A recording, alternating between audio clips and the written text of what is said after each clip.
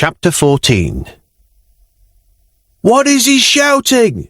Halfdan bellowed over the noise as they pushed their way into the great sandy arena floor from the starting gates. The hippodrome was packed with the people of Constantinople, and not just the stands, but the racing circuit too.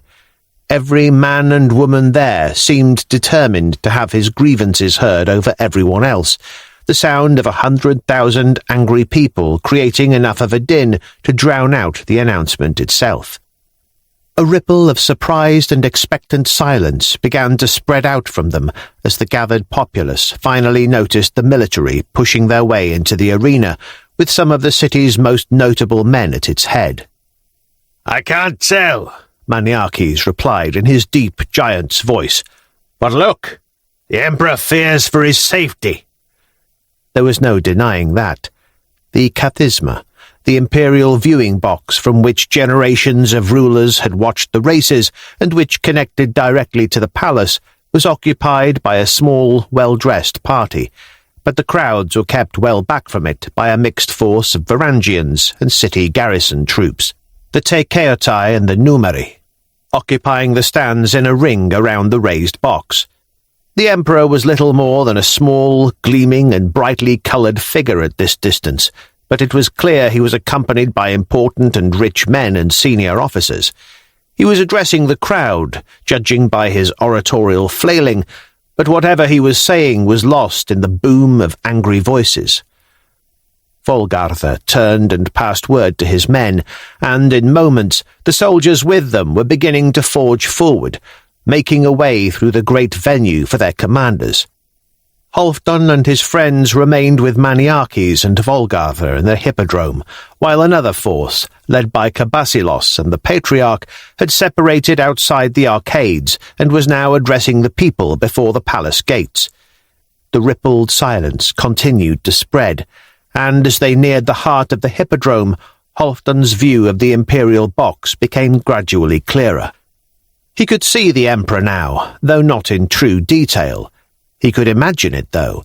The cold sweat, the twitch, the nerves.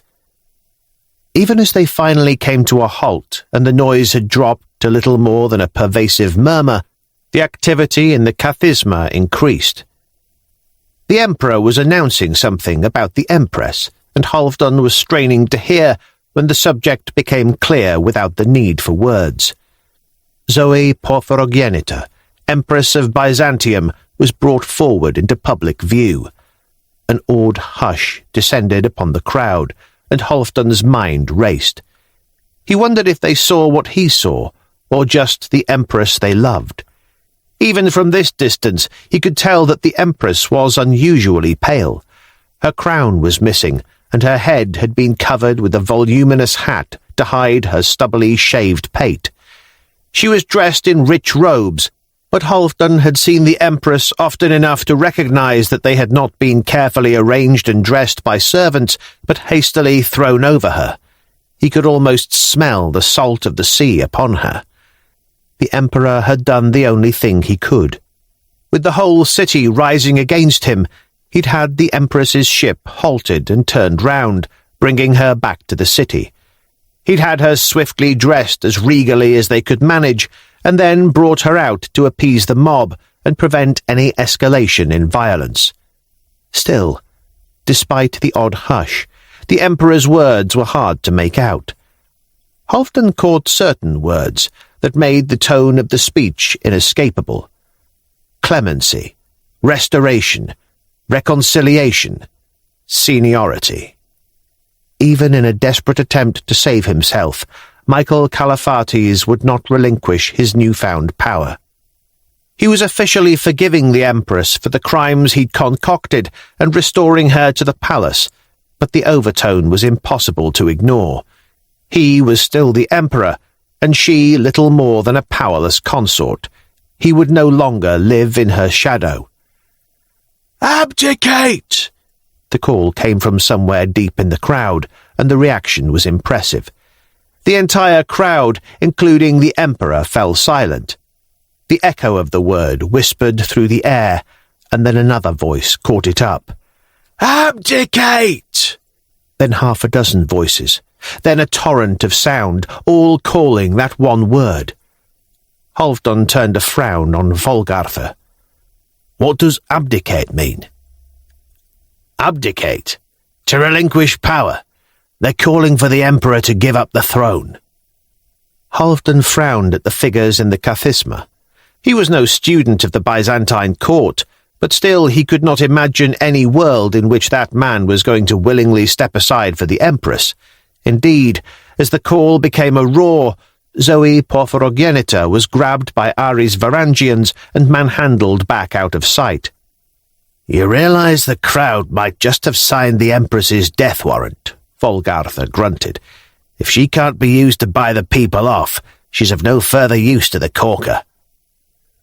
With a snarled oath, the Emperor threw his cloak around him and turned, stalking off into the hidden recesses of the imperial box, his courtiers and then his guards following. The forces in the stands surrounding the Kathisma similarly began to melt away through entrances amid the seating. Halfdan and his companions watched the figures disappear as the crowd in the hippodrome raged, their cries mutating now from calls to abdicate into threats and curses. "There is nothing for it now but war," Maniakes said, "and civil war at that. This will be a long and bloody day, I fear." Halfdan frowned again. "Surely it will be swift. The entire city rises." Maniakes shook his head. "The Emperor has several regiments of men in the palace grounds, and they are trained and hardened men. Their metal was forged on the battlegrounds of Bulgaria and Sicily under my own leadership. They will not fall readily, and the palace is easily defended. There are only 3 real approaches. Our own troop numbers are small. This will rely heavily upon the stamina of the ordinary people of the city." With a gesture to 2 of his soldiers, the imposing giant stepped forward towards the spina, the raised centre of the racing circuit. As the crowd parted to let him through, Maniakes climbed with ease onto the stone plinth, then further onto a statue base, where he matched the impressive dimensions of some long-gone emperor's likeness in stone. Once more, the crowd descended into an expectant hush. "People of Constantinople," Maniakes bellowed, his voice every bit a match for his enormous frame. "The Empress is held against her will. The corker has shown his colours. Will you stand for this low-born liar over the daughter of an ancient house?" The answer came in a roar.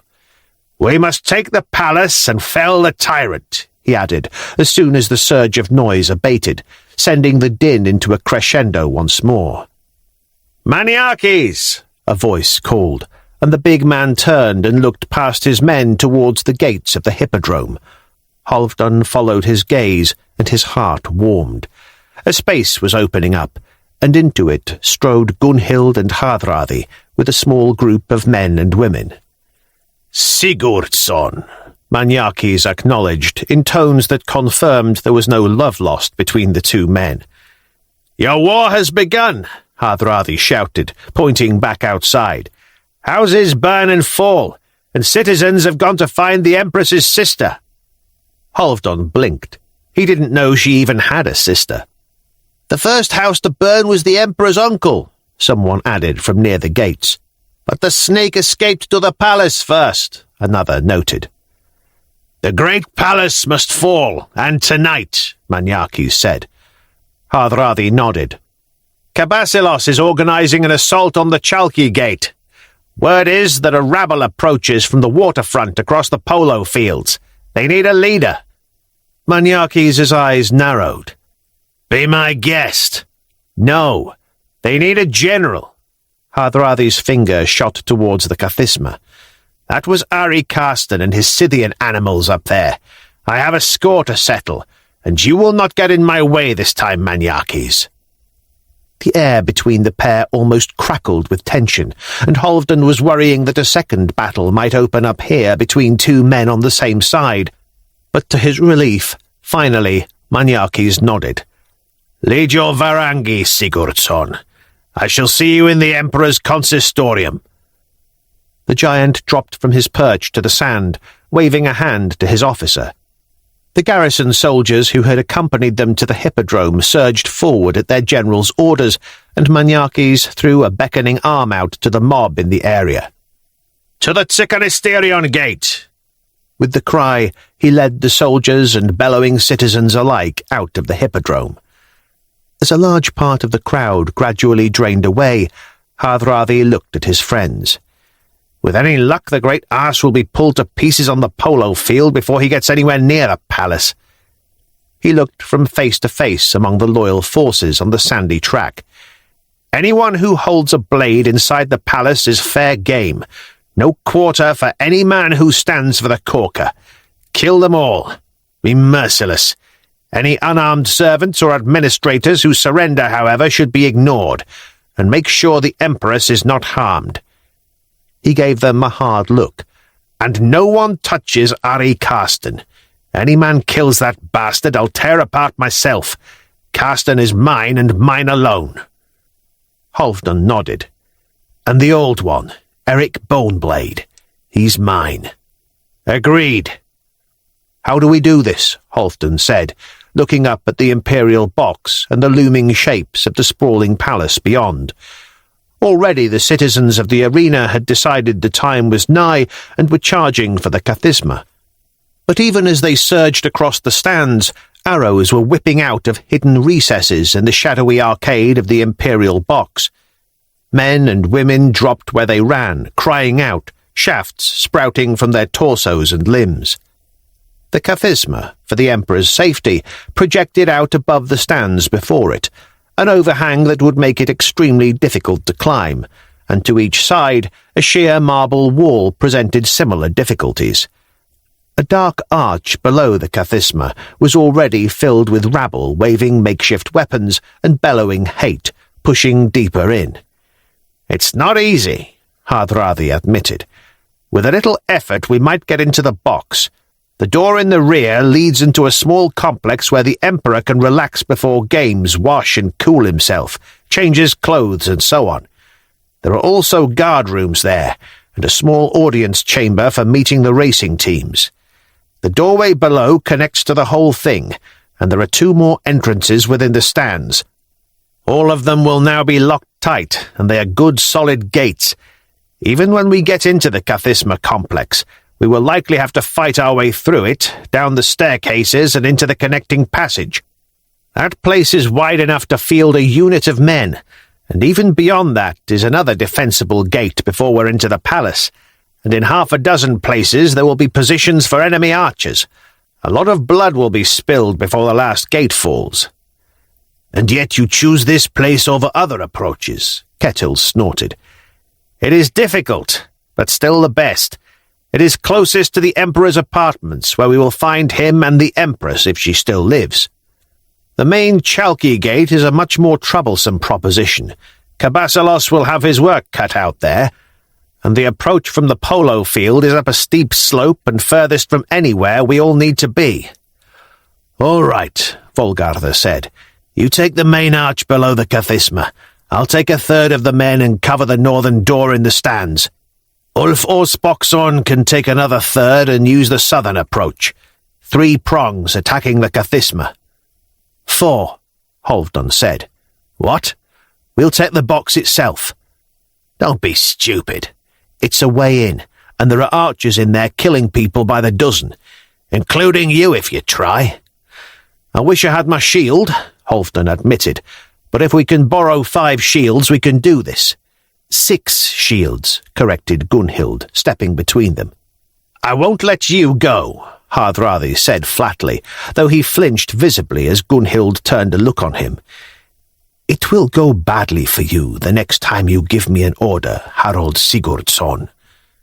She turned to the gathered Varangians.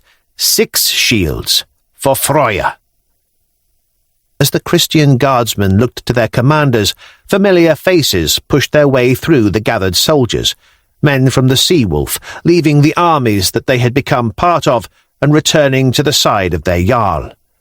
6 shields were held forth, taken from the dead and wounded, and Halfdan gave his crew a welcoming smile.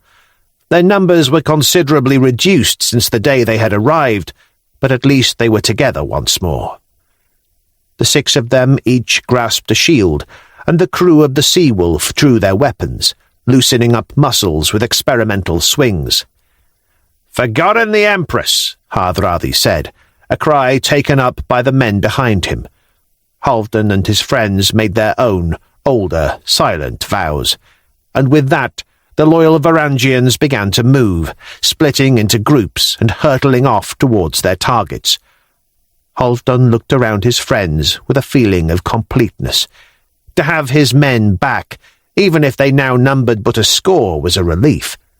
But having Gunhild back among them made things right.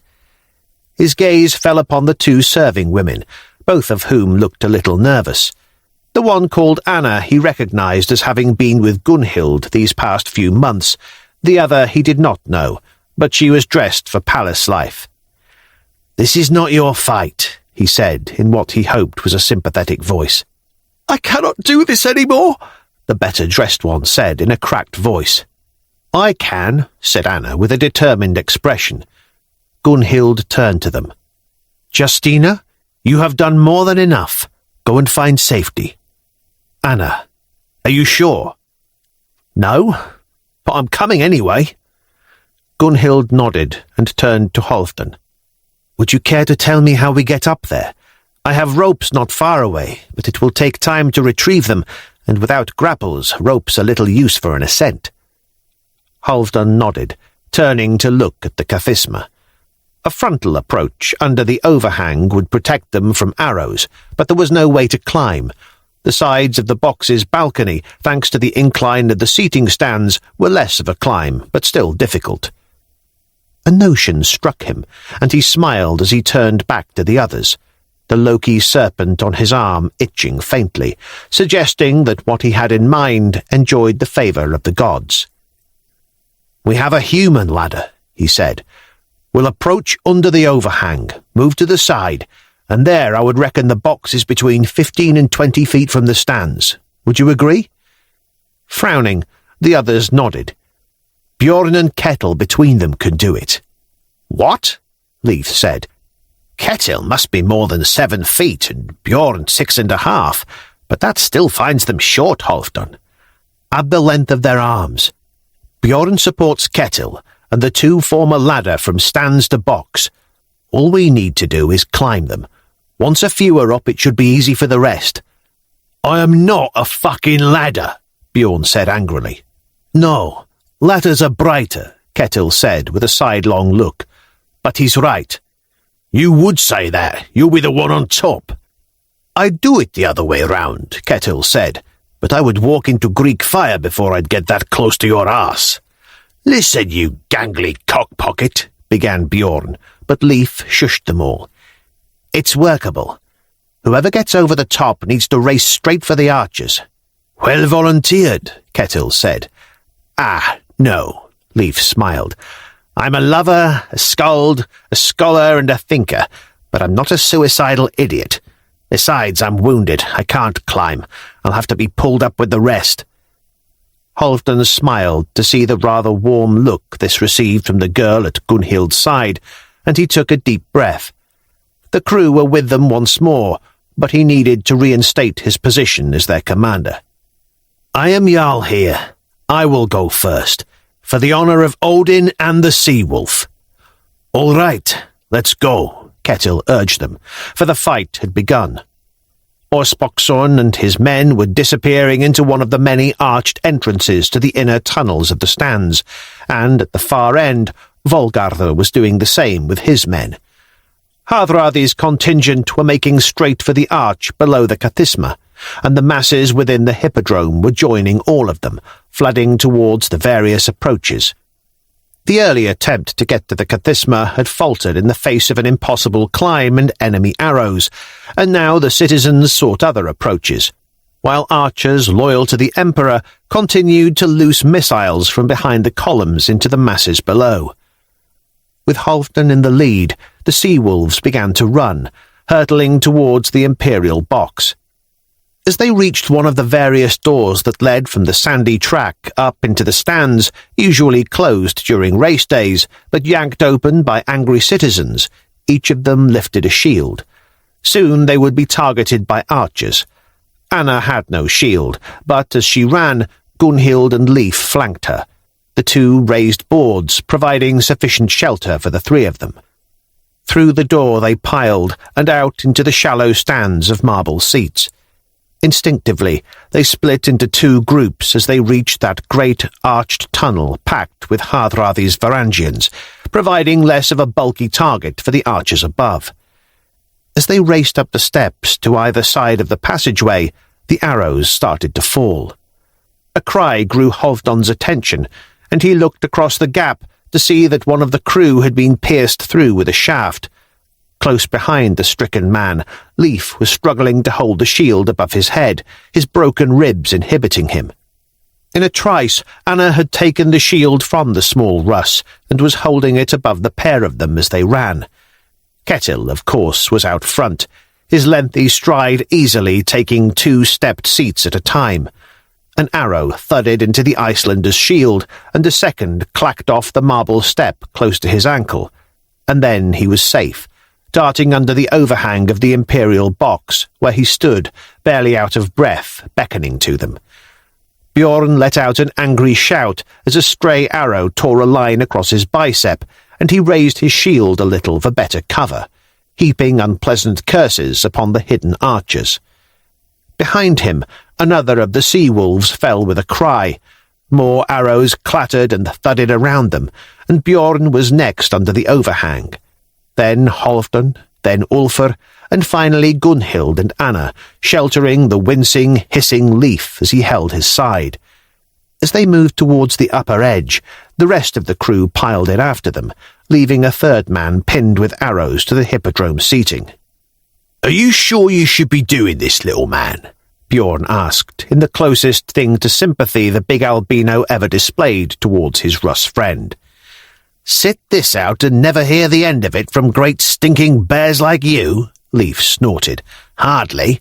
As Virgil said, fortune favours the brave."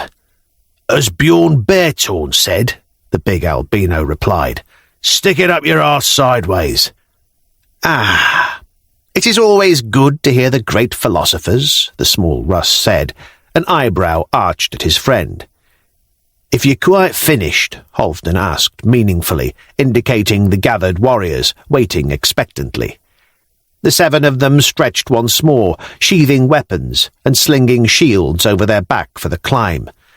Arrows were still whipping out from above and dropping into the stands, aiming at the tail ends of the 3 forces assaulting the palace entrances.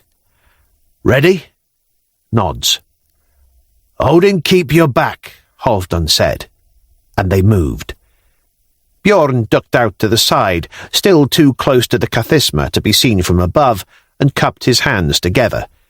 Ketil followed and leapt, his foot planting heavily in the stirrup of the albino's hands.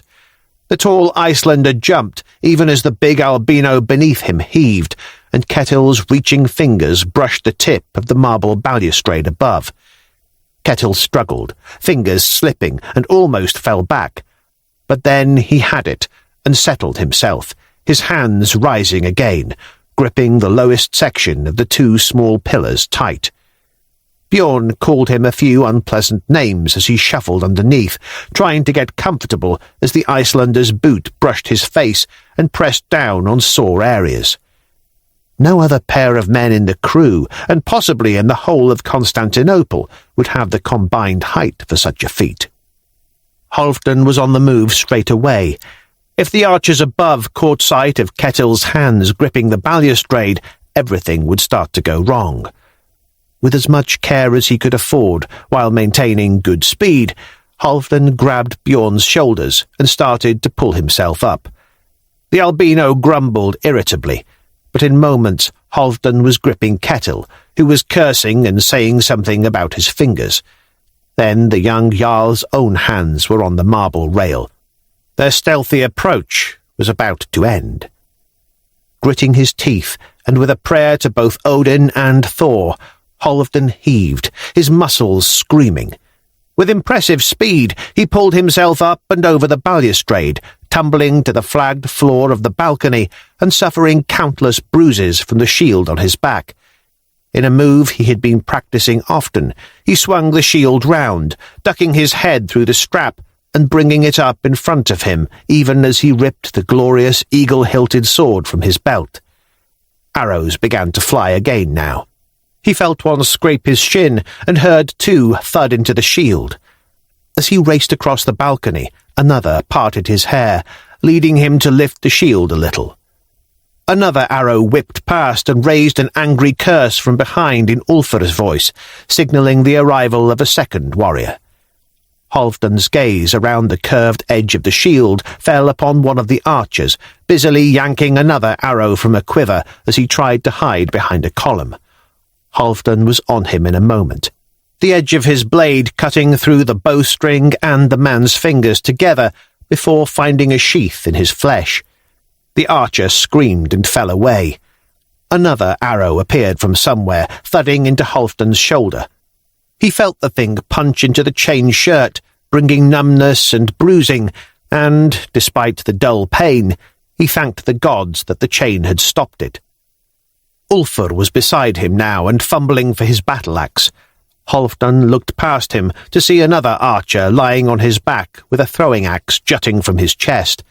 As the young Jarl turned and caught another arrow on his shield, running for the next archer, Gunhild joined them. Despite everything, as he ran, Halfdan found himself wondering how she'd made the climb with her staff. Then she was on one of the archers, the stout timber swinging hard and breaking heads. Ulfr was laying about himself with his axe, and Halfdan was bearing down on the last archer on this side as the man nocked another arrow. On sheer instinct, as the man lifted his bow, drew and released in one swift manoeuvre, Halfdan dropped his shield a little, and with it caught the arrow that had been aimed for his leg. He hit the archer at full force, barging with the shield, knocking the unarmoured man to the ground, where he stabbed with his sword again and again, blood spraying up across him and filling the air with crimson mizzle. Content the man was no more, he took a deep breath and rose, wincing at the pain in his shoulder. The fight was over, all the archers down. Leif and Anna were struggling into the arches now, as Ketil and Bjorn climbed over the balcony with difficulty, the rest of the crew now at leisure to climb up as best they could without the fear of falling arrows. "You didn't leave me one," Bjorn snapped angrily. Halfdan jerked a thumb at the door that stood at the rear of the Kathisma. "Plenty more behind that," he said. "This was just the start." Chapter 15. "Ready?" The others nodded, hefting weapons, shields up against the danger of more hidden archers. With a nod to the two biggest among them, Halfdan gripped his sword and prayed for them all that the door was not as strong as the others down below. Gunhild prepared. She could feel the sather virtually crackling in the air around her as her foretellings hurtled towards a conclusion. Bjorn and Ketil took a deep breath and counted together, tightening their grip. On 3, they ran, each holding an arm and a leg of a dead archer from the colonnade. To give their makeshift battering ram added strength and weight, Ulfr had grudgingly given up his helmet, which they'd screwed onto the unusually large-headed guard's skull until it removed flesh. Leif had been scathing about the idea, but Bjorn had, as usual, ignored his small friend's ribbing. They hit the door hard, and Gunhild tensed. The timbers shook, and there was a horrible crack, but she wasn't at all sure that the crack came from the door and not the corpse. Certainly, the impact did more to pulp the man's head than to open a path. The helmet was driven deep into the broken skull, and Ulfr watched the debacle with a sour face as the mashed head lolled, almost detached. "Someone's going to owe me a good helmet after this." "You missed the lock," Halfdan said, pointing. "You hit the door in the middle. You need to hit the lock." "You need to stop this foolishness and listen to me," sighed Leif from the corner, where he was fiddling in a pouch while Anna carefully wound fresh dressings around his middle. "This is not science or poetry, little man." Bjorn brushed the comment aside. "This is a job for brute strength." "No, This is a job for me." "A wounded midget with a big brain but small muscles?" Bjorn snorted. "This is a door, not a book." "Just try again," snapped Halfdan. The two men took 15 steps back, out into the open kathisma, gripping their bloody, pulped ram tight, and then counted and ran once more. This time their aim was better, and the corpse smashed into the door close to the jamb, yet, with sickening sounds, the body fell apart in their hands, leaving no appreciable sign of success.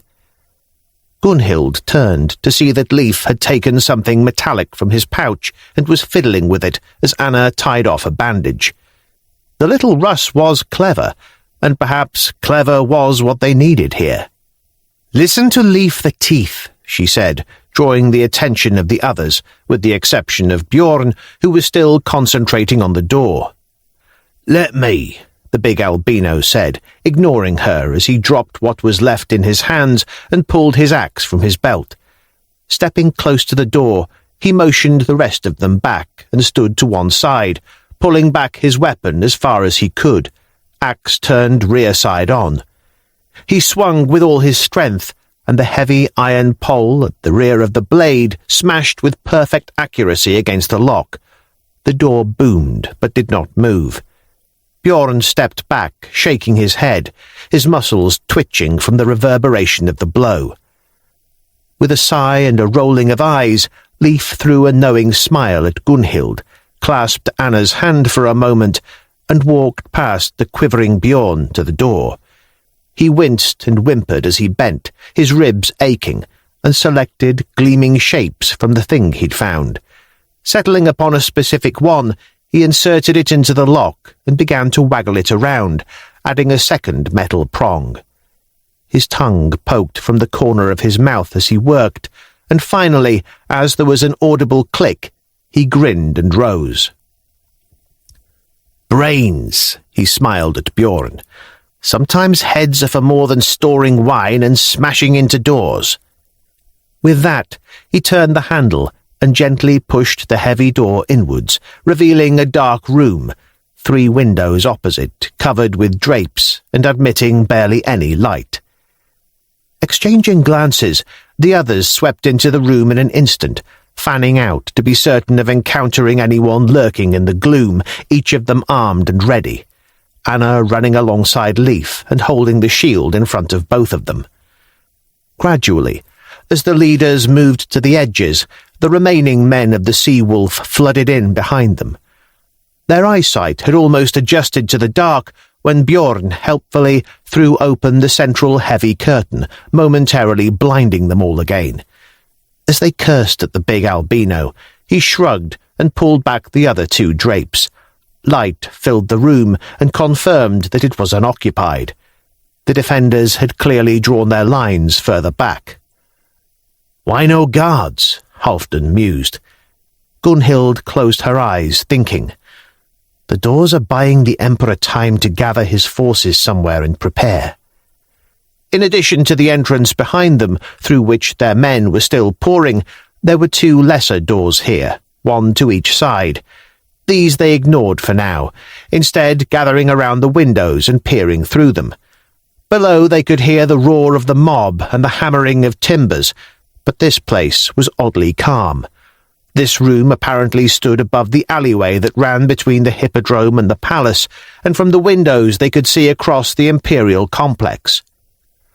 "Those are the Emperor's main rooms," Gunhild said, pointing at an impressive collection of buildings, tantalizingly close.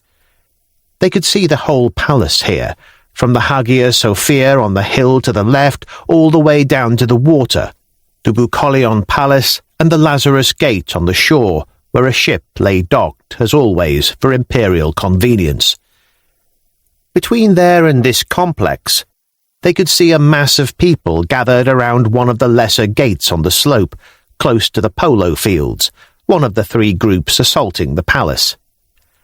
"But how to get there fast?" Halfdan said. "On sleepless nights, when I've tried to find other crewmen, I've found all sorts of passages and unused doors in the palace, but they're all inside. None of them lead outside the walls." "That's our way in," Gunhild said, looking down. The approach below them seemed to filter off to the left into some sort of connecting structure that passed inside the palace grounds. "It connects this complex to the palace." "Which door?" Halfdan said. Ketil pointed to one side. "If we need to be to the left, we might as well start in that direction." "Agreed." Gripping weapons and shields once more, they waited as Bjorn approached the door. He tried it and was unsurprised to find it locked, though this one was much thinner than the last, and one hefty blow with the rear of his axe soon changed that. The door splintered at the lock, swinging inwards. The room beyond was poorly lit by one high window, unlit oil lamps sitting on shelves at strategic points. Ahead, a grand staircase descended into deeper gloom, and off to their left, a solid door strained under a number of blows from the other side. Halfdan nodded at Bjorn, who bellowed, "Step back," and crossed to the door. The lock on this one seemed to have been ignored in favour of a solid bar, and the big albino had little difficulty in lifting that out of the way. As the door swung open, they saw Volgarthr at the head of the masses outside. A roar of triumph greeted them as the way became clear, and the attacking citizens, led by Varangians, flooded in. Halfdan and the others gathered together and waited for Bjorn to struggle back to them, then began to push their way down the stairs, along with the flood of angry humanity. Some of the lead elements of the mob had already managed to open another door below, and as the friends reached the bottom of the great staircase, their army of citizens and guardsmen had doubled, a second wave flooding through another entrance. It took only moments for them to spot Hardrada, and the Varangian commander was with them and Volgarthr a heartbeat later. Gunhild felt the Norns at work now, the seither all about them as strands of the weaving combined, her own thread with the gold of Hardrada, and now, for the first true moment, the bear, the boar, and the wolf together. Her eyes narrowed as she looked at her companions. The bear!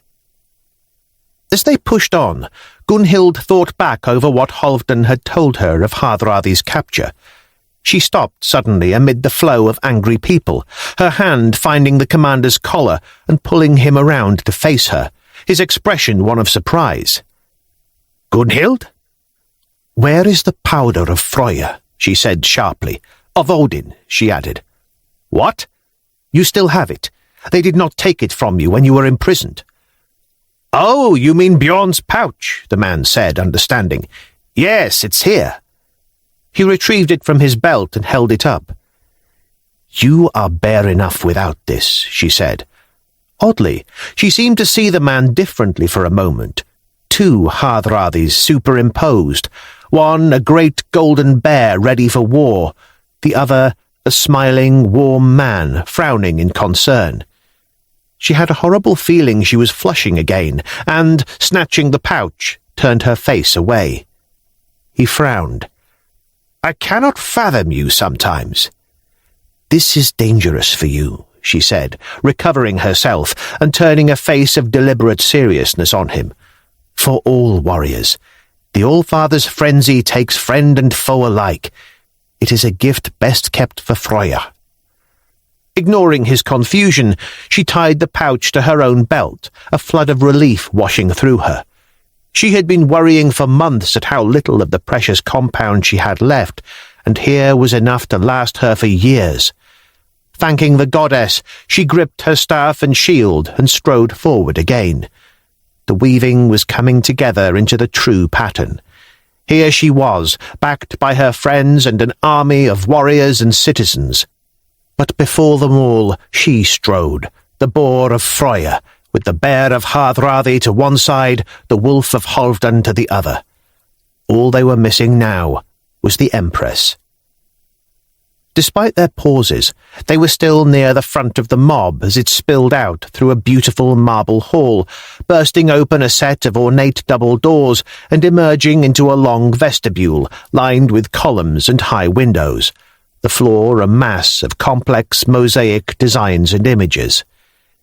In her heart, Gunhild found herself grateful that they had not been the leaders of the mob at that point, for the masses burst into that great corridor and met death in droves in an instant. The Emperor's excubitores had taken up a defensive position here, a shield wall across the vestibule halfway along, bristling with spears and swords, 15 men deep, and beyond them archers, and even 2 men with a tripod-mounted crossbow stood. It was these missile troops at the rear who had released their cloud of death as the doors opened, 100 arrows whipping into the mob, folding the front line up and dropping them to the ground, clutching shafts jutting from limbs, torsos, and faces. More had slammed into the following 10 feet of the wave of humanity, creating a barrier of groaning, writhing flesh that the mob was forced to clamber over to approach. This in turn bought time for the archers to reload and loose once more, and another 36 citizens fell, adding to the rampart of ruined flesh. The angry army of Byzantine commoners wavered now in the face of such brutality, and in a heartbeat the first group of Varangians was past, pushing through the panicking citizens and running for the excubitores, shields up, roaring battle cries. Hardrada and the others were running with them in the wake of that first attack. Though the archers had time to knock and loose once more before the true fighting began, their efficacy was diminished now, for their targets were protected by shields and were hardier, less prone to panic. Here and there, a Varangian disappeared with a cry, but many ran on, even those who had been caught glancing blows with arrows. The archers continued to loose over the top, their arrows almost touching the corridor's ceiling as they then dropped into the sea of humanity flooding towards them. But battle had been joined at the front. Axes, swords, and spears chopped, stabbed, and slashed, the clonk of embattled shields, the shush and clink of armour joined with the furious cries of battle and the howls of the injured. The Christians might think their God gave them strength in battle, but their God was distant and inclined to peace. Gunhild could feel her gods with them in that very vestibule. Odin, Freya, Thor, Tyr, and even Loki, all part of this surge of battle. Something drew her attention, and she looked down to realize that she was standing on one of the mosaic images. It came as no great surprise to see a shape that resembled the statue from her house, and which could only be Tyche, the fortune goddess, looking up at her. She shivered as the Seidr wreathed the corridor. This was all meant to be. As the man in front of Gunhild fell with a cry of agony, blood from his ruptured neck clouding the air, the Greek soldier responsible pulled back his sword and paused, his face registering his surprise at finding himself face to face with the striking Danish girl in her finest cloak and dress. His reticence was his undoing. As he stared, the butt end of Gunhild's staff slammed forward, breaking his face, shattering his nose, upper jaw, and cheekbone. The man gave a gurgling scream and fell. Then she surged forward with the rest, and they were in among the excubitores, the shield wall broken. There was little room in the press to swing a staff, and so Gunhild contented herself with using the shield in her other hand to batter and push, occasionally punching out with the fist that was wrapped around the ash staff. Had she the time, she'd have torn the sword from her belt and used that, but there was no opportunity. They fought with the gods in their blood, the wolf, the bear, and the boar. Hardrada beside her with an axe, cleaving and hacking. Halfdan at the other side, stabbing and slashing with his Alani sword. In a welter of blood and thrashing limbs, a spray of crimson and the cries of the brutalized and the dying, Gunhild and her companions carved their way forward until they had broken the ranks of the excubitores.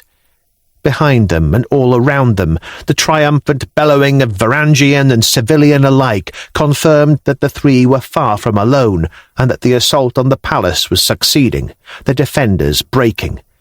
They were among the archers now, killing with impunity, and the enemy were trying to flee. The doors at the far end of the vestibule leading into the palace grounds had been resolutely closed, but now they were open, archers fleeing through them, trying to get away from the brutal assault. In moments they were through. Gunhild paused in a well-appointed courtyard, with Hardrada and Halfdan heaving in breaths at her side. She turned and counted the faces she knew, then threw her thanks to Freya, for they might have lost crewmen in that mad and frenzied killing, but not her friends.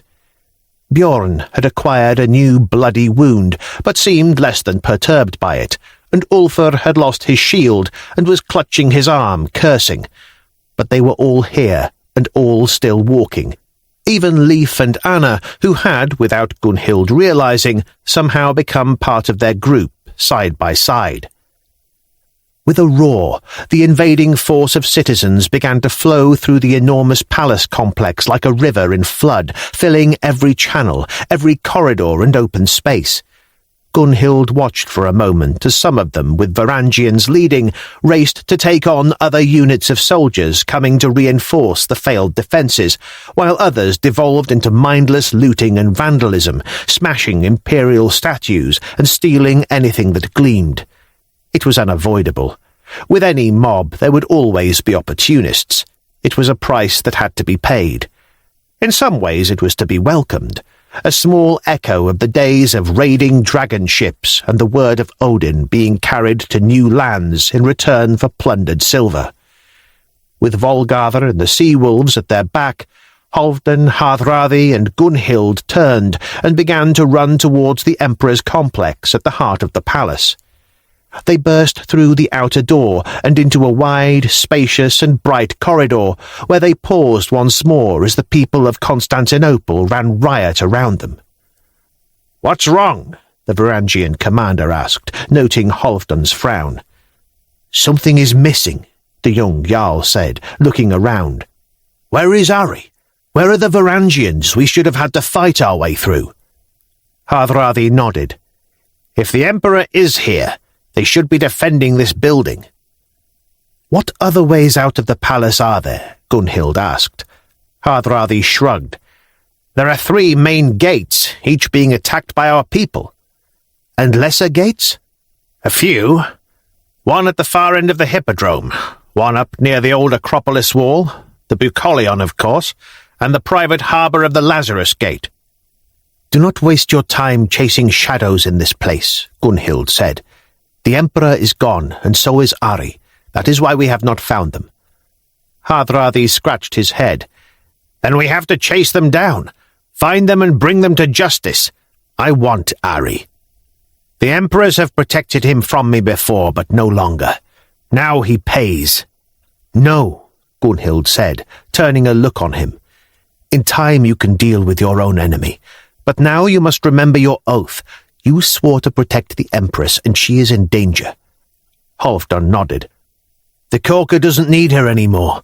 She's more used to him dead now." "Not yet," Gunhild replied. "She is valuable at least as a hostage until he is safe. He will not relinquish her until he is away, and to flee this place he would be safest by ship." "The Lazarus Gate," Halfdan and Hardrada said at the same time, sharing a look. Then they were running again, out of the palace complex and across the manicured lawns, past colonnades and pavilions, gradually descending the slope towards the sea walls. In an odd moment, they burst out of an ornate gateway, 2 score of men at their back, to find General Maniakes and his army coming the other way, having finally broken the gate near the polo fields. The general gave them a strange look as they ran away from the centre of the palace, but none of them felt inclined to explain, and so they ran on. Arriving at another complex, they gave it wide berth, for part of Maniakes' mob was engaged with another of the garrison units there, and on they ran, hurtling towards the inconspicuous Lazarus Gate. The entrance through the great sea walls was a simple arch protected by a massive oak door, a scattering of functional buildings just inside, but without flanking towers. Only emperors or those on direct imperial business came and went by this gate, for all it led to was a single jetty hemmed in by the walls where only one ship could dock. The gate was open, and a small gathering of Varangians could be seen within the arch. Gunhild squinted. Through the gap above the warriors, she could just make out a ship putting to sea, and already some distance from the jetty. The Emperor had fled. "No!" Halfdan bellowed as they closed on the Varangians. The score or more of flat-faced Scythian guardsmen standing with the Empress in the gate arch turned now to face this new threat, and Gunhild felt it all coming together.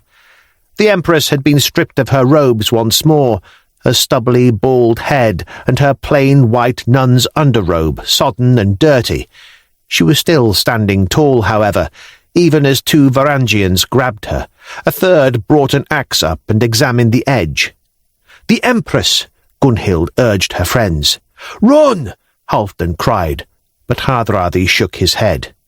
"No time," the commander replied, and turned, dropping his own weapon and tearing the throwing axe from the hand of Leif, who had been running along behind them.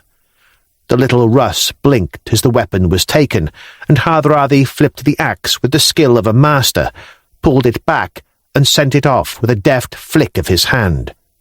The third Varangian, who had nodded in satisfaction at his blade and had turned, drawing his weapon back to end the life of an empress, was suddenly plucked from the ground as the axe smashed into his shoulder. The blow would not have cut through the chain of his shirt, but had undoubtedly broken his shoulder blade, and his own weapon fell away as he hit the ground with a cry and rolled. The other Varangians made to finish the job for him, but they were too late. By that time, their attackers were on them. Hardrada slammed into one with his shield, sending it sprawling away from the Empress, while Halfdan hit the other like a charging bull, smashing him aside, and then stabbing and slashing with his sword, cutting the man down. At the centre of the weaving, Gunhild came to a halt beside the shaking Empress.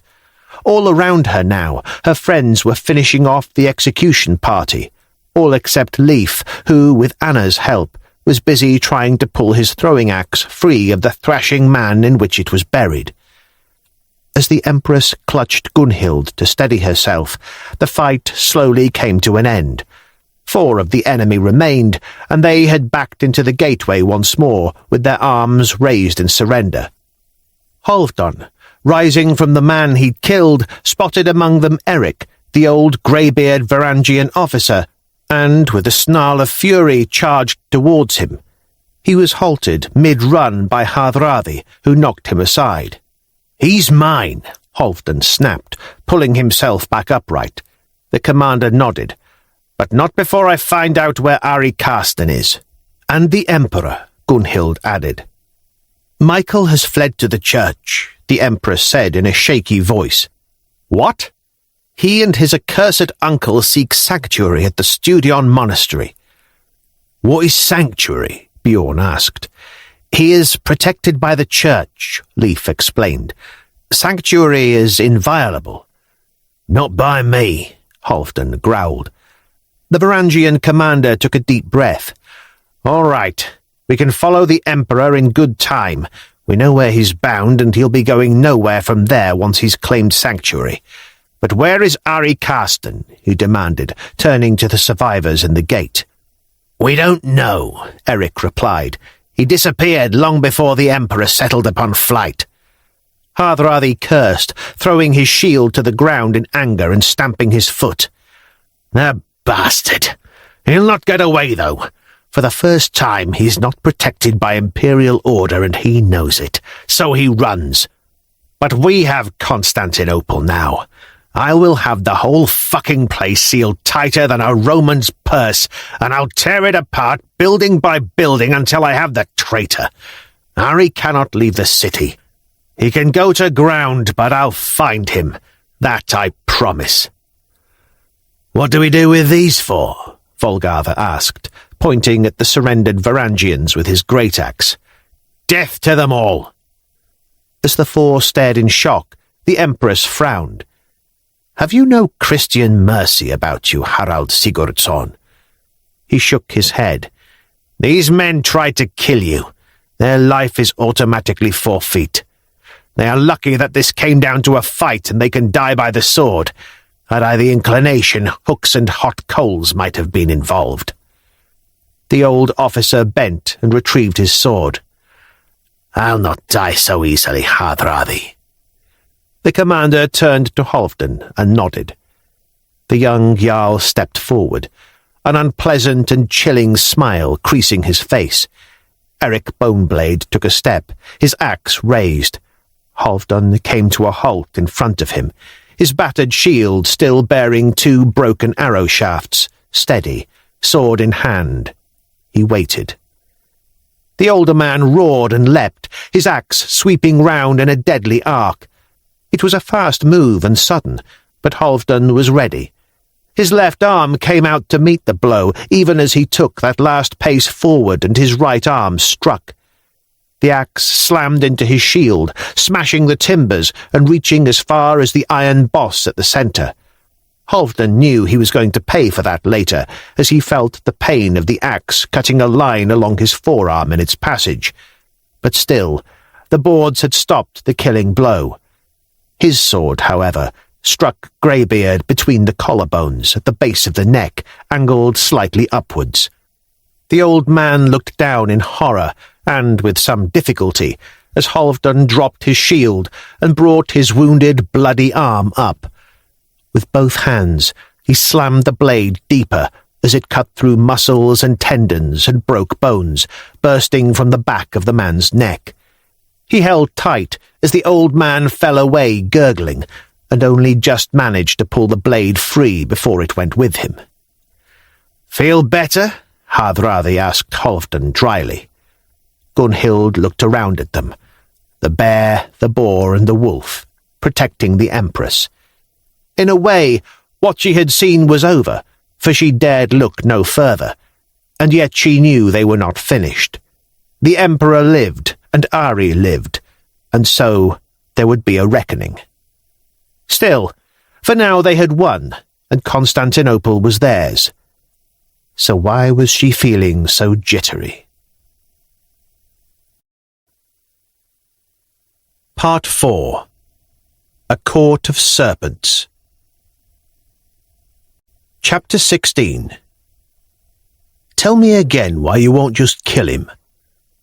Hardrada glanced sidelong at Halfdan as they strode across the square, the baying crowd peeling back to create an open passage to the great monastery ahead. "An emperor of Byzantium rules by divine right. He is appointed by God," the commander explained. "And that means he can't be killed. It means that any man who would dare to end his life puts his own soul in immortal peril. Then let me kill him. Odin makes no such threats, and your nailed Christ is powerless over me. It matters not. This is the way things are done here, Jarl Halfdan. But you will surely play your part if you are still willing to go where we cannot and do what we dare not." Halfdan nodded. It seemed there were advantages to being gained by having heathens in the guard. Behind him, Gunhild strode, staff clicking on the pavement, and then Bjorn, Ketil, and Ulfr, with Leif bringing up the rear, alongside the now ever-present Anna. Varangians, the real ones, and including men from the Sea-Wolf, reinstated by the Empress, formed a line on each side, holding back the crowd. The city was back under control. Hardrada had his command once more, and all senior officers who had supported Michael Califates had been removed from their positions and exiled, with new, trusted men in their place. The palace was secure and the city locked down, until all the last traitorous elements had been rooted out, notably the still missing Ari Karsten. The Empress had been placed back on the throne, the only slight hiccup being that her sister had been forcibly drawn back from a life of religious obscurity and crowned alongside her. Theodora and Zoe now shared rule, and it had swiftly become apparent to Halfdan that the two sisters were far from the best of friends. There, another trouble loomed. But for now, things were being put to rights, and once the cowering emperor had been dealt with, the empresses would be secure. After taking control of the palace, an Legion of the Guard had raced for the imperial Studion monastery in an attempt to prevent the emperor from reaching sanctuary. They had failed, though only just, and for the best part of a day now, Michael Calaphates and his uncle had languished in that complex, safe from harm, but trapped. Even after everything, the Empress Zoe had been reluctant to order her adopted son's arrest, though it seemed her sister Theodora had less compunction. The guard were sent to deal with them, delivering accusation, sentence, and punishment, though without breaking the sanctity of sanctuary. A difficult problem for a Christian. Hardrada had been almost gleeful when he'd come to Halfdan with a job seemingly made for them, and they had accepted the task with similar zeal. Only Gunhild had been less than willing to step forward. Since the Empress's return and their victory, Halfdan's friend had been taciturn and thoughtful. Something was bothering her, and that in turn bothered Halfdan. The grand door to the monastery's atrium stood open, inviting, and Varangians stood to either side.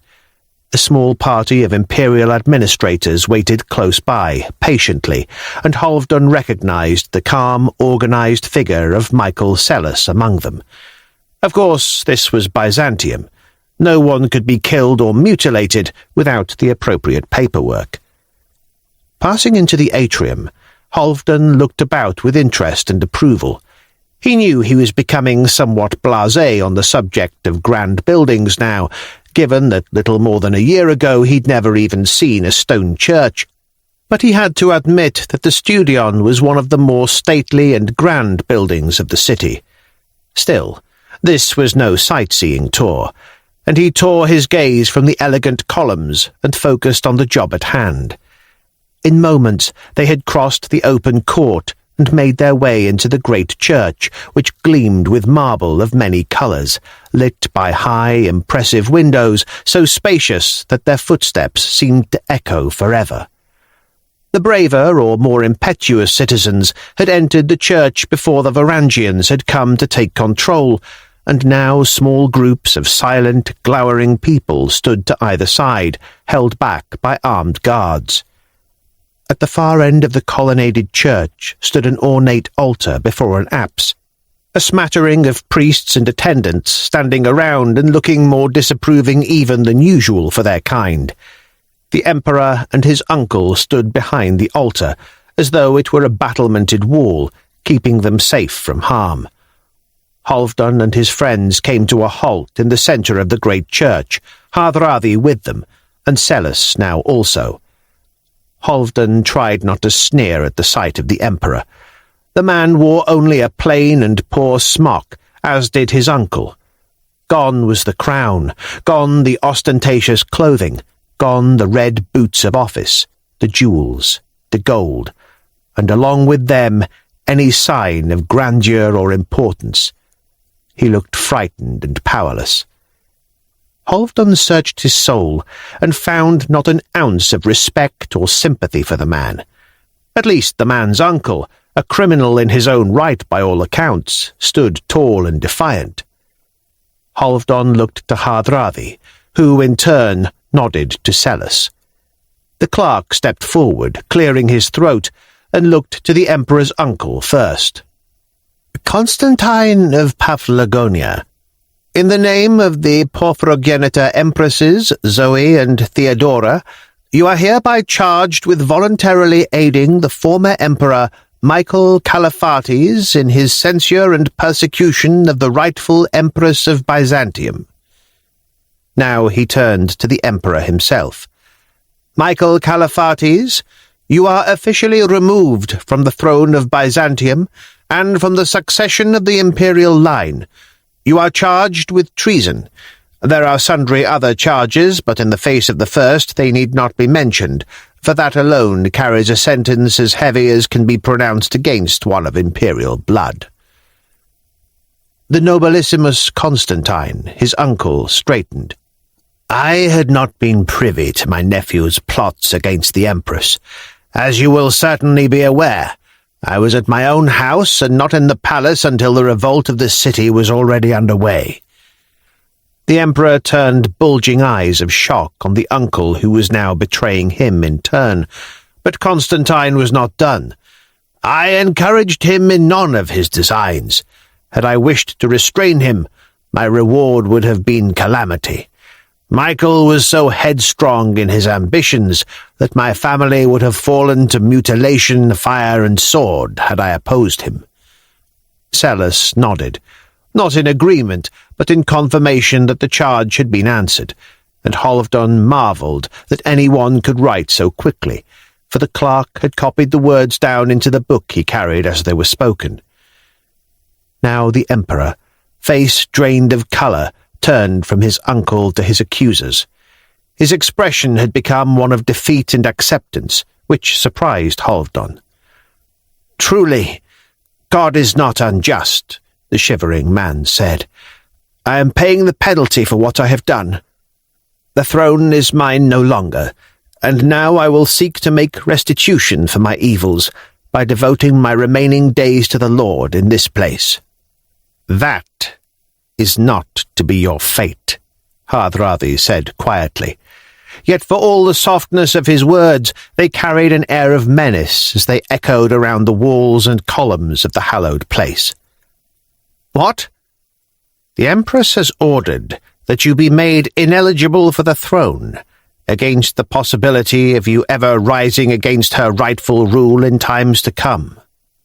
Halfdan had thought the Emperor pale, but now he realized how much colour had remained in the man's face, for all of it drained, leaving a ghostly, horrified visage, the mouth open in a silent O. "You cannot. I have sought sanctuary here. You dare not defy the church, Akoliuthos. Any man here dares to lay a hand upon me in violence, or even to remove me from the church, will condemn his soul to an eternity of hell's fires." "That will not be a problem for men who see their future sitting in a pagan heaven, drinking with their god and waiting for a final battle," Hardrada said with an unpleasant smile, and nodded to Halfdan. The young Jarl beckoned to the others, and together they began to walk once more, stalking down the nave of the church with purpose, a purpose only they could have in carrying out a task only they could consider. The Emperor's uncle had acquired a twitch, but he stood impassive, hands clasped behind him. Michael Calaphates, however, let out a frightened squeak and turned to the priests. "You can't let them do this! Sanctuary! I claimed sanctuary!" The priests were, to give them their due, glaring at Halfdan and his men with disapproval, but they were also wise enough not to stand in the way of the armed bodyguard of the Empress. Halfdan looked to the nobilissimus. "You will not fight this? Would it make any difference?" "No." The uncle nodded and walked quietly forward to stand beside Ulfur and Ketil, each of whom had a bared weapon ready. None of the Christian guards, Halfdan noticed, had drawn their blades inside the church, but such restrictions did not bother the crew of the Sea-Wolf. Halfdan came to a halt by the altar, opposite the former emperor, while Bjorn rounded the great block and bore down on him. Calaphates backed away, eyes bulging, flesh almost translucent. The smell of fresh urine wafted through the dry, dusty air. The emperor gave another brief shriek as, in an attempt to get away from Bjorn, he backed into Gunhild. "You!" he squawked, turning to face her. "You lied to me! You said I would stand in the light!" "I never said for how long." Another small, panicked noise emerged from the emperor, and then Bjorn was on him, grasping the pea-soaked smock with distaste, and then grabbing the emperor's arms, pulling them tightly together in a massive grip. Bjorn urged Calaphates forward with a jerk that almost dislocated his shoulders, and the fallen emperor of Byzantium was painfully marched from the altar, down the nave, and out of his place of sanctuary. His uncle followed, walking steadily, head held high. As the gathering turned, allowing the pagans to take the prisoners from their place of sanctuary, Gunhild slowed close to Halfdan. Her face was troubled again. "What is it?" he whispered. She glanced at him momentarily. "Not now." And with that, she walked off towards the open door. Halfdan followed, then paused as he emerged into the light of the atrium, for all attention seemed to be on the struggling emperor, and no one was looking at the uncle, who had moved close to Hardrada. He whispered a few words, which Halfdan tried to hear over the shrieks of the emperor. All he caught was the word gold, and Hardrada's reply that there was not enough gold in the world to buy his freedom. Something in the prisoner's expression suggested that he thought differently. The citizens had followed them out of the church, though still kept at bay by the Varangians, and as the emperor and his uncle were marched out into the forum beyond the atrium gate, the people of Constantinople made their feelings known with a roar of hate directed at the two men.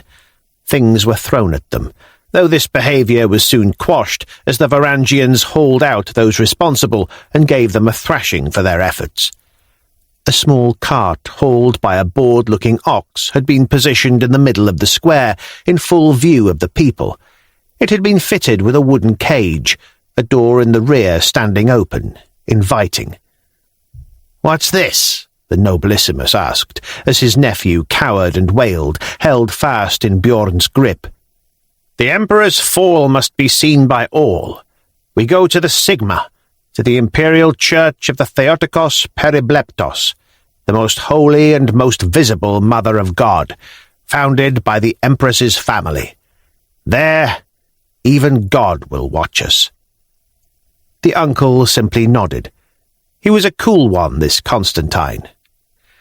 "Thank you, my friends," Hardrada said to Halfdan and the others. "I trust when the day of reckoning comes for you, and your misplaced faith in idols proves false, that St. Peter recognizes that what you have done today was for the greater good of the world." Halfdan gave him an odd smile. "I have a feeling that your god might not want you, Harald the Bulgar burner, but be cheerful, for I don't doubt that Odin already has you marked for his hall." Hardrada gave a carefree laugh, and then turned to the cart as the nobilissimus climbed into the mobile cage, his nephew struggling fruitlessly, as Ketil and Bjorn shoved him unceremoniously through the door and locked it behind him. In a few moments, the cart began to rumble forward, slowly, up the gently sloping road back towards the heart of the city. Varangians walked alongside, and also formed a vanguard and a rearguard, beyond which the population of the city followed, baying for blood. More citizens were lining the street ahead, and more appeared all the time from side streets as the master of their world for the past 4 months was led to his fate. Halfdan still didn't understand all of this. He'd offered to kill the pair himself.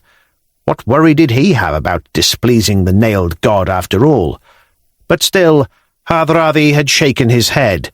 This was Byzantium, and the order had been given. It would be carried out the way it always was. Because it was the law here, a blind man could never occupy the throne. Halfdan had noted that neither could a dead man, but it appeared that even death did not render bureaucracy unnecessary in Byzantium. They marched on, the creak and rumble of the cart, the constant murmur of the crowds, and the clank and jingle of the armed and armoured men, still not enough together to drown out the wailing of the former emperor in his juddering cage, as he begged his god and his captors over and over again to save him from this terrible fate. If Halfdan had still harboured any respect for the man, it was now gone. Caliphates should be damn grateful that he was just losing his sight. In the young Jarl's opinion, death was the clear and obvious fate for the man, and the only question was whether he deserved it fast or dreadfully slow, like Odin hanging on the tree. Instead, the man was blubbing about mere blinding. Halfdan sneered at the quivering heap, remembering a blacksmith in Visby back on Gotland who'd put out his own eyes in imitation of the Allfather in an attempt to gain wisdom. He was still musing on the feebleness of a man who had held every life of an empire in his hands, proving to be such a coward, when the cart finally rumbled to a halt. Here, the thoroughfare they had been following met one of the larger, messy streets that crossed the whole city. At the junction, a square of sorts had been formed, as the buildings dipped back from the line, in a shape like a capital M on its side. The Sigma. A fountain burbled away to itself at one side, and facing that square stood one of the many grand churches of the city. Clearly Hardrada had sent word ahead, for here the crowds were already held back by Varangians, and a wooden platform had been put together in open view before the church. Beside it, half a dozen men in a uniform Halfdan didn't know were tending a large brazier, and a table stood strewn with metal implements. Typical that in this place even something as swift and simple as blinding had to be done with great ritual. The Emperor, who had by now become little more than a whimpering heap, had apparently caught sight of what awaited him, for now he started to shriek once more, clawing and hammering at the wooden cage with bleeding fingers. His uncle watched him with disdain. As the commander and a few of his men moved towards the platform, Halfdan moved to help open the cart, but Gunhild grasped his arm and held him back. He turned to her with a frown. "This is Hardrada's part to play," she said quietly. "I saw the Emperor's end at the golden hand of Harald Sigurdsson, and—" Her voice trailed off as she watched the commander approaching the table of horrors. "And?" She turned that troubled look on him again. "And I think our work here in Miklogarthur is done." Halfdan blinked in surprise. "Done? Why now, Gunhild?" There was something worrying still about her expression. She looked unsure, nervous even, which was new to him. "I have seen," she began, then started again. "It is dangerous to become too involved, Halfdan. I warned you against tying yourself to anyone here, but every day binds you tighter to Hardrada, and I fear even I failed to take my own advice with Zoe. But now Miklogarthur is clear.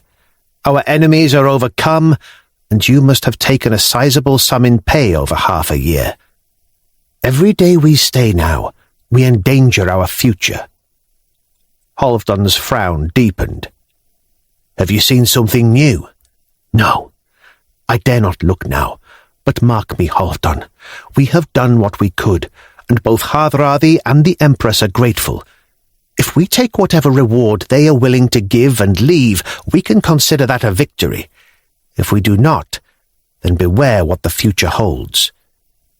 Halfdan shivered, but countered with logic.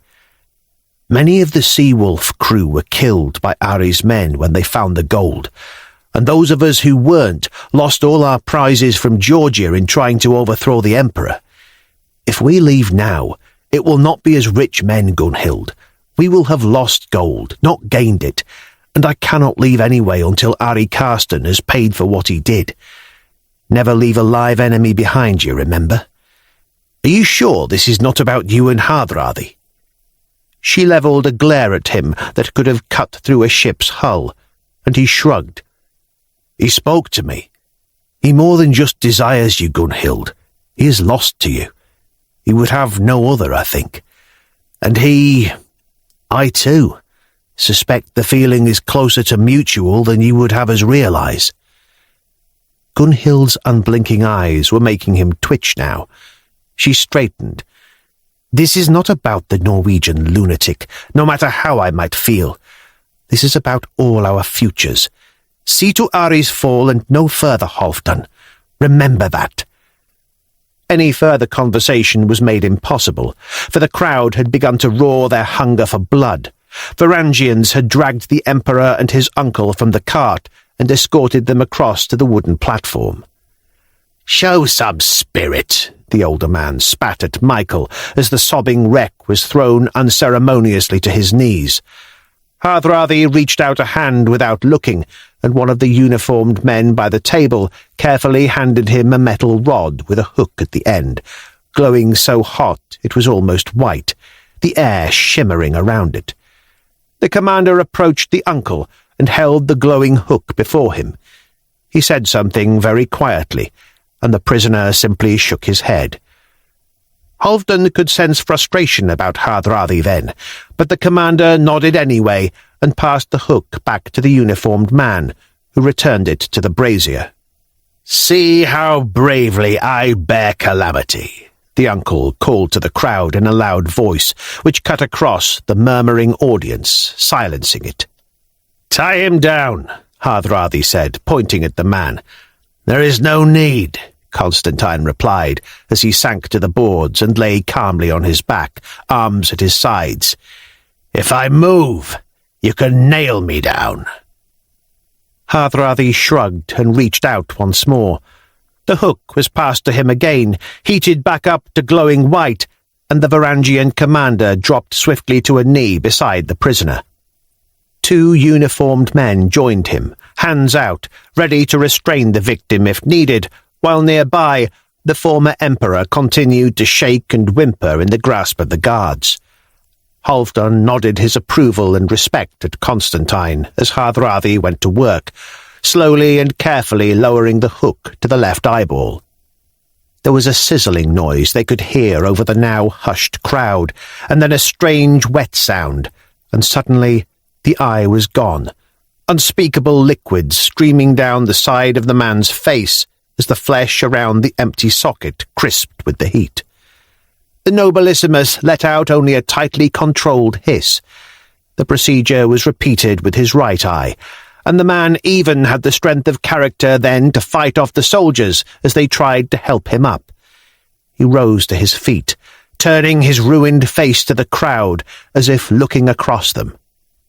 There was an odd, tense silence, and then a blood-curdling scream as the former emperor was grasped and forced down to the timbers amid the spatters of aqueous matter his uncle had left. There was no stoic acceptance from the second victim, and half a dozen of the soldiers were employed tying him to the boards, and even then holding the thrashing figure still. The hook was taken away and dropped into a bucket of water with a stinking hiss, and a second identical implement lifted from the glowing coals and passed to Hardrada. The commander lowered himself to the former emperor, and Halfdan was close enough to the position, and the crowd silent enough that he caught Hardrada's whispered words as he knelt. "Thrash all you want, Corker. In fact, the more the better." And he did. Despite being roped and held down by 6 men, Michael Califates was fighting to the last, struggling and bucking. Halfdan shook his head. That would only make it worse for the man, and surely he knew that. It was an appalling sight, worse by far than the neat blinding of the man's uncle. Every flinch and shake sent the steaming hook this way and that, where it burned lines across the victim's face and sloughed crisped flesh away. The hook managed no neat prick of the orb, but instantly tore and pierced crudely. Michael Califates screamed through his fate, and when he was finally hauled to his feet, he was shaking uncontrollably, his white smock soiled with shit and soaked with urine, his face ruined, burned and gouged. Even half his hair had been burned away. Hardrada had not been gentle, but Michael himself had made his own fate far worse. "Take them to the Elkamon Monastery," the commander announced to his men. "There they will make their peace with God." Halfdan watched the 2 men being led away by Varangians. Hardrada washed his hands thoroughly in a bowl of warm water, and then, shaking them dry, wandered across to the 7 of them as the crowd jeered at and booed the former emperor. "Now only Ari remains, and the city is back on track. You will help me hunt the man?" Halfdan nodded, though out of the corner of his eye he caught a silent, warning glance from Gunhild. Chapter 17. "No one seems to know how to begin," Hardrada huffed. "We're in the largest and busiest city in the world, and we're looking for one man." "Hardly," Halfdan cut in, leaning across the table. 23 of Ari Karsten's new Varangians are unaccounted for. Ari's far from alone." "We think so," Volgartha put in. "It will be weeks before every body from the last few days turns up. He could still be alone." "Ari will have surrounded himself with steel," Hardrada countered. "He knows I'm coming for him." Gunhild watched and listened, her irritation building with every comment. Last night, when the menfolk had retired, she had opened the pouch of Hardrada's powder and had taken a small share of it. She'd felt the savour enfold her like a cocoon of power, and had looked ahead to see what she could of the pattern. What she had found had done nothing to quiet her nerves. The thread of her life stretched on, but soon became entangled in some sort of knot, with both the plain, unassuming thread of Halfdan and the golden line that was Hardrada. Then, unexpectedly, those two separated and raced off into the future alone, and her own line was with one of them, but she just could not tell which.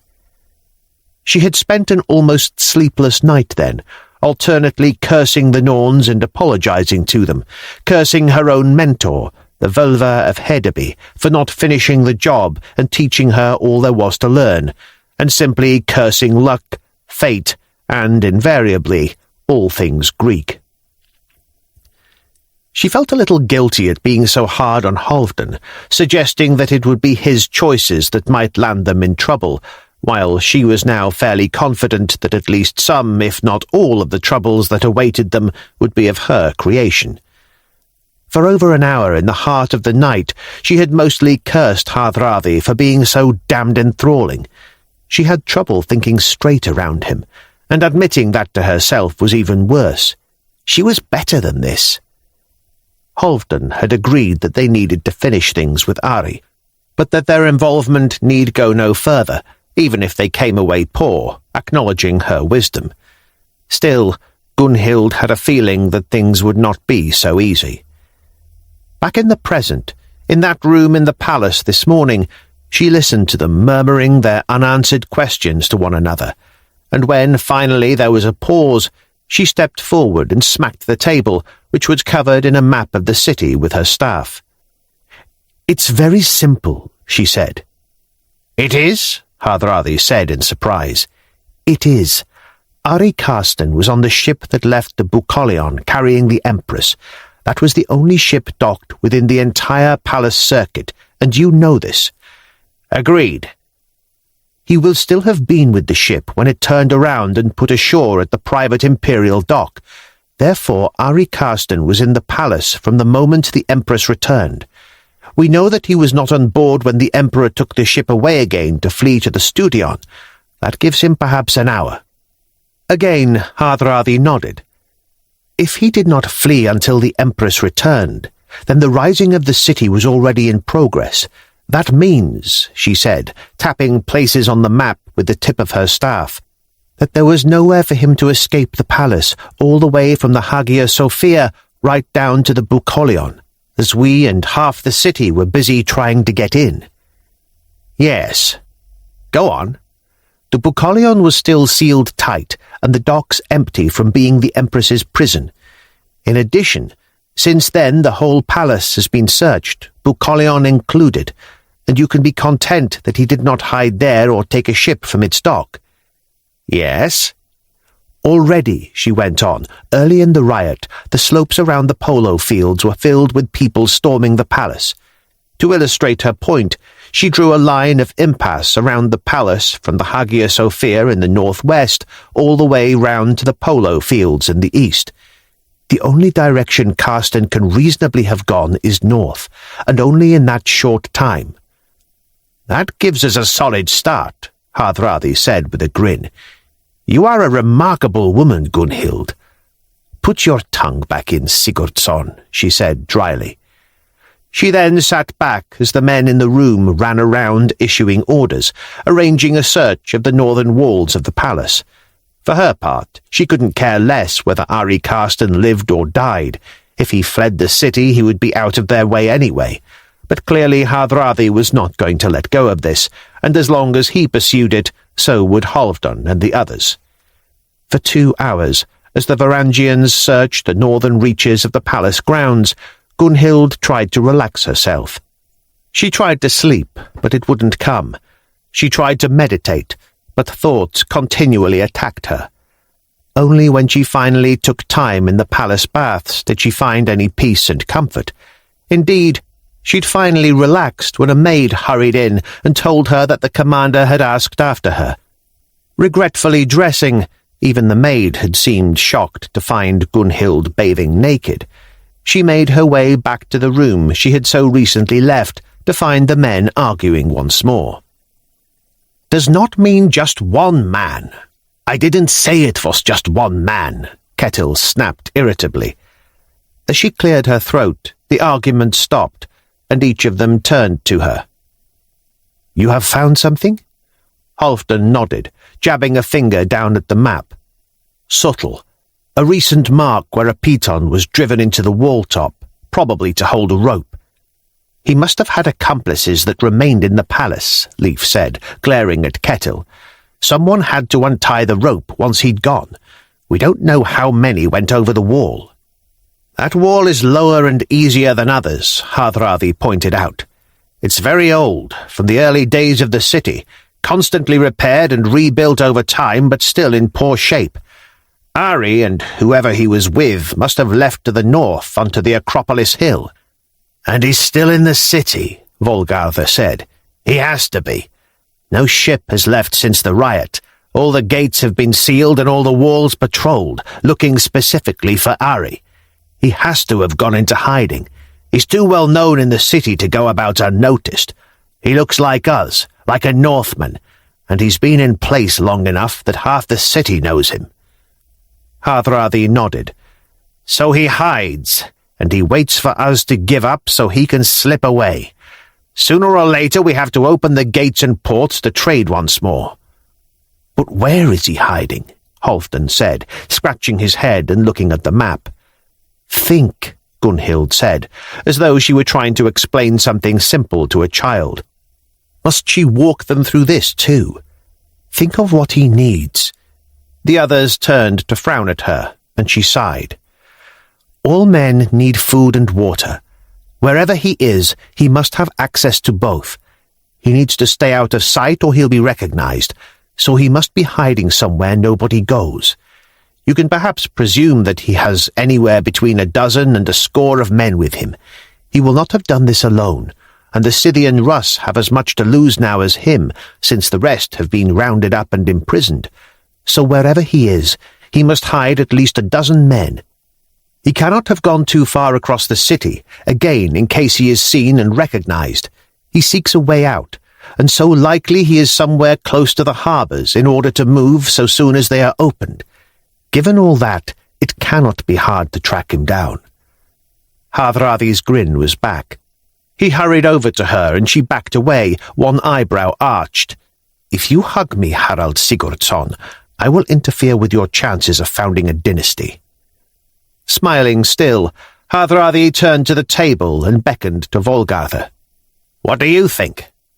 The second-in-command perused the map from every angle, tapping places and shaking his head or making sounds that suggested possibility.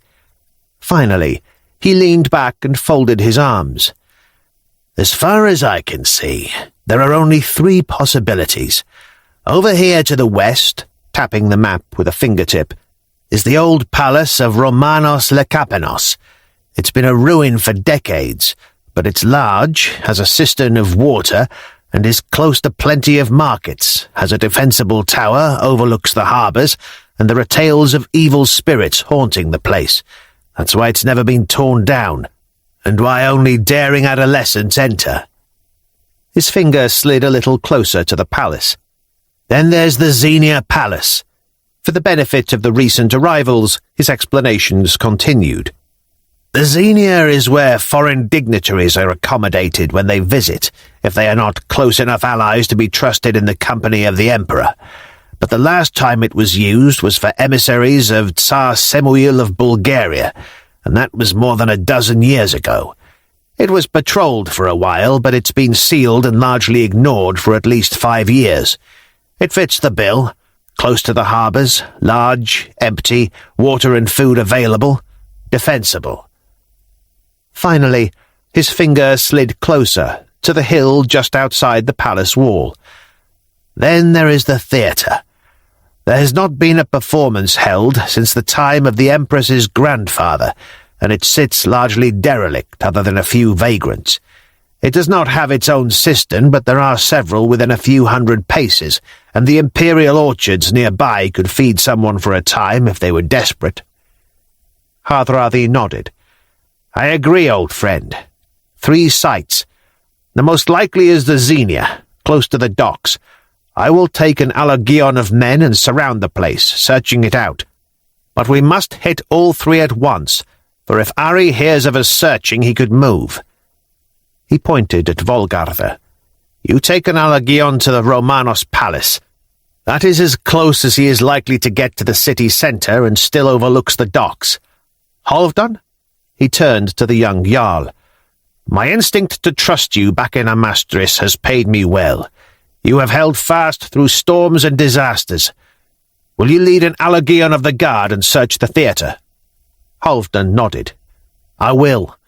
I'll take what's left of the Sea-Wolf crew and a few others, and when this is over, you will reward us for that service.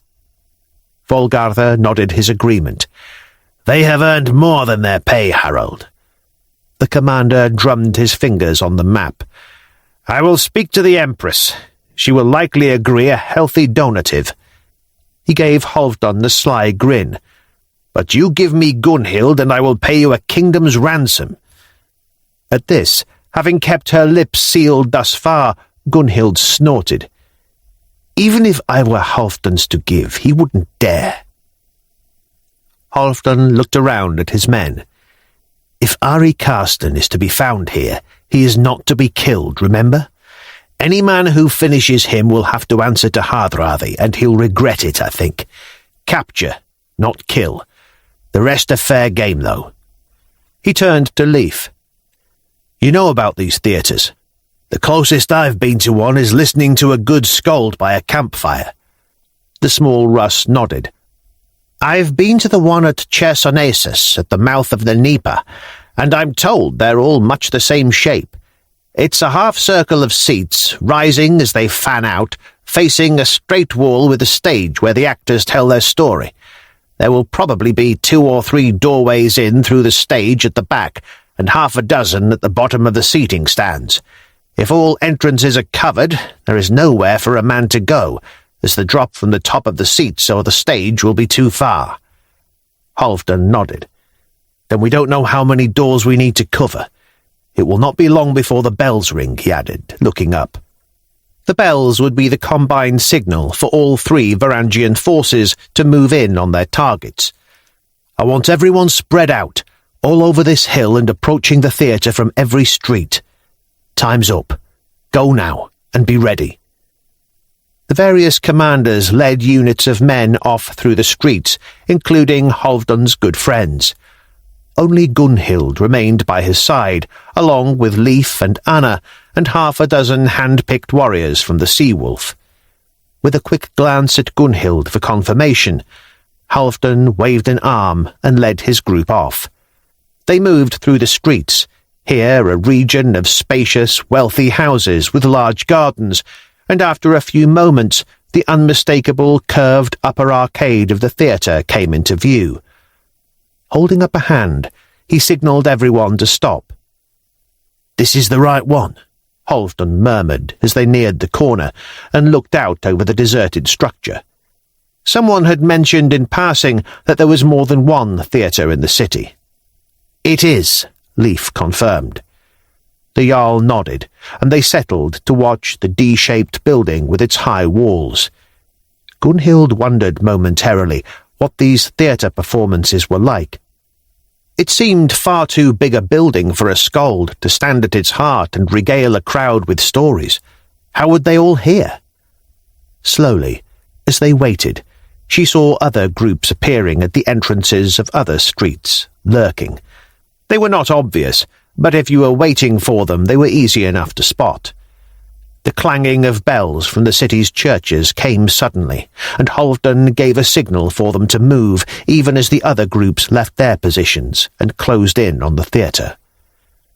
With the semi-autonomy of northern warriors rather than the rigid rules of a Greek army, the Varangians moved and flowed, groups joining together or splitting up instinctively to cover every entrance as they converged on the theatre from all sides. Gunhild ran behind Halfdan, the others at her heel, making for a door much like all the rest. Somewhere in the upper stands, a call of warning went out, and the swarming men surged forward anew at the sound, unmistakable evidence that someone at least was hiding here. Halfdan tore at the door, which was unlocked, yet more confirmation of occupation, and he pulled it open, revealing darkened corridors beneath the stands of seating. Inside, the passages split off all over the place in a confusing warren, and the young Jarl turned. 3 men stay on this door. No one gets out. Everyone else, search as best you can. He and Leif, Anna, and 3 Varangians disappeared into the darkness, moving swiftly, but watching every black maw of tunnel as they searched. Gunhild followed Halfdan, leaving the others to their work. It was not easy keeping track of where they were in these tunnels, especially since occasional archways led up into the stands, and the light repeatedly blinded them to the dim labyrinth. Still she kept on Halfdan. Here and there she could hear the sounds of discovery, surprised shouts, calls of warning, the clang of metal on metal echoing along endless corridors. Halfdan climbed a set of steps now, then doubled back to another such flight, and then a third, Gunhild always on his heel. They emerged into an upper corridor, and 2 of Ari's Scythians burst from some unseen place in the darkness, cursing in their thick Russ accents and swinging weapons. Halfdan parried the blow of a bearded axe with his shield, a strong swing that knocked him to the side, but he recovered quickly, and was on the second man in a trice, eagle-hilted sword, jabbing and slashing. The first man, the one with the axe, left them to it, his eyes falling on Gunhild's shape in the darkness, his advance slowing, careful, wary. Gunhild was not to be trifled with, and everyone in the guard would know that by now. His axe swung this way and that, carving arcs as he advanced.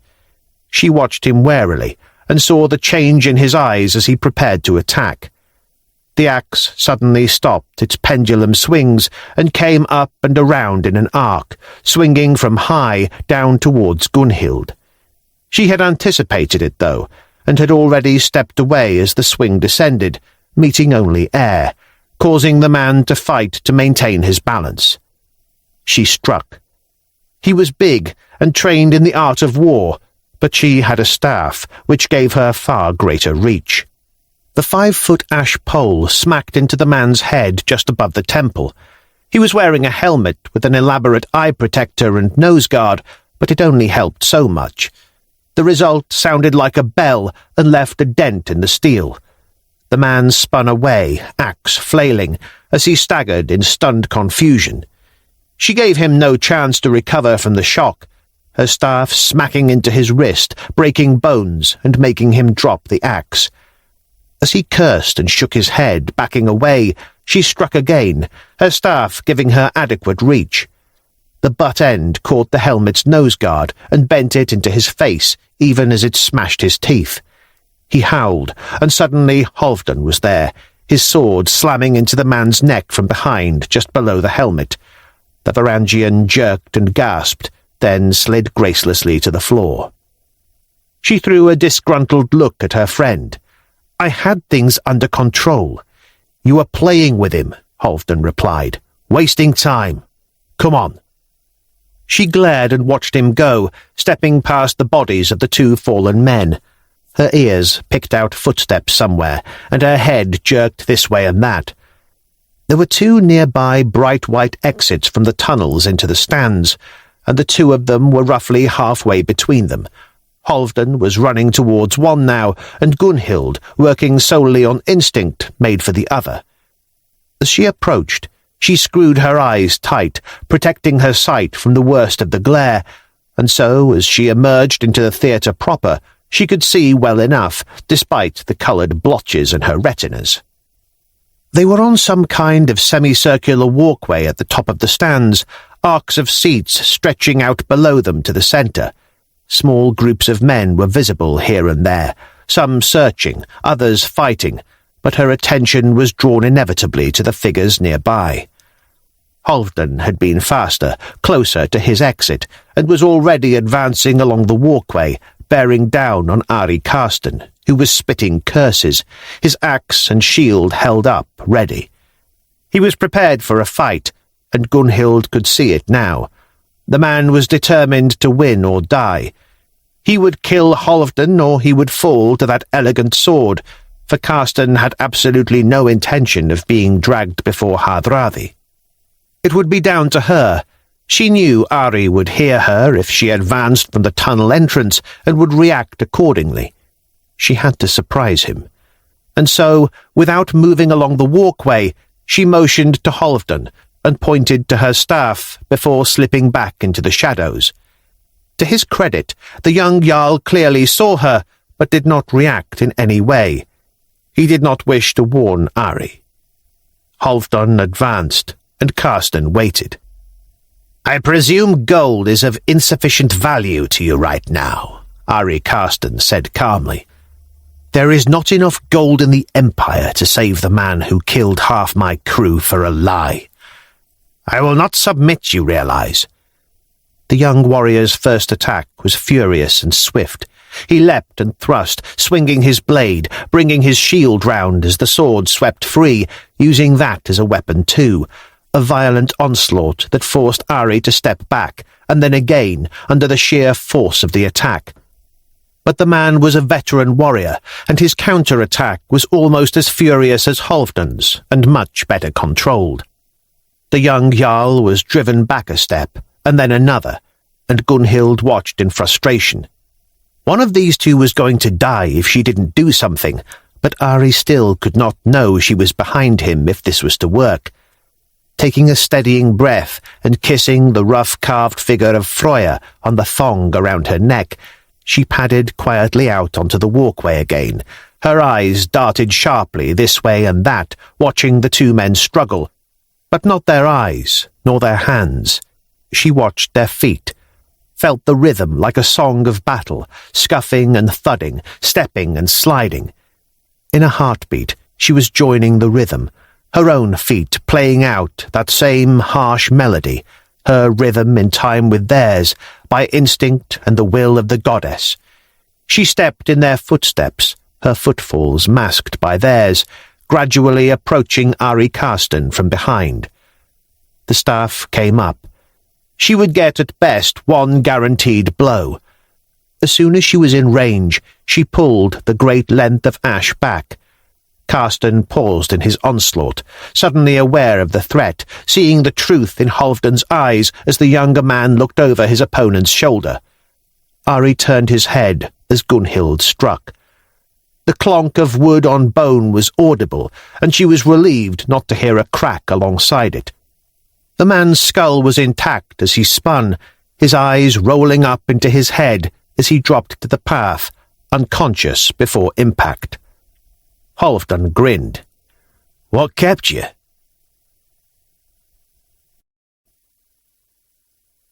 Chapter 18. "Every day in this city adds risk to our future," Gunhild said, glaring at Halfdan. "And not just your future, but mine too, and all the others who remain." Halfdan sighed. It was all very well for Gunhild to be so stubborn over what needed to be done, but a Jarl had to weigh such things against practical necessity too. He'd thought long and hard about their future. He told her that he needed to at least deal with the Ari situation first, and that was ongoing even after his capture, at least until this afternoon. But there was more to think about yet, and Gunhild simply hadn't considered these things. Halfdan was still relatively new as a leader. He'd proved successful for the crew in Georgia, but it had been close, and could easily have been a disaster. Now he needed to tie them further to himself. But so far in this great city, he had seen half the wolves of Odin imprisoned and killed by Ari's men during the period of the traitor's ascendance, and the remaining members had either lost their hidden gold during the riots or used all they had won in Georgia to help bring the cursed Michael Caliphates down and save the Empress. Even with their pay as Varangians and the donatives Hardrada had secured, they were still less wealthy than they had been when they arrived.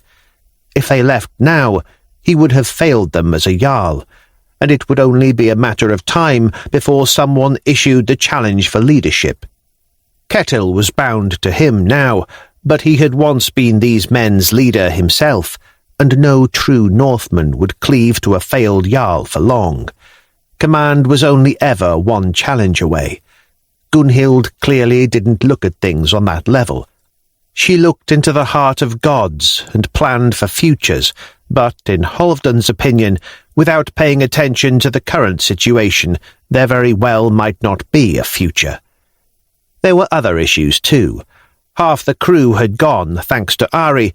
It would not be practical to sail the Seawolf away and back up the Dnieper with only half the oars manned. Even if they reached the rapids, they would never be able to portage the ship, and to acquire new crew members, they needed money and fame, while currently they were becoming progressively poorer. In addition to all that, they had signed on to the Varangian Guard for a term of a year. If they left without fulfilling that contract, they would be branded as deserters by the Empire, whose reach stretched from the western seas to the Dnieper. And when Halfdan had broached the subject of seeking an early end to the contract, Hardrada had told him flatly that the Empress would not consider it, with her position still a little shaky. She wanted every guard she could rely upon in the city. In short, there was no swift way out, no matter what Gunhild was urging. Besides, there was something about her manner these days that suggested she was more worried for herself than for the rest of them, which was new and a little odd. Off-putting, to say the least. "I will continue to request an end to the contracts," he told her patiently, "and by sundown the Ari problem will finally be over, and Hardrada might perhaps add his weight to our demands. But even then, unless you can find me at least 20 new oarsmen, we'll not get far." He felt the irritation at her blinkered refusal to recognize the problem rising. "Perhaps you can supply me with a ton of gold so we can afford what we need." "Watch how you speak to me, Halfdan Lokiborn," she snapped. "Remember how far you would have come without Freya's guidance." He nodded, fighting down the frustration. In this she was right, and he should remember it. Still, he could not simply do as she asked. "I will, as I keep saying, see what I can manage." Bjorn leaned around the door. "If you two can stop arguing for a minute, Hardrada is calling for everyone." Halfdan nodded his thanks and straightened. "Let's see what Hardrada has dreamed up." As they left the barracks and began to make their way to where a small unit of Varangians had gathered near the Chalky Gate, Halfdan readied himself. This would not be pleasant, he was sure. Hardrada had been brutal with his enemies in the month and a bit since the restoration of the Empress. For a while, it had looked like Ari was on his way down to hell, for even the day after his capture, no one had been able to wake him. The palace physicians had used the word coma, which seemed to mean a deep sleep from which a man could not be woken. It appeared that Gunhild's staff blow had been a harder one than she'd intended. The physicians had pronounced the captive as good as dead, which had sent Hardrada off into a rage, but Gunhild had persevered. He would live, she said, and so they continued to have him fed and watered as best they could, and he slept on in his filth. He had woken after 2 weeks and had been confused and lost for a time. By the end of the 3rd week, though, he had been almost back to his old self, and Hardrada had begun to plan the man's demise, now that he knew Gunhild had not cheated him of his revenge. Still she worked, and with another week of recovery, it seemed everything was finally ready. Hardrada had kept himself busy rooting out the remaining Scythian Varangians and having their heads removed and stuck on spears around the city where the public could spit at them. Indeed, much the same had happened to a number of men in the Greek garrison, and perhaps a 10th of the palace staff too. Executions had become a daily entertainment for the people of Constantinople. The city was back under full imperial control. Falling in alongside his friends, with what remained of the Sea-Wolf's crew gathered around, Halfdan gestured and led the way. The message had been simple. Ari's end would come today, and it would come in the Hippodrome. Just a few minutes saw them making their way through the great gates and into the massive racing circuit, and Halfdan was surprised by the silence. Somehow he'd expected Hardrada to have filled the stands with citizens to watch his revenge. The Hippodrome was empty. It seemed that this display was only for the benefit of the guard, whom Ari had so terrorized. Perhaps 300 Varangians were gathered in an arc around the end of the Hippodrome. Of Hardrada or Ari there was no sign. The Sea-Wolf's crew found a space among the watchers, and waited. The late spring air was warm, and the sky a clear cobalt blue, which made the stands of the Hippodrome blinding, and the sand of the track a rich gold. They stood for perhaps a quarter of an hour, silent, waiting, as the last few Varangians who had been called arrived and took up position. Finally, the gates were shut, and a second door in the Carceres opened up. Volgarther emerged first, leading a small and ominous procession. Behind him came 4 of the most senior Varangians, between them bearing a wooden board or stretcher, upon which lay Ari Karsten. The man had been crucified after a fashion, his wrists and ankles nailed to the board, and then bound tight to it with leather straps, more of the same around his thighs, biceps, waist, neck, and forehead.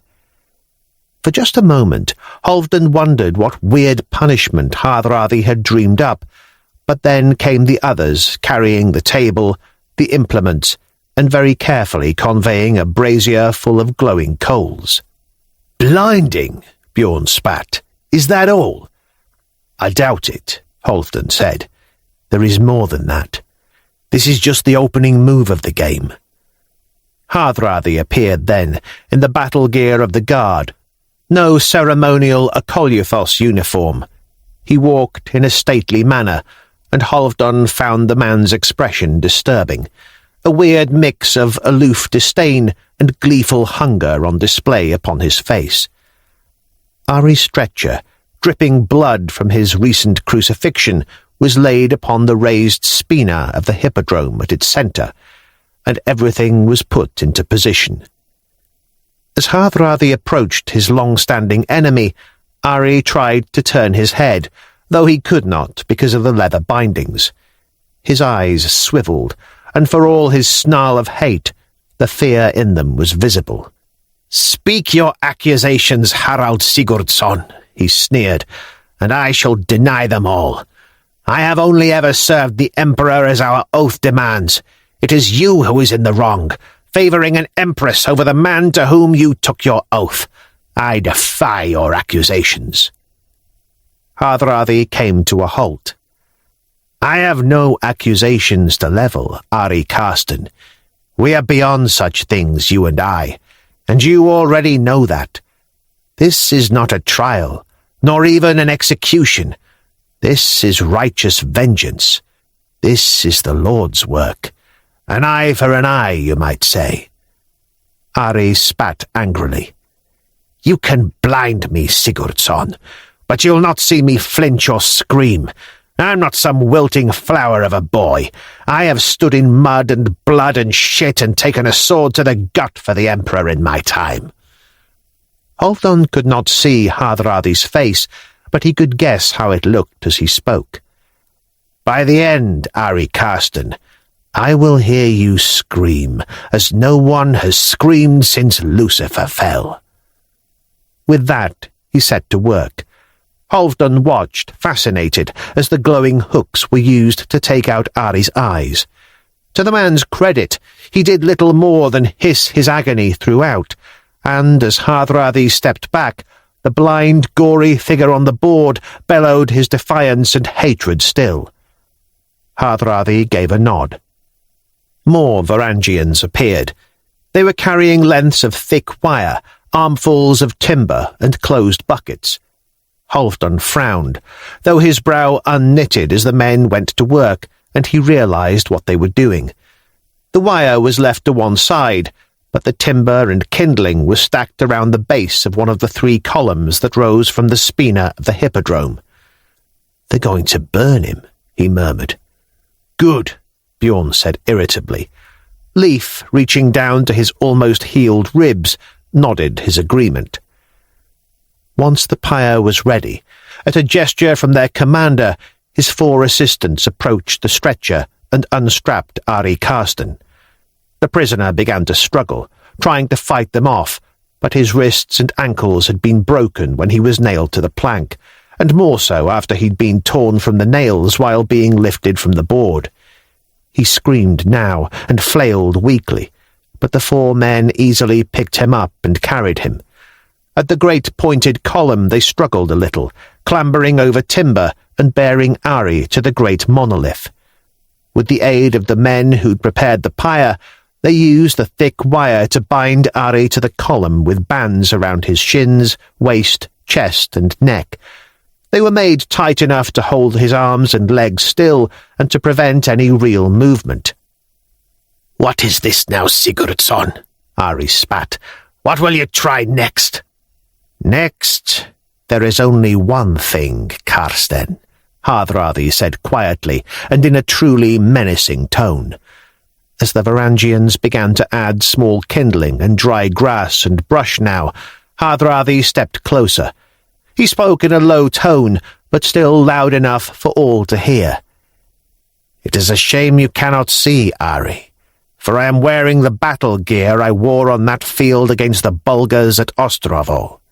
The day you took away my reserves and left me to die at the heart of the battle. The day you and the Emperor turned on me. The day you arranged my convenient exile to Georgia. The day you accused me of emptying the treasury."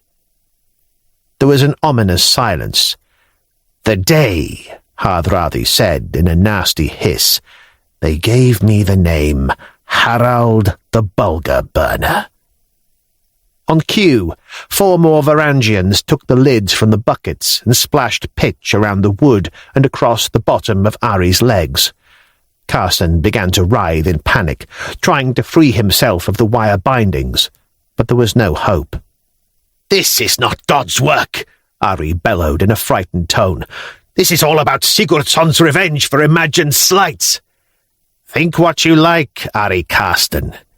Think fast, though." With that, he picked up a long pair of tongs from the collection of metal implements and used them to select a glowing coal from the brazier. The Varangians all melted away from the pyre now, retiring to a safe distance, and Hardrada made sure to walk forward slowly. The silence was almost absolute, and the blind Ari had to be able to hear what Halfdan could, the crunch of boots closing on the pyre, and the hiss of the white-hot coal. "No!" Ari shouted finally. "All right, Sigurdsson, you get what you want. I'll confess to my failure on the battlefield, to my attempts to bring you down, even to the falseness of the theft accusation. Just stop this." "I don't need your confessions," Hardrada replied quietly. "I know of your guilt, and I know who took the gold from the treasury now, too. I am and always have been innocent, and now your time has come. Farewell, Ari Karsten. I shall not see you again, for while you descend to the pit, I shall shine with the Lord." There was another moment of silence as the burning coal arced through the air and then struck the pitch-soaked timbers. The pyre burst into roaring flames in a moment, the fire racing across the wood and up Ari's legs. If Halfdan had thought he was screaming before, it was nothing to what they heard now. Moreover, it made Halfdan tremble, for he knew that sound well. Across Georgia he had heard it where the Greek fire struck flesh and stuck and burned. He closed his eyes, and for a moment he was back in that forest at Sasireti, Georgian rabble burning as they fell and staggered through the trees. Still, those men had perhaps deserved more, but Ari Karsten, the man who had butchered half the Sea Wolf's crew for a lie, deserved nothing. He opened his eyes, and the sight that greeted him was not much better. Ari was still screaming, though he wasn't really Ari anymore. Just a lump of charred meat held together with wire, crisping, sloughing and glowing. "One last warning," Gunhild said quietly, close to Halfdan's ear. "Remember what I said. Don't get yourself tied to anyone in this city, including Hardrada." Halfdan nodded, turning to her. "Advice I could safely give in return, Gunhild." Her eyes narrowed, but this was not the time for another fight, and so Halfdan turned back to the scene, for something new was happening. Ari was beyond conscious thought now, and even the screaming had stopped. Fresh movements had drawn their attention, though, for a new party of Varangians had emerged from the courtiers, leading a figure in a long white smock. Halfdan squinted into the sun and realized with surprise that the blind man being led across the sand was Constantine, the former emperor's uncle, blinded a month ago at the Sigma, and having languished in a monastery since then. He walked proud still, his plain-sandaled feet crunching on the sand, chin high. Hardrada turned to him as he approached, and Halfdan was surprised at the hate and anger burning in his expression. Yes, the man had proved to be a villain, and, despite his denials, had clearly been part of the emperor's usurpation of Zoe Porphyrogenita. Yet Halfdan had not realized that Hardrada had anything personal against the man. Still, there was no denying the intimacy of the hatred he could see on the commander's face. For a moment he frowned, and then, with recall, everything fell into place. That day of the blinding, Constantine had attempted to buy his freedom. Hardrada had told the man that he couldn't possibly have enough gold for such a thing, but the prisoner had clearly thought otherwise. Just now, as fiery death approached, Ari Karsten had confirmed before all present that he would attest to Hardrada's innocence over missing gold. Halfdan racked his brain, thinking back. 5,000 pounds of gold, he recalled. Gold missing from the imperial treasury, and for which Hardrada had been investigated, for which several of Halfdan's own men had died, and this blind figure being led forward had been a member of the imperial household all that time, had even been close to the treasury. Close enough to engineer the blocking of the empress from such funding. Close enough, perhaps, to steal 5,000 pounds of gold. Ari had stood against Hardrada through personal rivalry, according to Volgartha, but Constantine had also stood against him, masking his own theft by laying the blame squarely at Hardrada's feet. It was personal, but the commander couldn't do this, Halfdan knew. Ari Karsten had been the commander's to deal with as he pleased by imperial order, but the empresses had sentenced this man, along with his nephew, to blinding and to exile in a monastery. If Hardrada burned him, he would have to answer to an angry mistress over it. Yet, sure enough, Varangians were constructing a second pyre at a similar obelisk further down the Spina. More buckets of pitch were being carried, and guardsmen used 2 long poles to lift the glowing brazier and move it down the track towards the second column. Without needing an order, as Hardrada and his men moved down the hippodrome with the prisoner, the Varangian audience kept pace, moving with the action, paying close attention. "Is this about the gold?" Ketil murmured, a hint of greed in his voice. "Gold?" asked Bjorn, suddenly interested. Halfdan nodded. 5,000 pounds of gold, enough to buy an army or a city. I think that man stole it. So does Hardrada.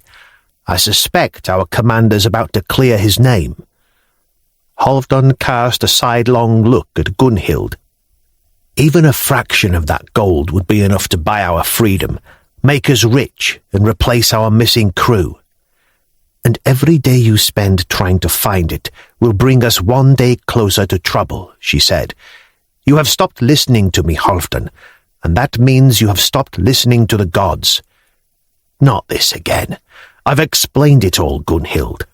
Unless Freya is going to put in a personal appearance and help row, we cannot leave until we can afford to, until we are officially free to, and until there are enough of us to man the Sea-Wolf. She stopped walking, her glare lingering. Halfdan almost paused, but hardened himself and kept moving. He could see every day that she was struggling, but she was also being bloody-minded and unreasonable, and he was doing everything he could. He would make it all up to her soon. He would stick with Hardrada until this gold was located and find a way to make some of it his. Then he could hire new men, buy their freedom, and they could leave, at least as wealthy as they arrived, and he would be unchallenged as their Jarl. It would just have to be that way. His attention was drawn to Constantine, uncle of Michael Caliphates, as they passed the burning shape that had once been Ari. The blind man sniffed, lip wrinkling. "Who is your new victim, Bulgar Burner?" "That was Ari Karsten. He regretted his crimes in the end." Halfdan watched uncertainty pass across Constantine's face then, and that doubt only deepened as he was led across a pile of uneven timbers to a column. "What is this, Sigurdsson?" "Today is a day for truths and revenge, Constantine. Ari has paid his price. Now you pay yours." The prisoner would have stared if he could. "You can't do this, Sigurdsson. I have endured my sentence. You yourself will be condemned." Hardrada snorted. "For disobeying the Empress? I think you underestimate Zoe's care for me. I will receive a smack on the hand at most. You are an insect to these people now, Constantine of Paphlagonia, and nothing more. Whatever the Empress's given sentence, mine is death by fire. Not for theft from the treasury. That is the Empress's charge to level. Mine is for trying to blame me for your crimes, and for that there is no solution, no recompense. You owe me." "I offered you gold once, Hardrada. Remember, when you did this?" he added, pointing to his empty, ruined eye sockets. "You offered me 1,000 pounds of gold. I told you then it was not enough." "It is all I have." As the Varangians wound thick wire around the prisoner, pulling him tight to the column, Hardrada laughed. "No, it isn't. I know it, and so do you, and I imagine every man here, for your death will be watched by half the guard, also knows it. I say you owe me, and I give you two choices right now. Hold your silence over your crime and burn, or tell me where to find the 5,000 pounds of gold you stole." "I am not guilty of that." "Yes, you are," Hardrada replied flatly, and then to his men, "Burn him." Pitch was slopped across the timbers, and Constantine flinched as it slapped over his shins. He sniffed, and panic began to rise, taking control of his expression. "Please, Sigurdsson." "Your thievery," was the calm reply. As a shimmering white-gold coal was lifted from the brazier with a hiss, the former emperor's uncle wailed, All right, no more. Save me, Hardrada, and it's yours. Send me back to my cloister to live a quiet and peaceful dotage. 5,000 pounds, Hardrada said, holding a glowing coal that meant death in the metal tongs close to the timbers. 5,300 pounds, Constantine corrected, plus perhaps a bit more. It was nearly 6,000, but we had to spend some of it. It's yours. Just don't do this. Where is it? It was stored beyond the reach of your searches, underwater in the cistern below my house. Hardrada gave a nasty smile, and for a moment Halfdan thought he was going to burn the man anyway. Instead, he turned, dropped the coal back into the brazier, and gestured to the men at the pyre. Take him down and return him to his monastery. He's paid for his crime with his eyes and with his gold. Let that be an end to it. He then turned and threw out his arms to the crowd of his men. You have stood by me for a year, through all these accusations. I have always protested my innocence. Know now that I am vindicated. I am not the criminal, and the real criminal has been caught. A cheer went up through the crowd, and as it died away, the commander gestured to Volgartha. Take a message to the Empress. Tell her we've found her gold. Tell her who took it and where it is hidden. Volgartha nodded, but paused before moving. You know Constantine's house was the first to be demolished in the riot. It's a heap of rubble now. There's weeks of work just getting access to the cistern, and then we'll have to make sure the gold's there, then drain the place to get it. It's a long job. Best let the Empress know straight away then, Hardrada grinned, then turned and stretched. Today is turning into a good day.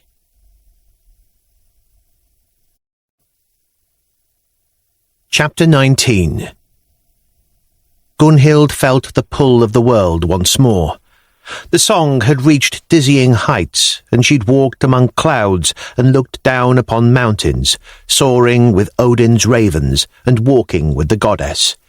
She had seen many things this time, wondrous to behold and terrifying to endure, and yet, as she plummeted into herself once more and her eyes snapped open, the after-image dancing on her retinas was not one she'd expected, and most certainly not what she would have wanted to see.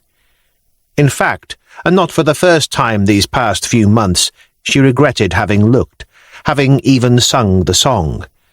Perhaps it would have been better for everyone if that pouch had never turned up and she'd run out at the goddess's gift. How could she tell Halfdan? She'd urged him to leave, for she knew that the longer they stayed, the more danger there was of something disastrous happening, both to him and to her. Although perhaps disastrous was not the word for the weaving that lay before her, if she were to be fair, since many in her place might have seen that vision as a blessing rather than a curse.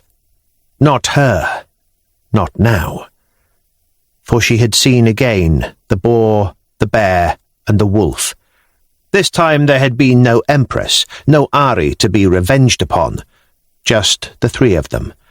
A very simple image, and yet so complicated in what it clearly meant. The boar that was Gunhild had walked on into the future, shoulder to shoulder with the bear that she knew to be Hardrada, while the wolf had stalked away, alone. She shivered at the truth that held. Something was coming to an end. Damn Hardrada! Damn Halfdan for not listening! Damn the Norns themselves for weaving this! What? She snapped, as her eyes refocused to find Anna standing in the doorway, hovering in that uncertain way she did when she knew that Gunhild was walking with the goddess.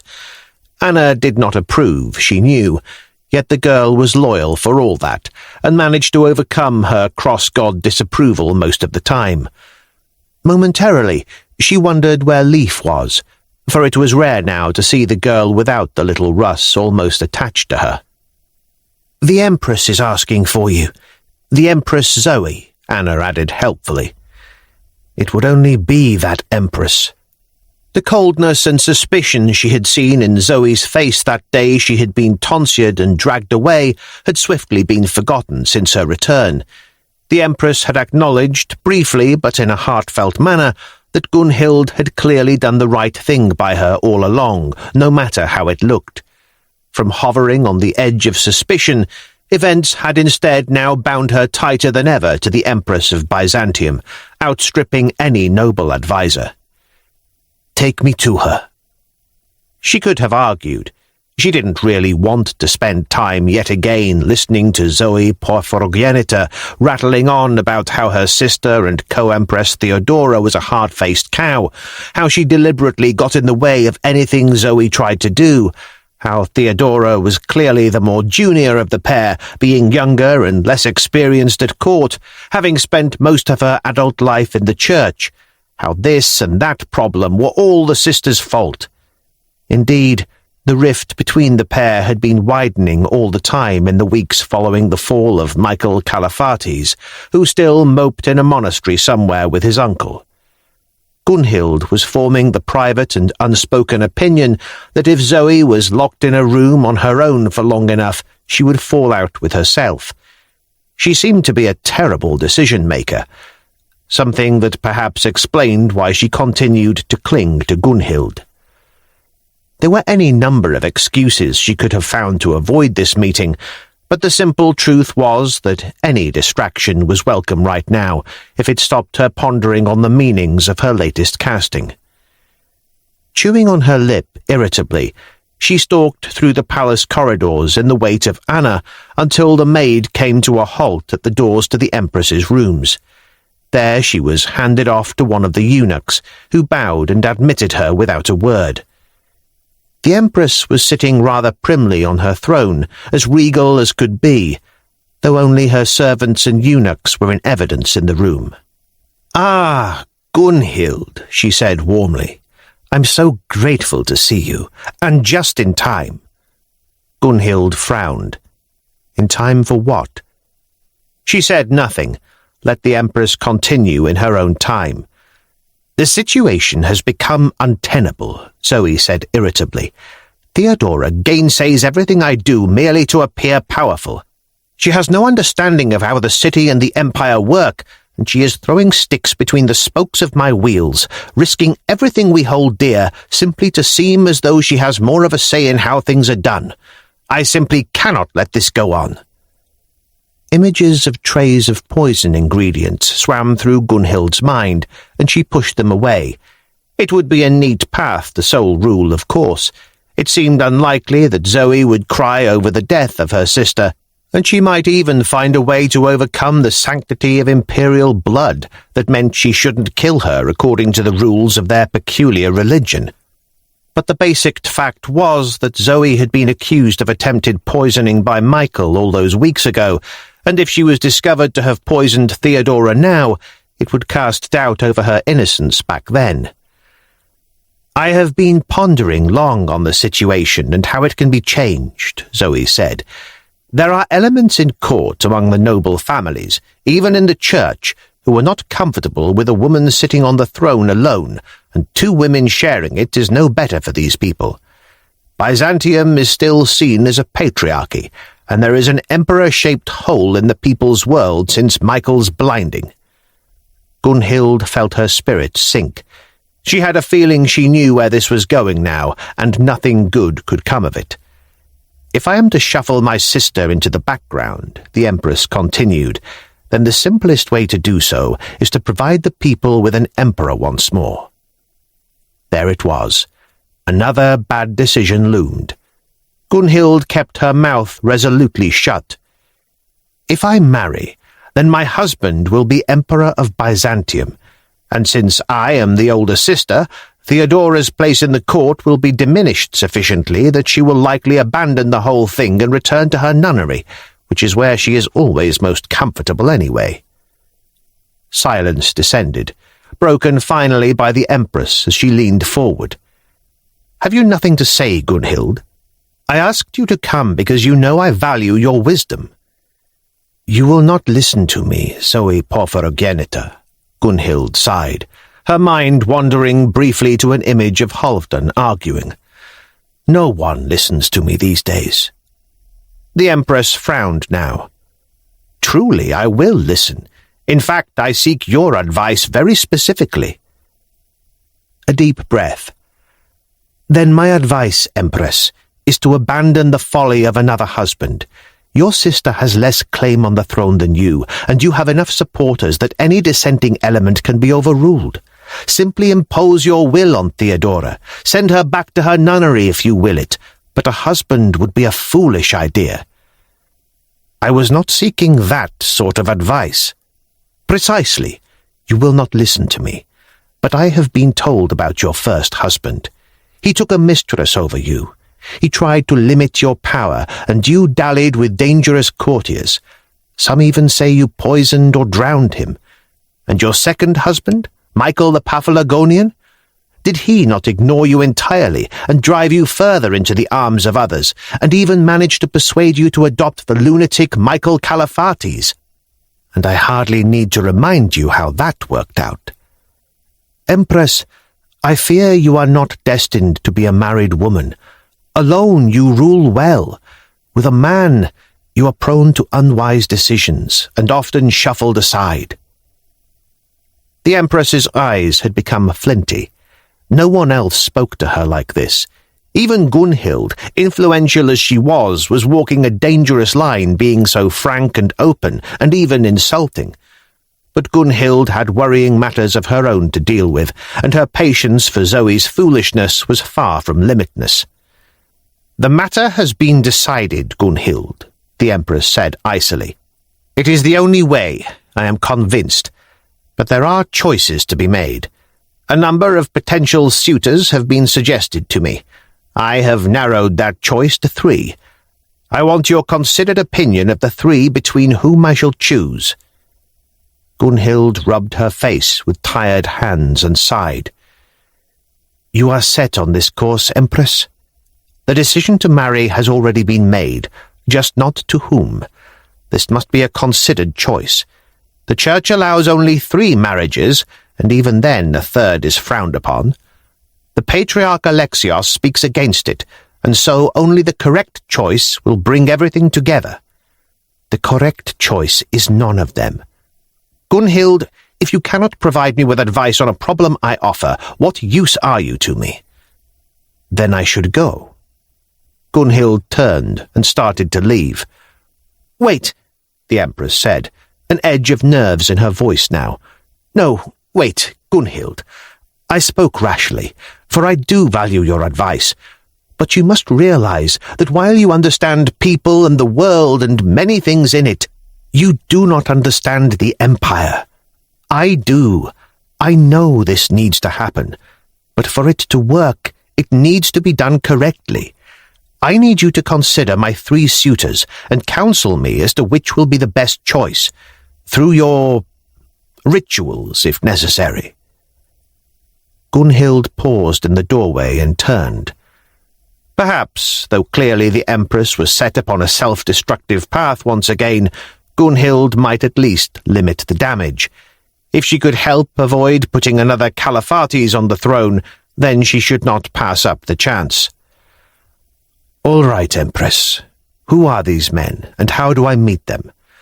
For convenience, I have arranged for them to be together. Since they are all senior officials in the court, they are each used to attending official business. All 3 have been summoned on the pretext of their roles in the imperial administration to bear witness to a minor edict. They await in my antechamber, and at my call they will be admitted. I would like you to remain at the periphery of the room observing them. Form your opinion, and when they are done, advise me. Gunhild sighed. Very well, she murmured, and shuffled to the side, away to a bench beside an expensive wall hanging, where she sat and folded her arms. The Empress busied herself with her staff, arranging everything, and finally the doorman was sent to summon the courtiers. Gunhild focused on the matter at hand, trying to push away the nagging image from her casting that continued to surface whenever her mind wandered. This was a terrible idea, and she was convinced of it. but there were still grades of terrible, and she could at least make some difference. Her heart sank at the sight of the first figure to stride purposefully through the doorway. For a brief moment, she wondered what the Empress could be thinking with this man.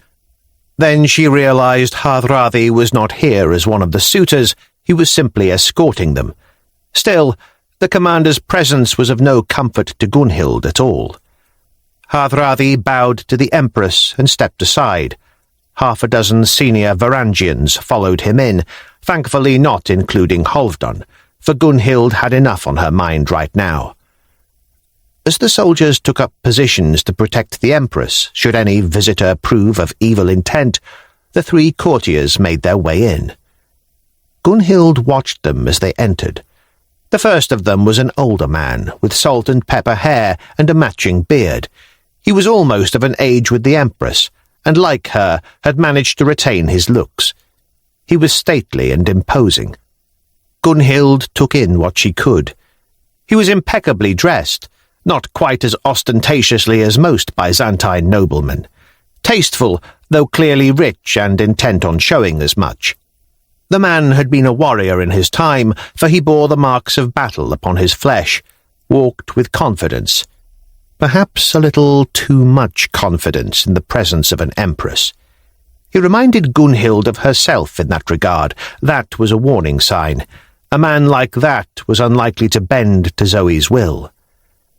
The second figure followed on the heels of the first. He was strikingly handsome and dressed moderately, more quietly than the first, and in good clothes, but not so rich. His skin was smooth and unmarked, and there was nothing martial about the man.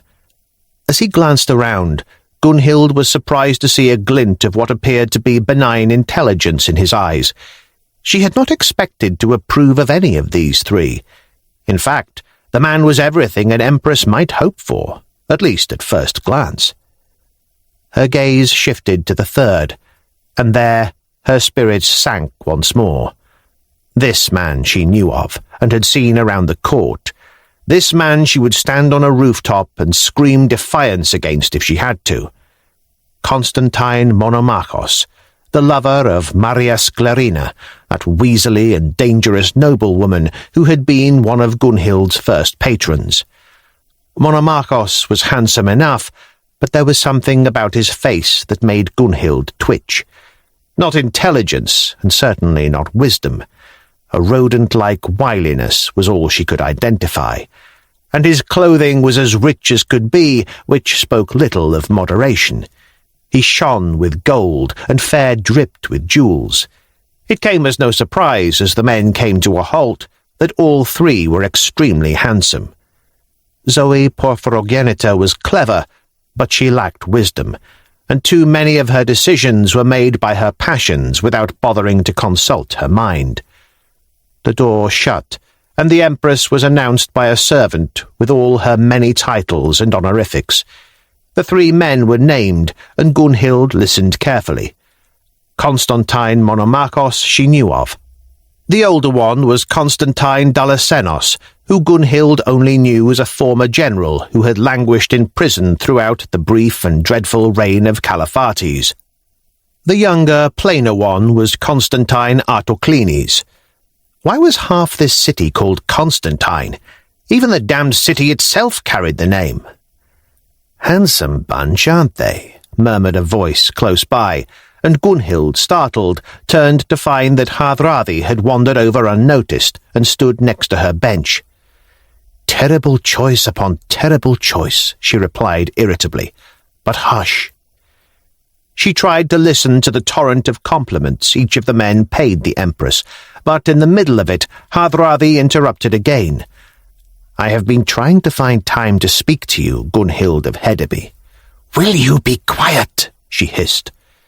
As the commander fell silent again, she listened to the initial exchanges. It was easy to form an impression of each man from the way they spoke to the Empress, from their manner and their stance. Dalasenos considered himself her superior, but for the accident of her being born to the purple. If the crown sat upon his brow, it would not be long before he was sole ruler, and Zoe shuffled off into a nunnery. And the worst thing was that he would achieve it, because he was strong and popular enough to avoid the fate of Caliphates.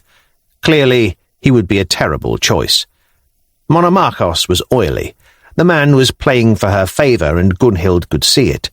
She had no idea how the man could know what was truly happening here, but she would be willing to bet that he did. The man was playing the game, and playing it well. The only one who seemed to be speaking with respect and wisdom was the younger, more dour one, and Gunhild would have leapt upon him as a choice for the Empress, but for the fact that, as the man moved, she spotted a wedding ring upon the man's finger, and he repeatedly caressed it. "You see, I've been thinking about my future after I leave the city," Hardrada said suddenly, cutting across the conversation at the throne. "Will you shut up?" Gunhild hissed. "I don't think I need a princess, you see. I've a golden fish already on my hook, since Yaroslav of Kiev has already set aside his daughter for me, but I find myself fascinated with other, more exotic prey." Gunhild turned an angry face on the commander and jabbed a finger painfully into his ribs. "Another word until this is over, and I'll break your arm, Sigurdsson." He fell silent again, but his smile was even more off-putting than his voice, and she hated the fact that it took her a while to drag her eyes from it. The three courtiers gave their advice on the edict at hand, one haughty but approving, one smarmy and dripping with praise, one honest and straight, and then they signed their names as witnesses to the document. "You realize she'll choose the prettiest," Hardrada said in a conspiratorial whisper. She turned sharply. "You know?" Hardrada chuckled. "Something like the Empress looking to marry becomes common knowledge very fast. The court in Constantinople is a pond where gossip is the water. There were 7 suitors suggested by some very bright men, some of whom were good choices, some bad, some handsome, some dour. It should hardly surprise you that only the 3 handsome ones, Adonis reborn in each case, have made it to the Empress's side. She is a good woman, our Empress, but in one important way she displays an incredible lack of foresight." He gave Gunhild another smile that unsettled her further. "Some of us look deeper, and for us, beauty is merely a healthy bonus." "Roll your tongue back in, Sigurdsson, before I step on it." With that, she rose and moved a few paces away. The meeting was breaking up now, and the 3 men were being dismissed, seen out of the room by the eunuch. The Varangians followed, Hardrada taking the rear position and throwing one last look at Gunhild before closing the doors and leaving them alone. "Well?" the Empress said, an air of nerves in her voice. "I cannot advise you to choose any of these men. If you cannot rule alone, cast your net wider and find another. Perhaps look to the other choices that you discarded." The Empress looked taken aback, her brow creasing. "My last husband will be one of these 3, Gunhild. The people must love their emperor. He must almost glow with a divine glory." She had the decency to keep her eyes lowered as she said this last, for Gunhild knew divine glory was a requirement that had nothing to do with the world beyond Zoe's bedchamber. "Which one, Gunhild?" the Empress said, looking up once more. With a sigh and then a deep breath, the daughter of Froya put her hands on her hips. "You want my wisdom, Porphyrogenita. I cannot recommend any of them, but I will tell you why I cannot. Constantine Monomachos is a power-hungry fool. He has no substance and lacks even the basic spark of wisdom. He is a ferret in a human body wrapped in gold leaf and jewels. He will tell you whatever you want to hear until he is in a position where he does not have to anymore. And perhaps worse, I know that he is involved with Maria Sklerina, and that the pair have been trying to engineer this very situation since before I arrived in the city. It would be disastrous to choose such a man." She paced back and forth then as she spoke. "Constantine Dalasenos is too arrogant. He will overshadow you the moment he can claim his own power. He will see himself as an emperor, and you as little more than a stepping stone that he has to keep around for the look of it. I am not saying that Dalasenos would be a poor choice for the empire. Perhaps a strong general is what it needs, and the fact that your previous husband and son kept him safely locked up says much about him. But for you personally, he will be a disaster. For with him on your arm, you will effectively have given up your throne for good." She stopped again, right in front of the Empress. Constantine Artoclenes would be an excellent choice. Despite his good looks, he is in fact a deep man with respect in his heart and wisdom in his head. But I watched him. When he looks at you, he then casts his eyes down and plays with the ring on his finger. He is well aware, just as the others are, of why they were truly here, and throughout this, his thoughts were on his wife, especially when he looked at you. You will never have Artoclenes' heart." The look that passed across the Empress's face then made Gunhild's spirits fall further. What she saw in Zoe's expression made it clear that the man's heart was not her prime concern. She would let another have his heart if she could have the rest. "You have made your decision." "Your advice, Gunhild, is always appreciated, and though you will not advise me to choose any of them, your summary is most informative, and it does help me make my decision."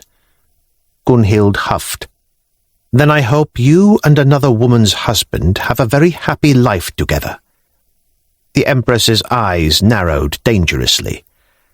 "I trust you, Gunhild of Hedeby, and I value you, but sometimes you walk very close to the edge of my patience.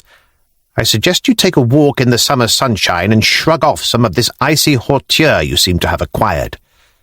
Gunhild needed no further encouragement, and gave a short bow of courtesy to the Empress before striding from the room, the eunuch hurrying to open the door for her and close it afterwards. In the gloomy hallway, Gunhild stood still for a long moment, rubbing her head. She felt tired and empty, used up. The longer she stayed in this place, the more she felt it. Indeed, she was feeling the presence of Freya less and less. The castings were becoming more of a strain, the savour harder to locate or summon up. She wondered briefly whether Byzantium was actually snapping the threads that tied her to the goddess. "The thing is," Hardrada said from somewhere nearby in the gloom, making Gunhild jump, "that you seem to be avoiding me." She fought down the butterflies of panic in her stomach. "Why are you lurking in darkened corners, Sigurdsson?" "Because it seems to be the only way I can speak to you." "I have no time for prattle." "Really? Because the last thing I just heard was the Empress commanding you to go for a walk. I have exceptional hearing, and the door is a little thin." "Why are you avoiding me, Gunhild?" She turned and mentally brushed aside once again the image of the boar and the bear side by side.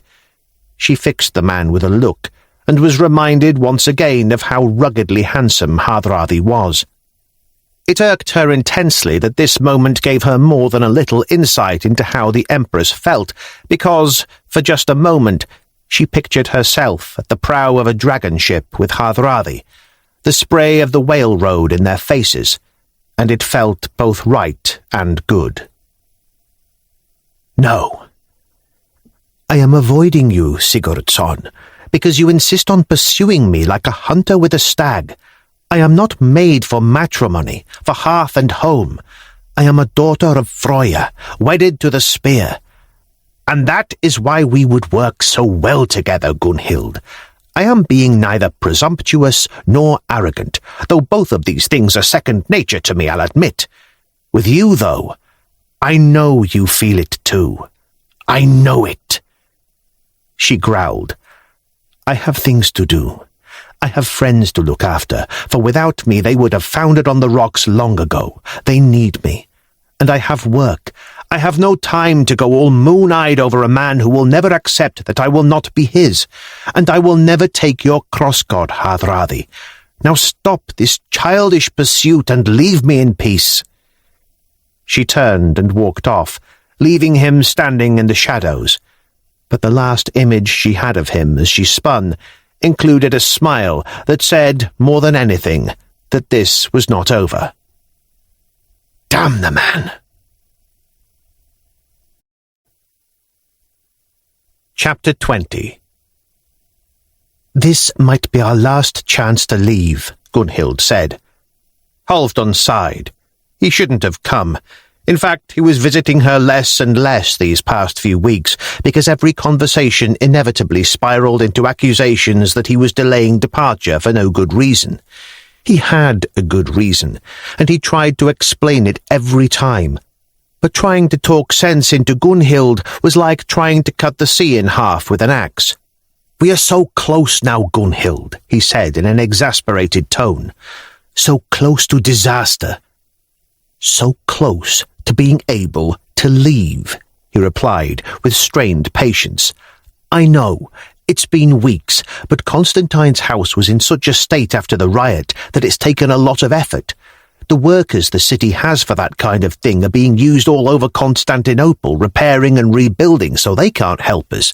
Besides, given what's in there, Hardrada doesn't want anyone but the Varangians working on it. We guard the place carefully." He sagged. He had once helped raise a house in Visby as a boy, stripping the timbers and hauling on ropes. He'd seen and marvelled at the work and the huge amount of materials that had gone into a simple townhouse in Gotland. Helping dig through the remains of Constantine's house, which was more of a palace, had been eye-opening. He'd wondered if perhaps the great Black Sea beyond the city was the hole left from the quarry when they built the place. The amount of stone, marble, concrete, and every imaginable material they hauled away was astounding.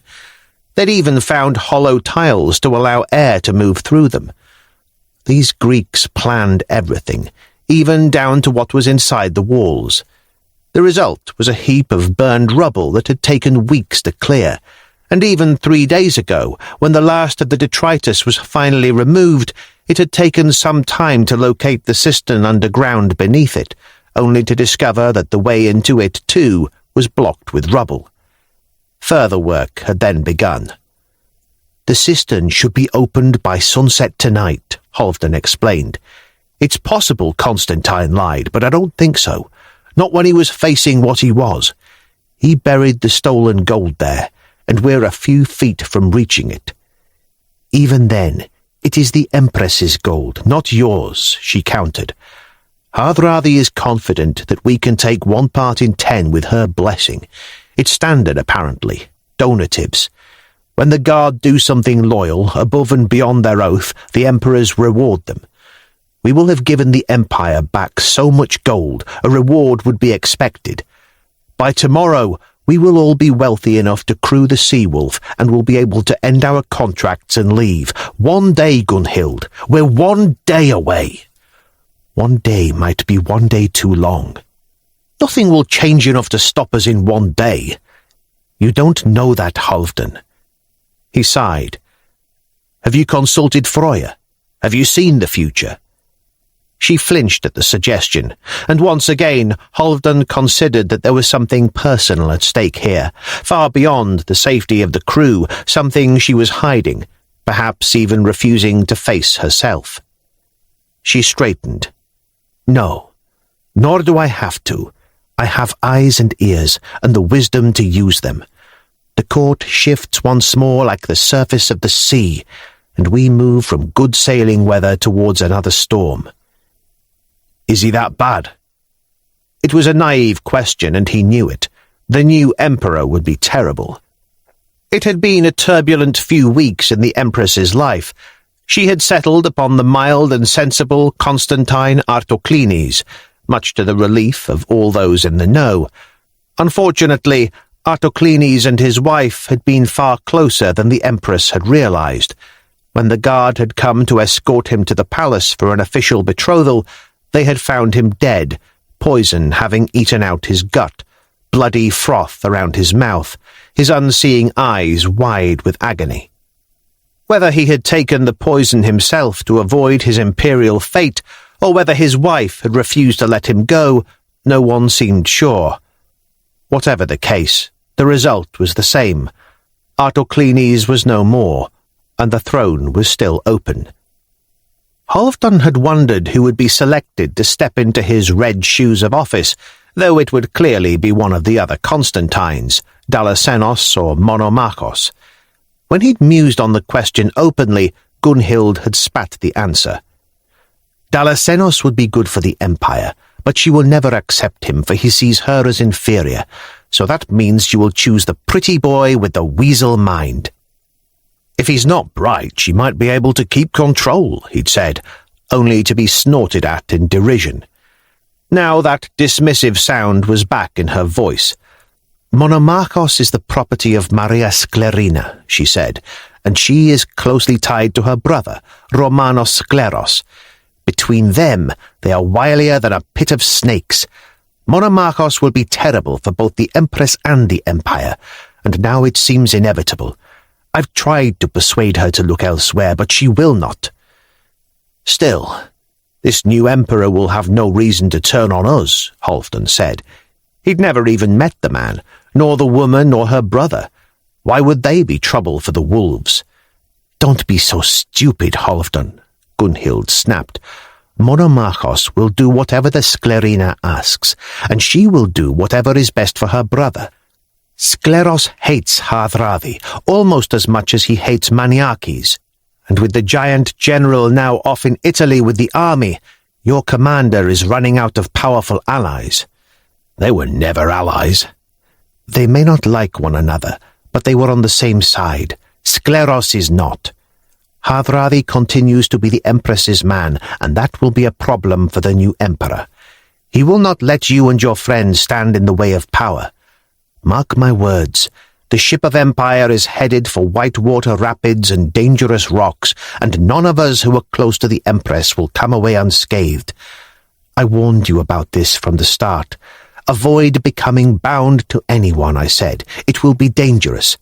Now you are bound to both Hardrada and the Empress, and it has made you a target for a man who is about to become master of the world. Halfdan took a deep breath.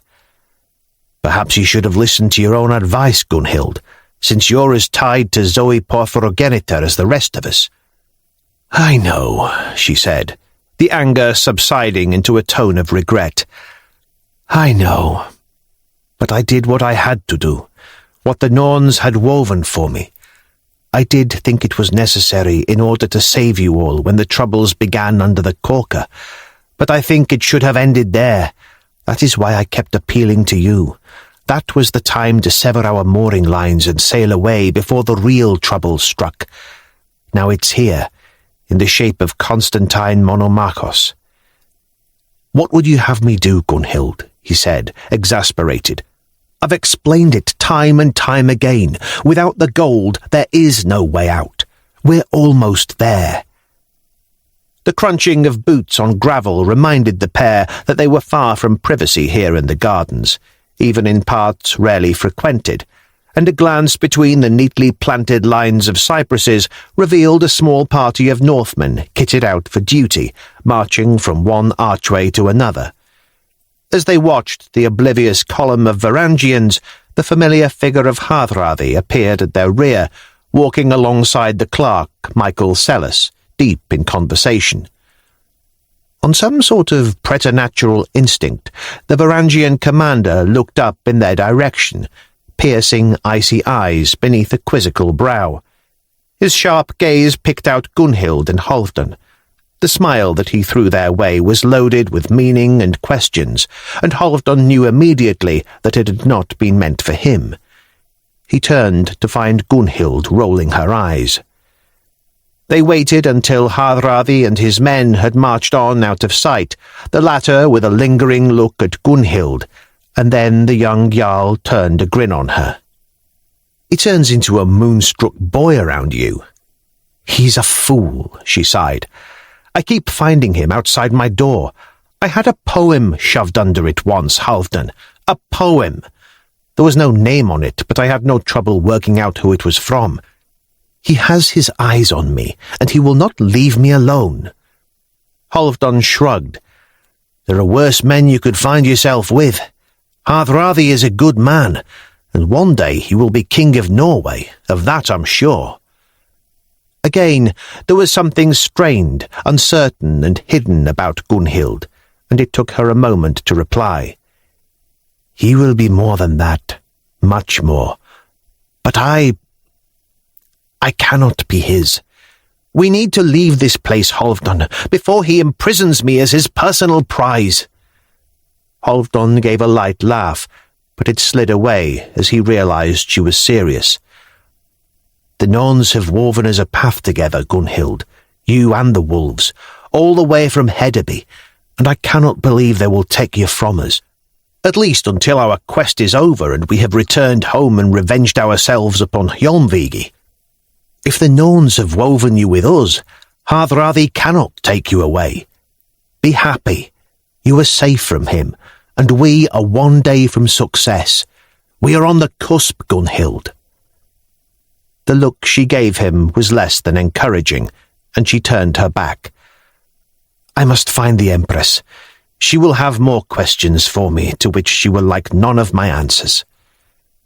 Without a further word, and radiating nervous tension, Gunhild stalked away along the path, soft boots crunching on the fine gravel. Halfdan watched her go, trying to unpick what was going on with her. It wasn't just Hardrada's pursuit that was troubling her. It was more than that. It was as though she struggled with something inside, something personal, and yet she would not open up to Halfdan with whatever it was, which surprised him after everything they had been through. With a sigh, he turned and made his own way back through the palace grounds towards the barracks. As he crossed the colonnaded atrium of one of the innumerable churches and passed through a delicately arched marble gateway, he was surprised to discern, amid the murmur of the city and the quiet melody of the palace gardens, the sound of an altercation. He paused for a moment, listening, for it was dangerous in this place to charge headlong into anything before you knew what it could be. There were no screams and no sounds of metal on metal, and so, whatever it was not being fought to the death. A little concentration, and he could hear shouts of anger, and insults and threats, all in Greek, but several voices carried the telltale inflection of the northerner. There were Varangians involved, but other words were thrown about in the accent of locals. He tensed as a powerful voice told someone to suck Odin's balls in Greek. Bjorn. Even if he hadn't recognized the voice, nobody else in the city would say that. He was running in an instant, heading for that noise. As he passed a small collection of gardeners at work, he grabbed a rake and, as he ran, snapped it over his knee and cast away the metal end. Serious repercussions awaited anyone drawing a weapon in the palace without good cause, but a stout cudgel was acceptable. He rounded a corner, brandishing his club, and paused, taking it all in. A unit of the excubitores, resplendent in their colourful and ancient uniform, was busy pounding fists, feet, and elbows into a small collection of Varangians. More than a dozen Northmen fought back hard, and, as well as his friends, Halfdan could see Volgartha struggling in a martial embrace with a clean-shaven, oily-haired Greek soldier. Two figures already lay unconscious, or at least Halfdan hoped they were unconscious, but fortunately they both wore the uniform of the excubitores. Leif was in trouble. He was clutching the side where he'd broken his ribs. They had partly healed now, enough for him to take certain exercise, but clearly he'd suffered further injury. It hadn't stopped him fighting back, though, for even as Halfdan watched, the little Russ stamped so hard on a man's foot that he had to have broken it.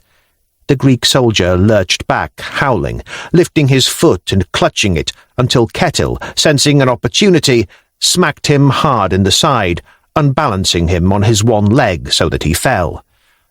Halfdan ploughed into the fracas, snarling, and whacked a soldier around the back of the head with his length of rake pole. The man gave a strange irk and plunged forward to the ground, clutching his skull as he shuffled this way and that on all fours. The Varangians were outnumbered 2-1, but they had already almost evened out the numbers. It was the benefit of a northern origin. These soldiers had trained from early on to fight as an army, but most of the Varangians had fought every day of their life one way or another before joining up, and their natural predisposition to a good punch-up showed. Someone managed to land a powerful blow to the back of Halfdan's neck, which made him lurch to the side and hurt a lot. As he turned, club in hand, the attacker was already falling away, Bjorn rubbing his knuckles and cursing. The big man grinned at Halfdan and opened his mouth to say something, only to be hit in the side by a big Greek and barreled away through the press. Halfdan turned to find another man, and was suddenly knocked down as an excubitor hit him at a run. The two men falling to the gravel, the rough surface painful on the back of Halfdan's scalp. The soldier managed to get both hands around Halfdan's neck and lifted.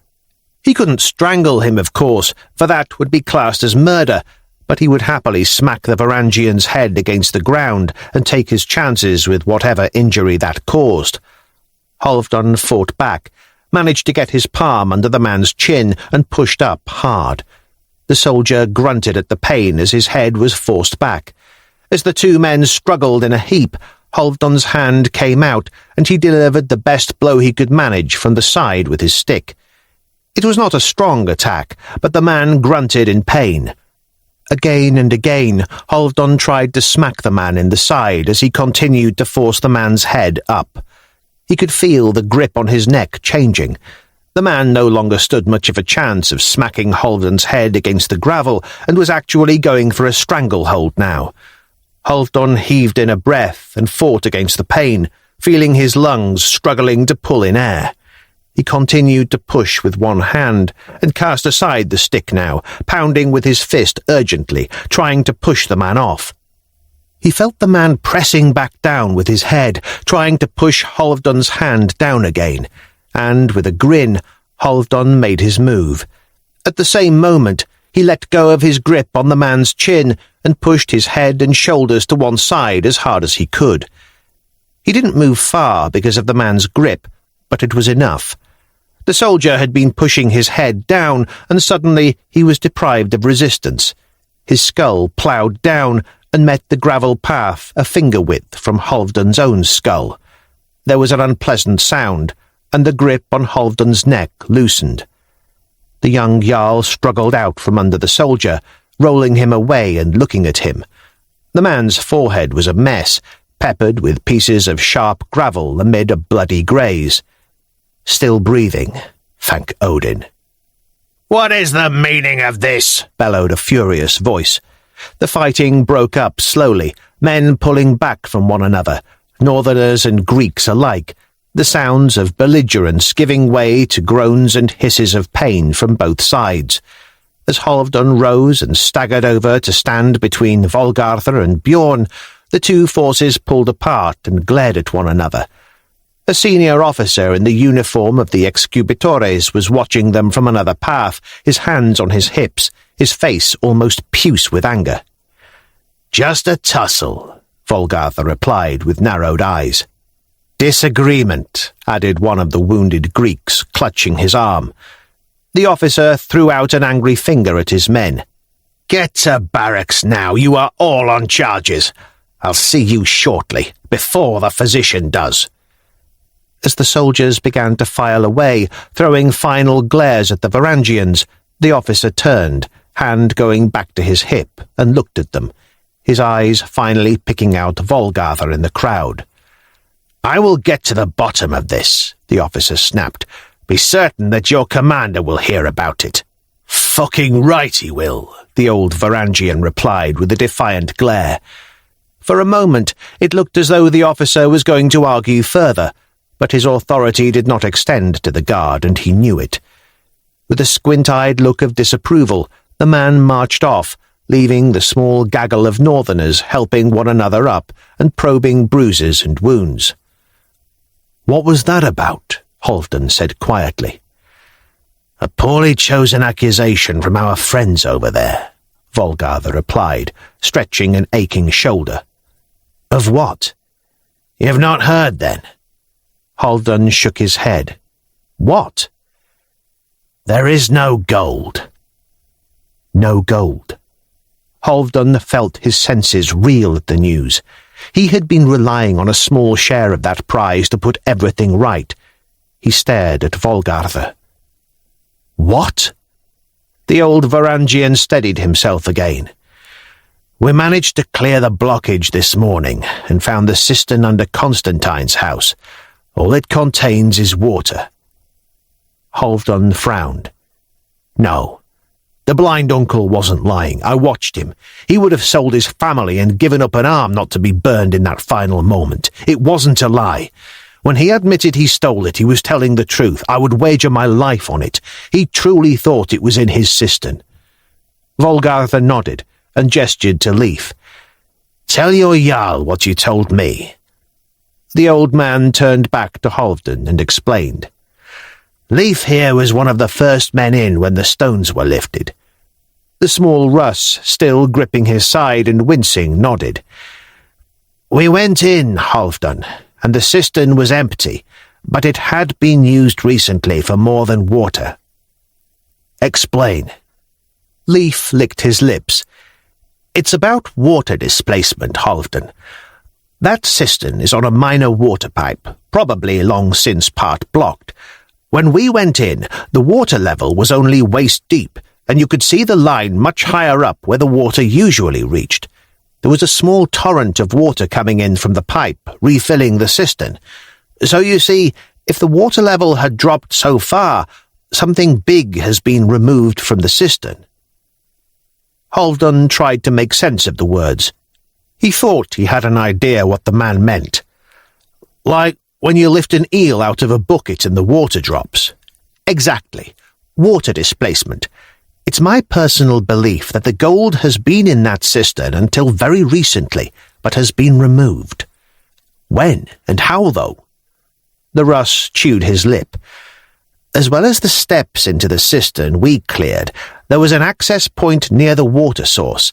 I presume it's there for maintenance. It's on the far side of the cistern and heads up to a street behind where we were clearing the house rubble. It sounds brazen, but I tell you, the water level has changed in just the last few days. That access has been opened recently. I think someone, or likely several someones, were at work in the street, shifting the gold out of the cistern even while we were digging through the rubble to get to it. Some clever bastard beat us to it and took all the gold before we got there. Halfdan stared. That really was brazen. But it can't have been the blind man's work, he said. He is away in his monastery now and with no power. I think he is watched still by the Empress's spies just in case.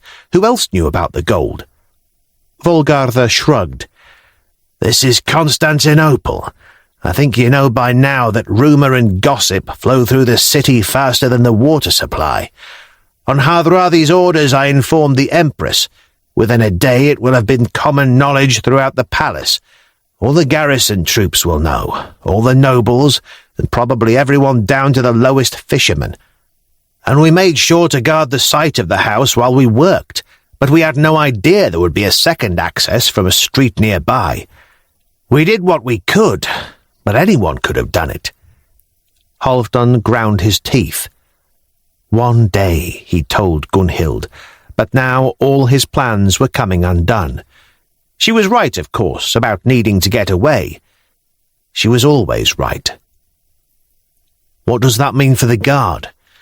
We look bad, Volgartha replied. We will be seen to have failed in our duty. Already word is spreading, as you saw by this little fight. Already the excubitores accuse us of having stolen the Empress's gold. We didn't, of course, but its recovery was our responsibility. This will be turned against us in general, and against Hardrada in particular. The new emperor, his lover, and her brother already hate Hardrada. We are heading towards more arrests, I fear, and this time we cannot reasonably deny it. Whatever our innocence, we've clearly failed. Monomachos and Skleros will use that to destroy Hardrada and remove all his supporters from the guard. We'll be working under a new Ari soon, mark my words. Halfdan sagged. He'd identified his men's problems, and he'd found a way to overcome them using a share of the gold. Now there was no gold, and so the problems were back, unsolvable.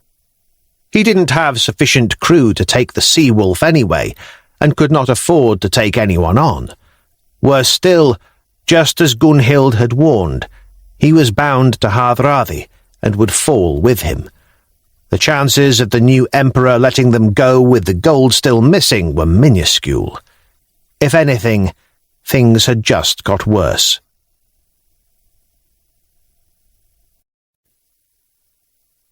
Chapter 21. I have better things to do with my time than to try and plug your sinking ship with a handful of cork, Empress of Byzantium, Gunhild said, citing the nickname of her former damned husband with no small irony.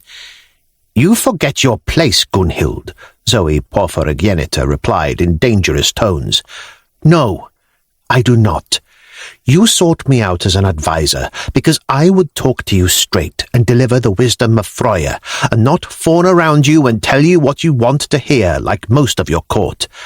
Like a certain Jarl I know, you claim to rely upon my counsel, and yet when I give it, you blindly ignore it and walk self-destructive paths regardless. I am becoming sick and tired of this whole place that saps my connection to the goddess. I do not believe that even Odin's ravens can see through the fog of self-centered complication that this city creates. I would depart, but I will not leave my friends to their fate here. You do not need my advice, Empress, since you will not follow it anyway. The Empress glared at her for a short while, then sat back and folded her arms. I am resigned to certain things, Gunhild, but I will make the best of what I have been given. What you gave yourself, corrected Gunhild, rather more harshly than she'd intended. But even as the Empress's eyes narrowed, she continued.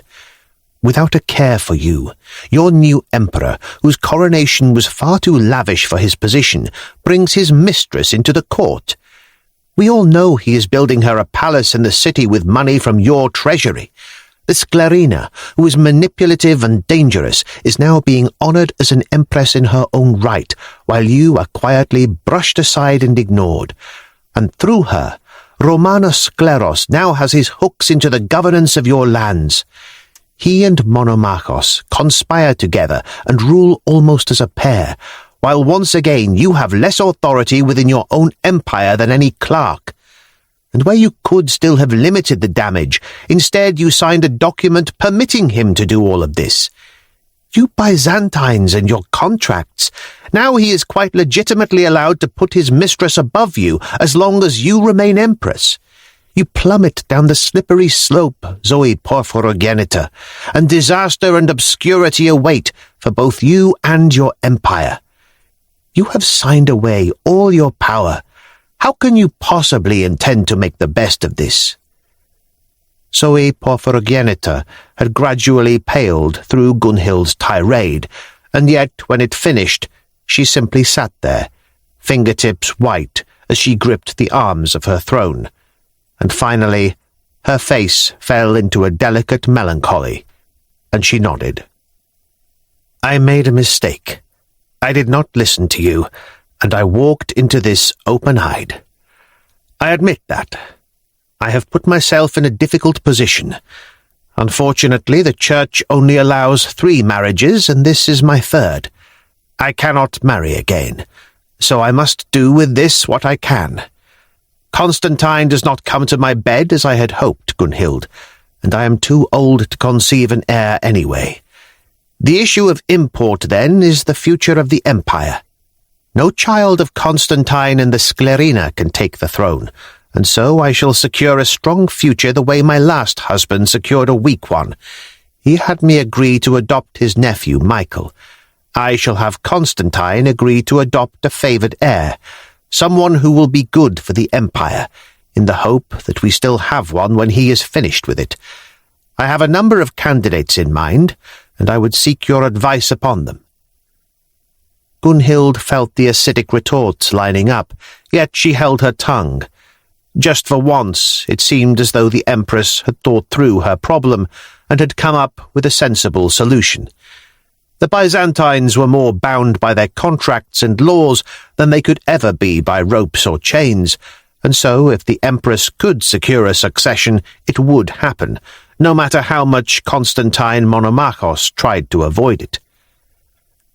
"Promise me something, Zoe of Byzantium." "What, Gunhild?" "Promise me you will select them for their manner, their mind and their heart, and not for how pretty they are." The Empress gave a sad chuckle. "That is my sole intention, and that is why I need you so closely involved in my decision-making. I give you my word that your advice in this will be heeded." A distant commotion 2 rooms away arose in the silence as the Empress's words fell away. Both women listened intently, and the 3 attendants who had been hovering at the periphery hurried towards the door. A muffled but clearly angry male voice demanding access, argument, a crack and a whimper, the thud of doors opening, and footsteps into the antechamber beyond the nearest door. "Where are my Varangians when I need them?" the Empress hissed, gesturing for the 3 servants to gather protectively in front of her. "I think you will find that is your Varangians," Gunhild said. The guard had discreet positions around the gyneconitis, where they would not interfere with the Empress's complex, but where they could be sure that no one approached the imperial rooms without consent. This could only be the guard approaching, especially from the heavy-booted footsteps. 1 man alone, but a military one. Moreover, though they had not quite been able to hear the speakers during the altercation, Gunhild had recognized the manner of the argument well enough. It came as no surprise when a eunuch burst into the room, throwing open the doors and announcing the commander of the guard in a virtual torrent of hurried syllables. He'd barely managed to get his words out before Hardrada was in behind him, all-purpose, face grave. "My dear Sigurdsson," the Empress said calmly, arranging herself a little more regally, "this is an unseemly way to approach your Empress. I assure you that had you gone through the appropriate channels, you would have been given an audience immediately." Hardrada came to a halt, and his gaze slid to Gunhild. For once, he did not smile, but he did nod his deference to her, before turning back to the Empress and folding his arms. "Your Imperial Majesty. My husband continues to plague you, I presume." "The Emperor seeks little less than my head on a platter, Empress, but that is a matter I intend to pursue directly with him in due course." Gunhild winced. The man's tone suggested violence. She had images of Hardrada and Monomachos involved in Holmgang, a legal dispute taken to its ultimate end in a ring, with axes bared and only 1 survivor. She would not put it past Hardrada to try such a thing, and by northern law, rank was no protection from such a duel, though she could hardly imagine Constantine Monomachos, that weak, avaricious cowpat of a man, accepting such a thing, since the Varangian would carve him to pieces in moments. Still, the commander's blood was up. It was a good job she had taken that pouch of powders from him. There was no telling what the bear might have done with no restrictions upon his will. "I can only wish you luck with my husband, Sigurdsson," the Empress sighed. "Had I any influence, I would try to help you, but I am fighting to maintain a hand on the tiller of empire myself. Ask of me anything else, and I will see what I can do." The commander nodded, his expression still flat. "Good Majesty. Because I had no intention of seeking your intervention. I understand your position, for all it grieves me that you have brought yourself to this place. I came to Miklogartha, to Constantinople, to serve you, as you know. I gave you my oath before any emperor, and yet you continue to provide obstacles for me to overcome, merely to stand by your side." The Empress's face darkened for a moment, but her eyes slid to Gunhild, who had said something very similar only just before. She sighed. "I am weak sometimes, Sigurdsson. What can I do for you, then?" Hardrada straightened, his eyes dipping to one side for only a moment, then back to meet the Empress's gaze directly. "I ask only one thing of you, Empress of Byzantium. Give me Gunhild." The Empress sat still and silent for a moment, surprised. Gunhild chided herself. She should have seen something like this coming. The fool had been nagging at her for months now, had been hovering outside her door. He had wheedled and pleaded, demanded and asked. She had denied him at every turn.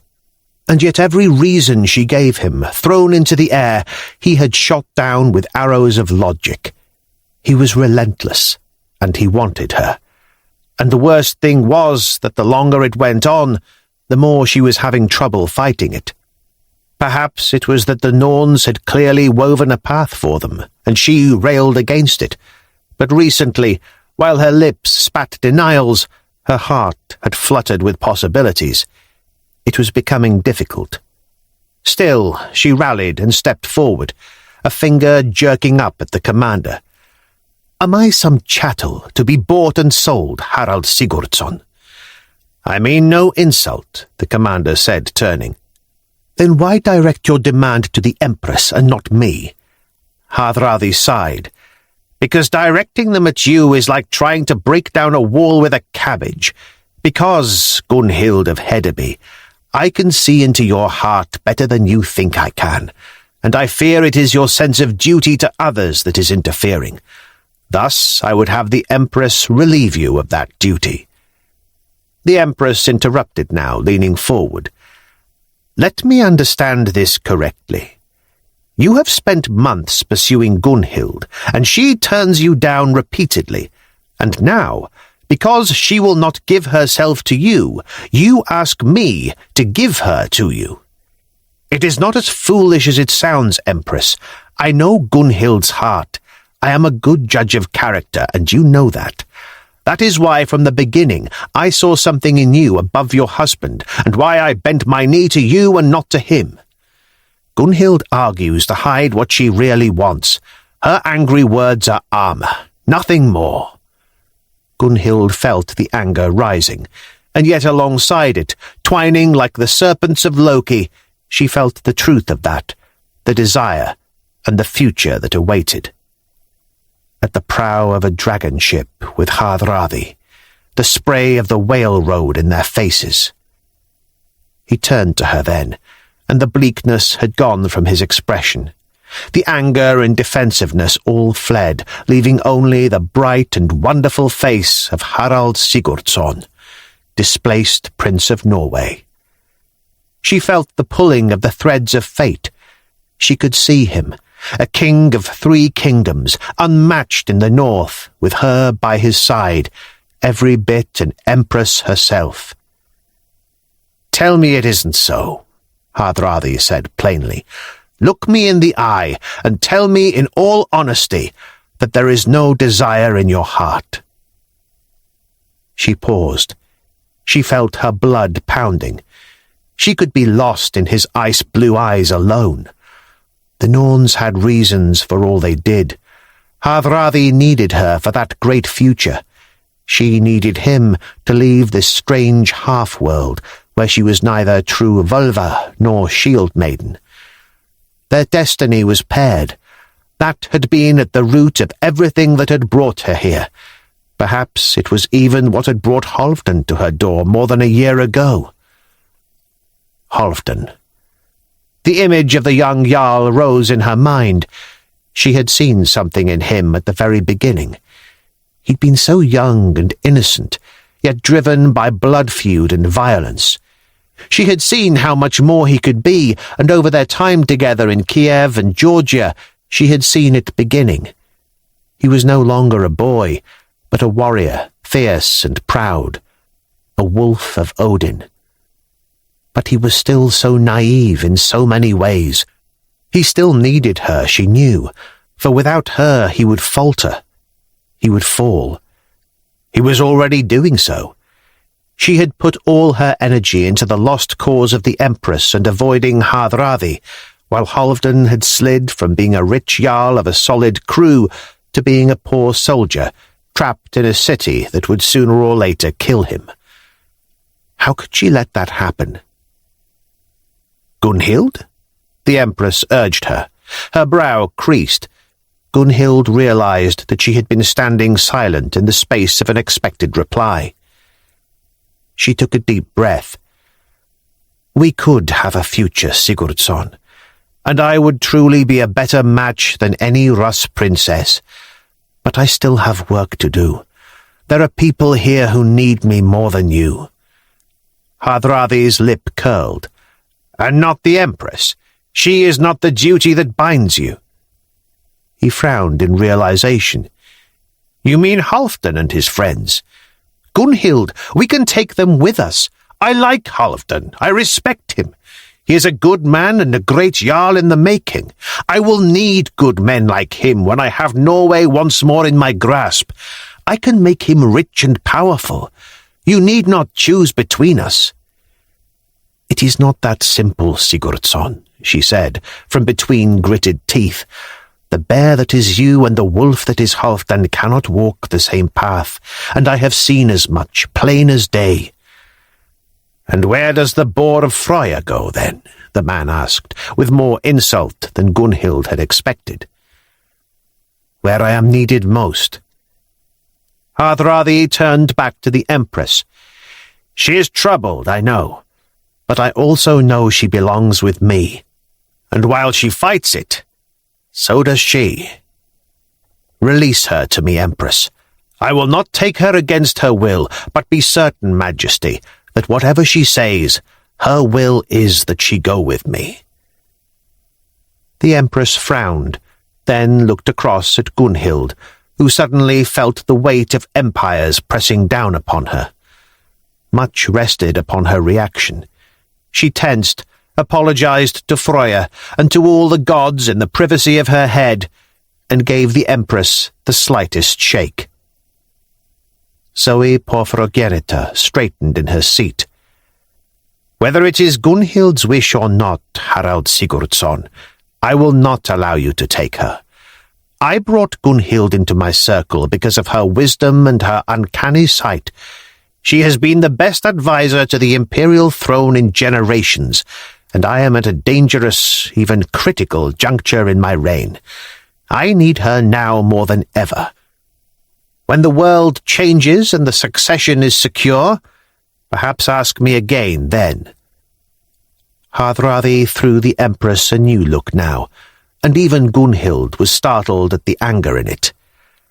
"I have been your man since the start, Zoe Porphyrogenita, Empress of Byzantium.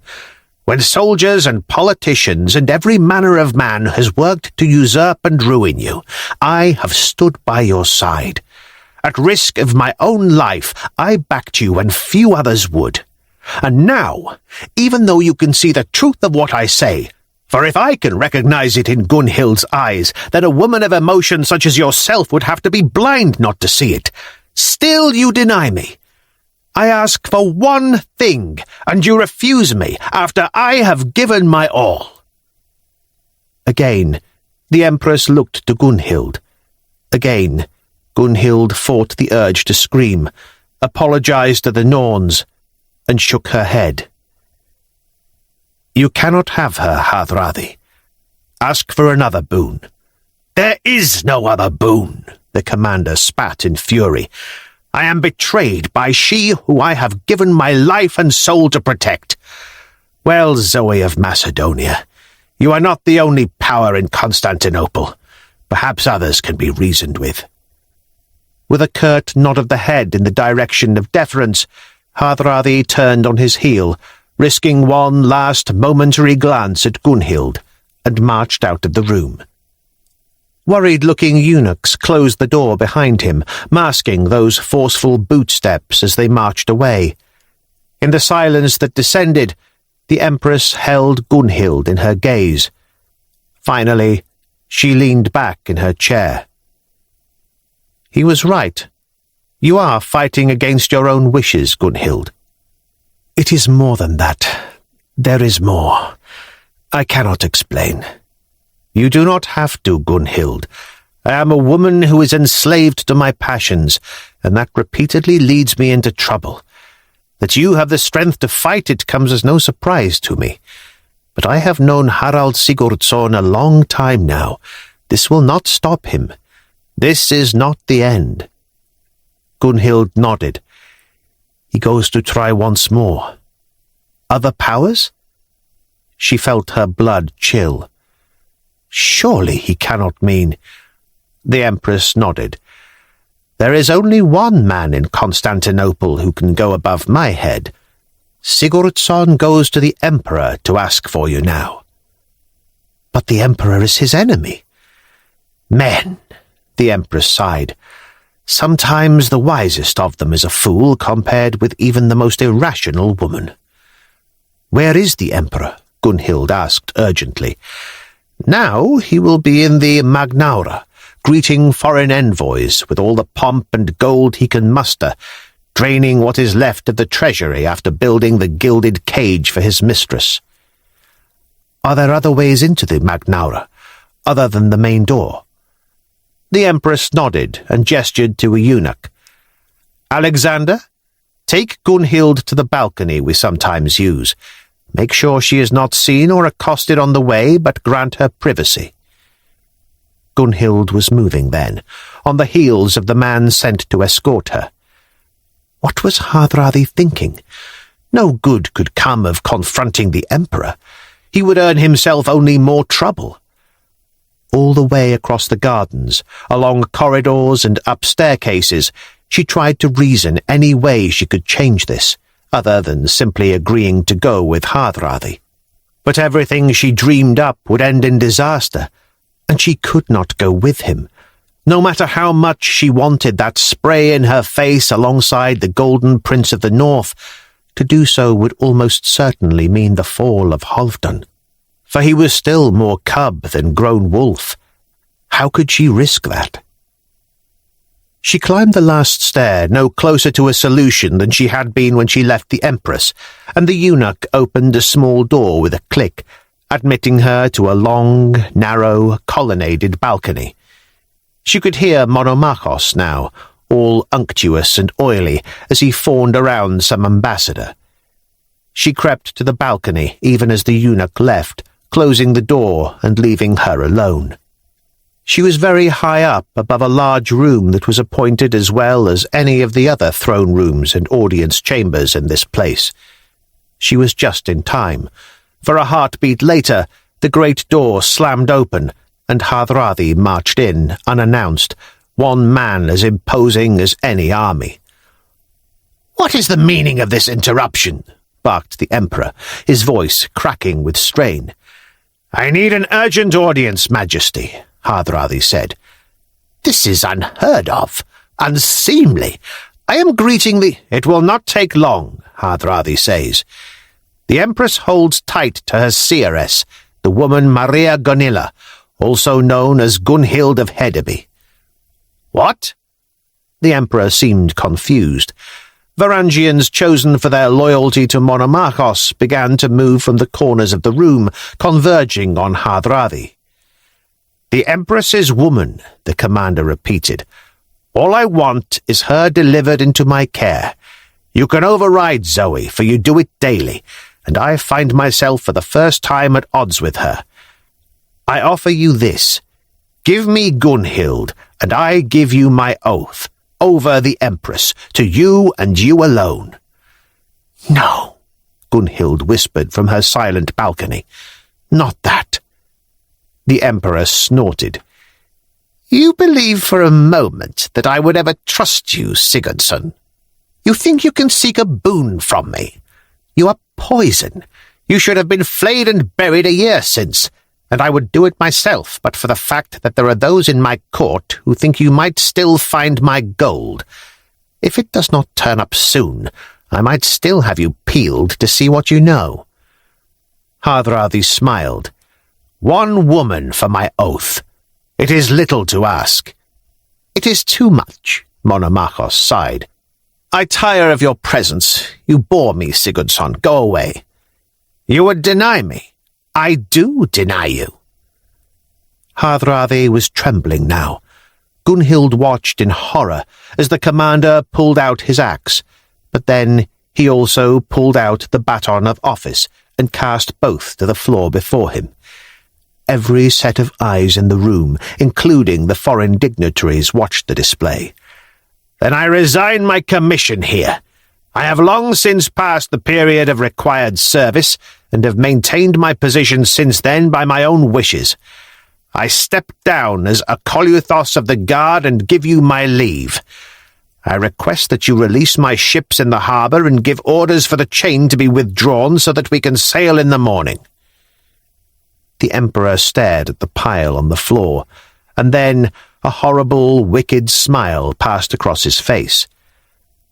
"While I am more than happy to accept your demotion, Sigurdsson, I do not release you from service. There is still the matter of more than 5,000 pounds of missing gold, for which I continue to hold you responsible.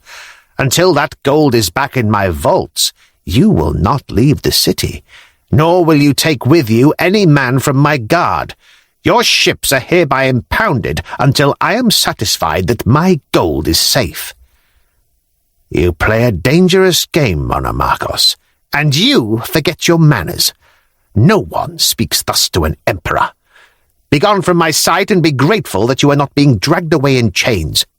If my gold does not turn up, or it turns up in your purse, I shall be merciless. Now get out of my palace, Sigurdsson."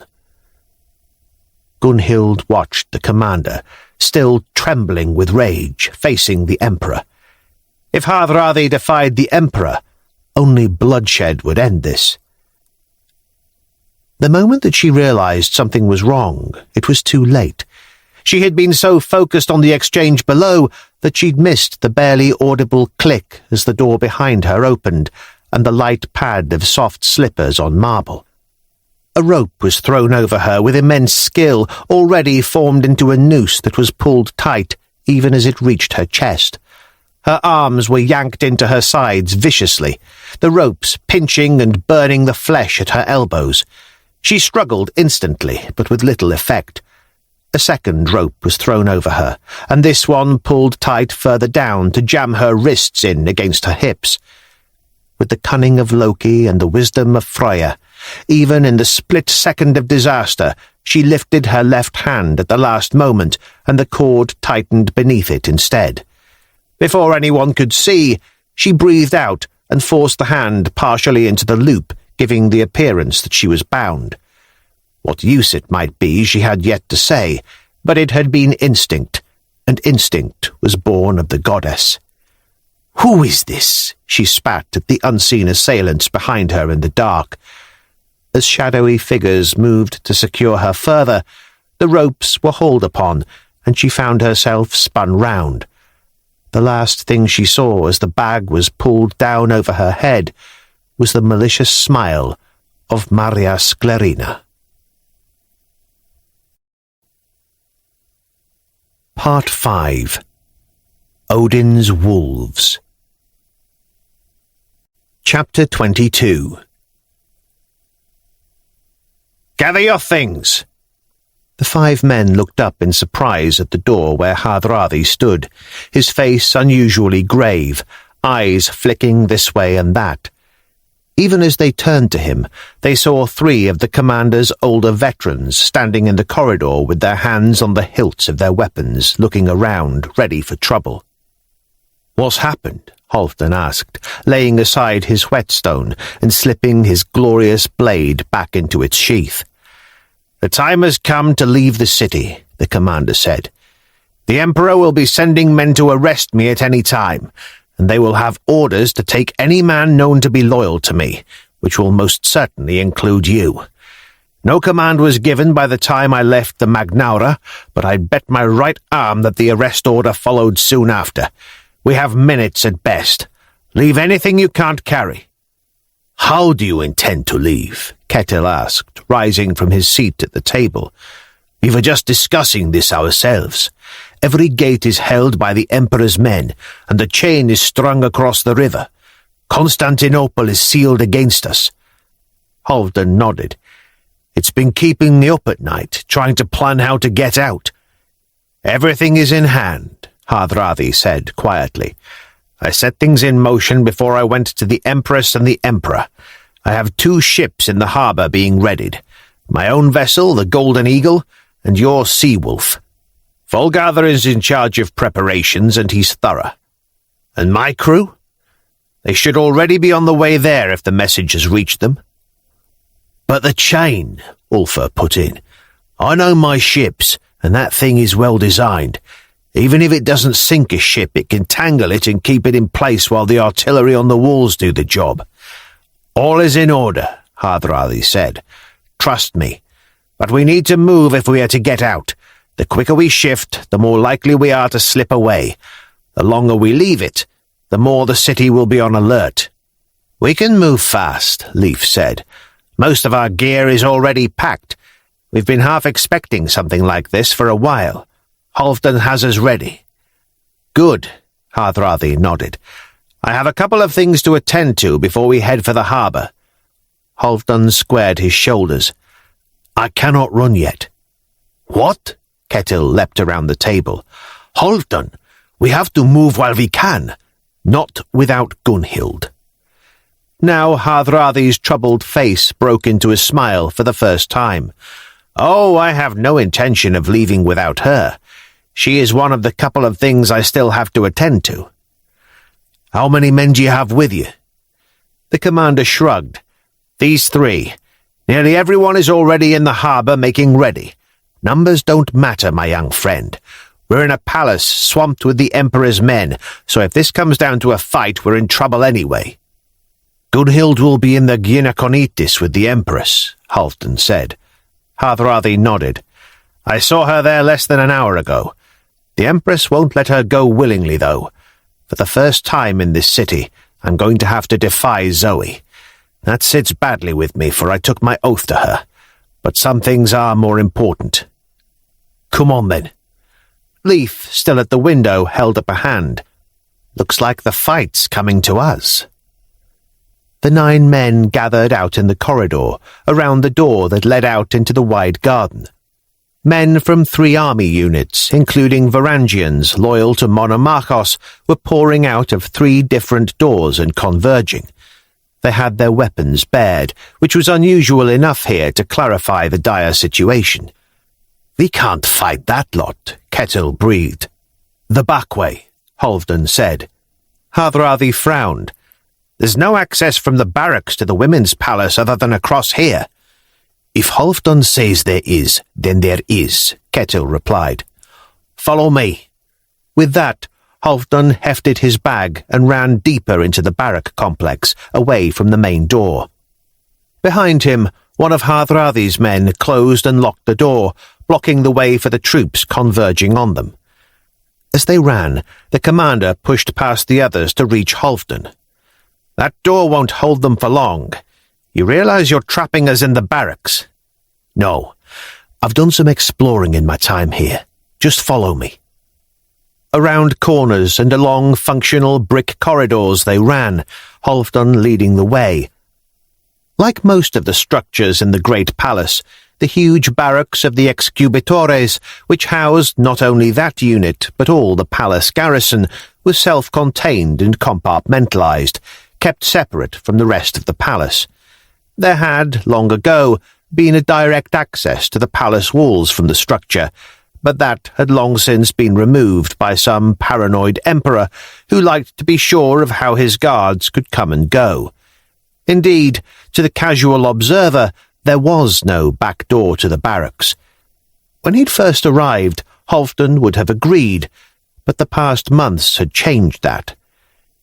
He'd spent weeks before the riots wandering the corridors and looking for groups of the Sea-Wolf crew Ari might have locked away somewhere, and more recently several sleepless nights wandering them again, frustrated as he worked through their problem, trying to find a solution and failing dismally.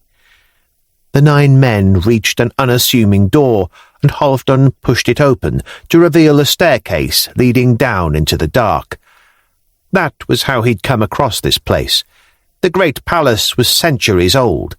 The building they use today was largely constructed on top of great vaulted corridors far older than their superstructures. Most of these corridors were largely the domain of the nameless and ignored palace servants, and miles of corridors were clearly never even used. Such was the case with this section. The door had been forgotten about for so long that it had taken some work to drag it open.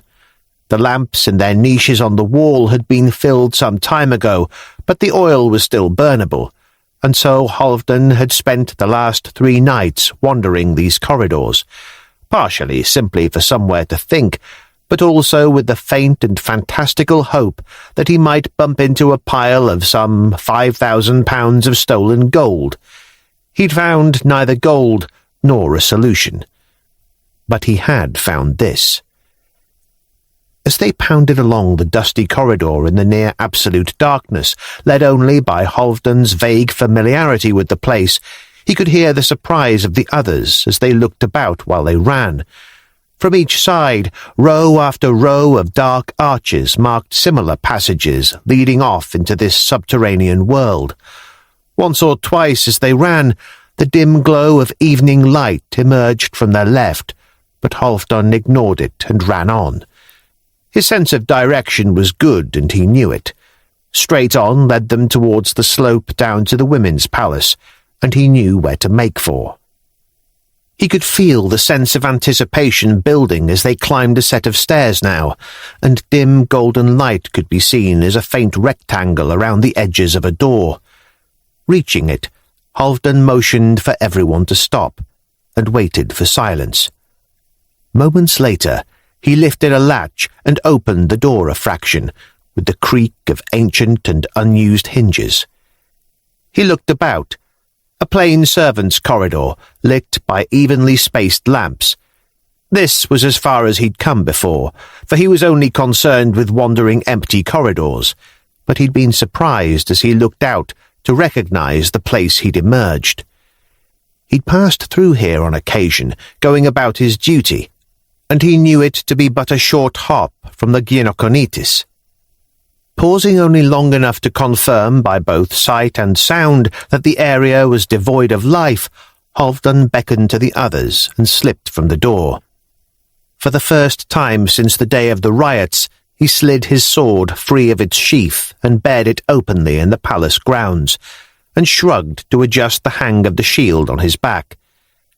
Behind him, as they emerged, the others similarly gripped their shields and brandished axes and swords. Along the colonnaded hall, Halfdan made for the exit to the peristyle garden of the lions with its lifelike statues, and emerged into the evening light with a touch of relief. Relief that was short-lived. The night was quiet and balmy. A world that had spent the day seared by the sun and was sighing its ease as the evening drew in. But above the sounds of the palace gardens near dusk, they could hear the distant shouts of alarm and danger as the various guard units searched the massive complex for them. The great palace was enormous, and it would take time to locate them. But some places would surely be searched first, and the women's palace was one of them. They had to move quickly. Worse thoughts came with the realization that every step they took towards Gunhild took them further from the ships. With the others at his back, Halfdan scurried across the gardens. Once again, Hardrada was leading the way with him, a sense of urgency about the man more profound than Halfdan had seen before. It seemed that Gunhild was of as much importance to the commander as she was to her friends. As they rounded another corner, Halfdan instinctively ducked back, grabbing Hardrada and pulling him in as the others stumbled to a halt. Without a question, the commander joined him in leaning slowly against the corner once more and peering around it. 2 guards stood at the main entrance to the Gynochonitis, both wearing the bright uniform of the excubitores. Halfdan turned and noted with satisfaction that Ketil, in the rush to leave their barracks, had not forgotten his bow. The weapon was slung across his shoulder, and his quiver bounced along at his side. Halfdan tried to mime guard at him, and then held up 2 fingers and pointed at the bow on the man's shoulders. Ketil nodded and removed the weapon, testing the string and then unfastening the cover of his quiver.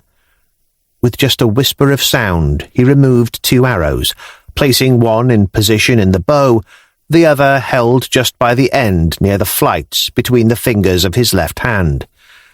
The giant Icelander moved forward to where the 2 commanders were and looked past them round the corner. He frowned, nodded, and then motioned for them to stand back.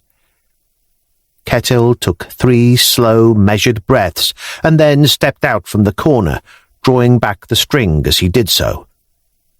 Halfdan was impressed, even knowing Ketil as he did, but Hardrada stared wide-eyed as the Icelander took his shots. Without the time to aim, the first one still thudded directly into a guard's windpipe, throwing him back against the wall, dead even as he stared in horror at his killer. The second guard started with shock, his sword coming up, turning this way and that to try and locate the archer.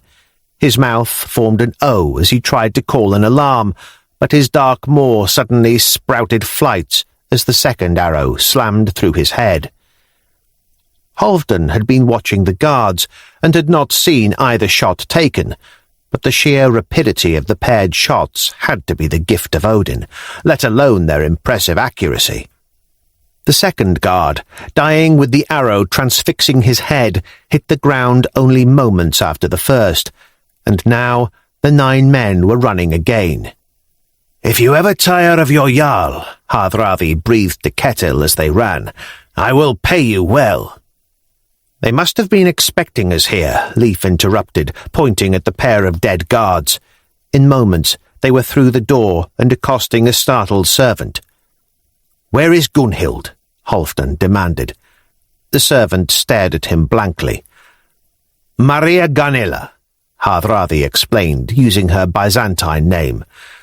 The servant continued to frown. Finally, she shrugged. "She has not come back." "From where?" Before the servant could answer, the door ahead opened and Anna came scurrying out into the vestibule.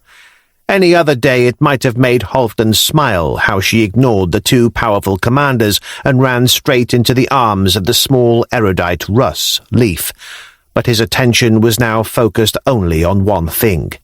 "Where is Gunhild?" he demanded again, this time of Anna. The maid's eyes were puffy and red from recent tears. "She has gone." "Gone? Gone where?" snapped Hardrada. "She followed you to the Emperor," Anna said, then turned and called to one of the eunuchs, who bore the red mark of a fresh slap on the side of his face and a terrified expression. "Tell them."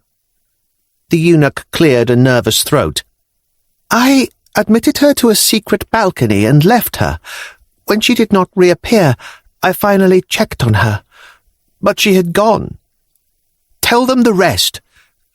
I do not know who took her, masters, but Romanus Skleros and his sister were in the complex with a small armed group." Hardrada turned to Halfdan. "Skleros has taken her. The man is self-important, but not stupid enough to kidnap a courtier from the palace without the Emperor's knowledge. That means that wherever Gunhild is, she will be close to the Emperor and Skleros both. Somewhere in the main palace, then. She is valuable to them, sadly, because she is valuable to me." Halfdan pursed his lips. "When this is done, there will be decisions to be made, Hardrada. Gunhild is the heart of the Sea-Wolf." The commander gave him a level look. "She is her own woman, and it will be her choice, Halfdan. You cannot stop that any more than I can. But I tell you now that her destiny lies with me." "Can we just make sure that her destiny doesn't lie with Monomarchos?" Leif said, leaning in between the pair. Hardrada and Halfdan continued to look at one another in silence, but then both nodded. "Well said." "Where do we start?" Halfdan asked. "There are plenty of places she could be kept," Hardrada replied, "but that depends on how dangerous they think she is." Halfdan didn't have to think long. Very dangerous. She helped bring down an emperor. She freed you from prison more or less single-handed. She warned against Monomachos, and the Sklarina knows her personally. She, most of all, will be aware of just how dangerous Gunhild can be. And she won't be kept in imperial apartments anywhere. It'll be somewhere secure. My guess would be the Lazarus Gate. Halfdan frowned. Where the Emperor took ship? Why there? Because there's a place built into the walls nearby that houses a very specialized unit of the Imperial garrison. Specialized? Let's just say the walls are thick and it's a long way from anywhere important, so the screaming won't bother anyone. Halfdan felt a pinch of panic then. Torture? We need to move fast then. But what about the Empress? Hardrada's expression hardened. The Empress is no longer my concern, nor yours. When she gave all her power to our enemy and then denied me, she nullified any oath I took. Gunhild is the important one now. Come on. As they turned, Leif reached out and cupped Anna's chin with his free hand. You must go. You're not safe with me. I love you, woman, but I can't put you in danger. You're more stupid than most, Russ, if you think I'm leaving you. Leif huffed and looked to Halfdan, who nodded with a smile. He turned back to Anna. All right, but be sensible. Find your way out of the palace and head for the harbour. Look for the Sea-Wolf. I'll meet you there. Anna looked as though she might argue for a moment, but nodded, hitched up her dress hem and hurried away. With Hardrada leading the way, the 9 men burst from the women's palace and charged across the lawns. One of the many smaller walls that cut the palace into manageable pieces crossed the hill before them, and a small group of soldiers was in evidence even from a distance, falling in to defend the building. The 9 Varangians stumbled to a halt and ducked behind a small stand of decorative trees. They're sealing the place off piece by piece as they search for us, the commander said. We have to deal with them. But when we do, we can't do it silently this time. No matter how quick we are, there will be noise, and the warning will go up. Then we must manage to stay a step ahead of them all the time, Halfdan said. It's you they're searching for, he added. Yes, I know. Take your 3 men. March straight across the path to them at a steady pace. Keep their attention. We'll take them in the flank. Hardrada sucked his lip, then nodded. Be quick. Halfdan gestured to the others, and they rounded the trees. Quietly and quickly, the young Jarl reminded them, like the buzzard hovering above the trees and then swooping for the kill. With nods, they followed him as he angled out around a delicate marble fountain that gurgled and splashed, and then reached one of the many avenues of cypresses that crossed the imperial gardens. At the far end of the line, the trees came within 10 feet of the gate and the soldiers that guarded it. With Leif setting the pace, he having the shortest legs, the 5 of them ran, keeping the trees between them and the waiting soldiers. It was not long before Hardrada was seen, as they could all tell from the shouting at the gate. An aristocratic Greek voice demanded that the commander halt. They heard Hardrada reply, telling them to stand down and let him through, that he was still the commander of the Varangians. A sneering voice reminded him that his baton of office lay on the floor in front of the emperor, and Hardrada slipped into an easy tone, soldier to soldier. They had slowed as they approached, and Halfdan and his friends were past them now, running ahead, praying to Odin that the commander could keep the men talking and sufficiently distracted that they didn't hear the second group of warriors approaching unseen behind the trees. The dialogue broke down quickly, even though Halfdan didn't hear the cause as they ran. All he heard now was shouting from the guards, more and more urgent demands that Hardrada stop, while the commander continued to address them in a calm manner, the gravel crunching as he disobeyed them and continued to approach. Even as they closed, Halfdan slowed, reaching the end of the line of cypresses. The 5 of them, weapons out, settled behind trees, watching. Each man motioned to identify which of the men he would take on, and Halfdan finally pulled his shield from his back and settled it in his grip, sword in the other hand. With a nod, he burst from the trees, running at high speed. The 24 men now gathered at the gate turned in shock at the sudden assault. Unsure what was happening, the officer in charge issued no orders, and so, as a unit, each of them turned to face the new threat.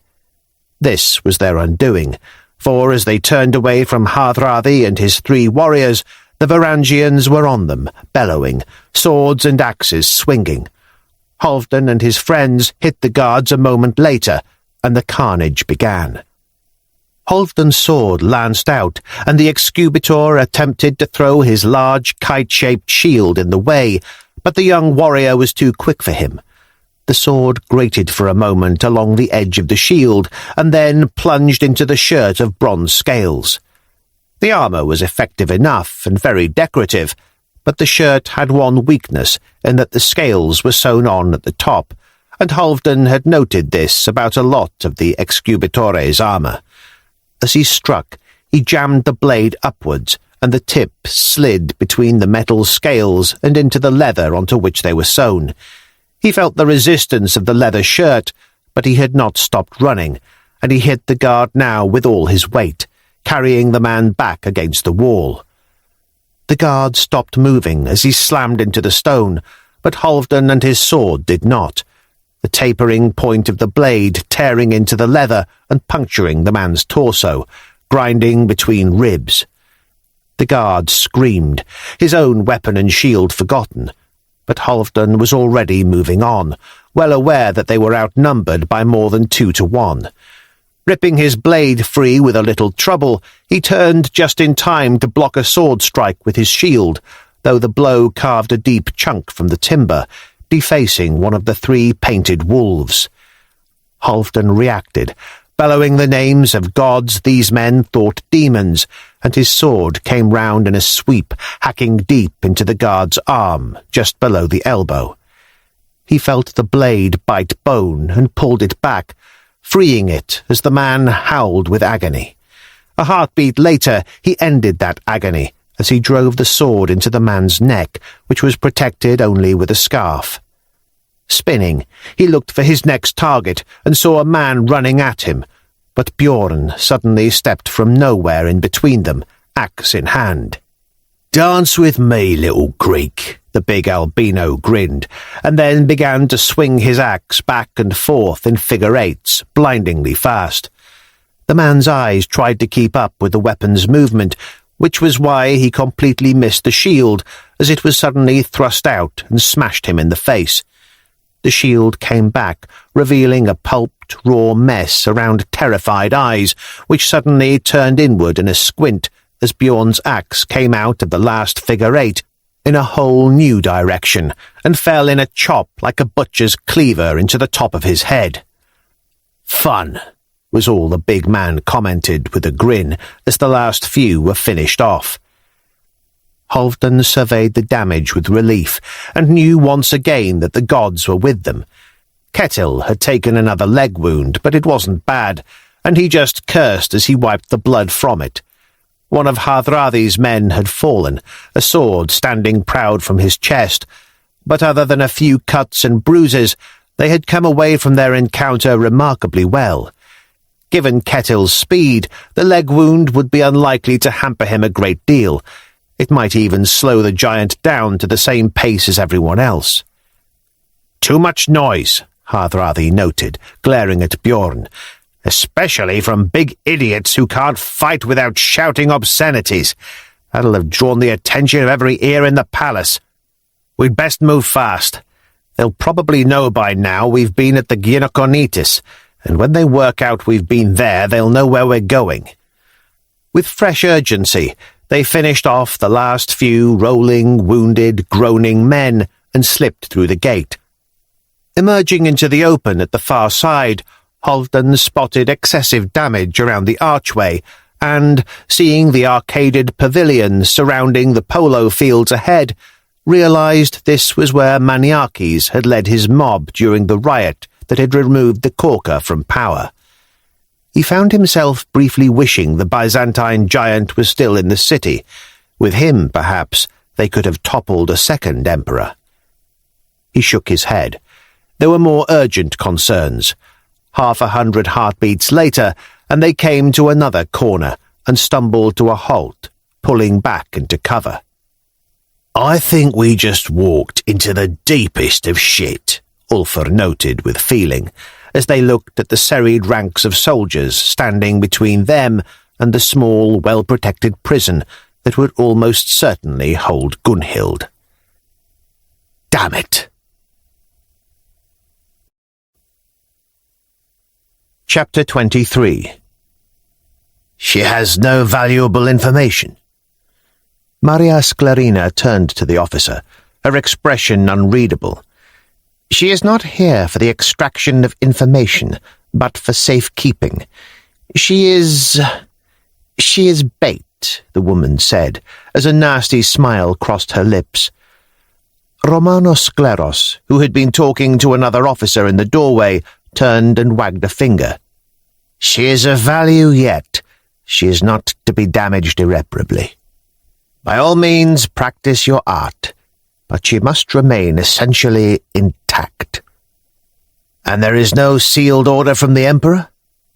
"An order from me is as good as one from Monomachos," Skleros said darkly, hinting at unpleasant things in the officer's future if he continued to argue.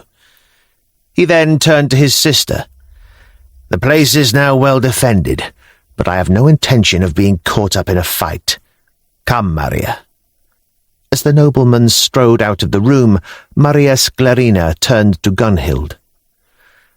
"When you first arrived in this city, before you came to the attention of that hag of an empress, I came to you. You told me only destruction awaited me, and you refused me. Refused to help me solve a problem with my love and an Alani princess. You should never have denied me, Maria Ganilla. I knew even then that Constantine would wear the crown, and yet you helped the Maniakes bitch while shunning me." Gunhild, standing in the corner, unarmed and alone, shrugged a careless, if difficult, shrug.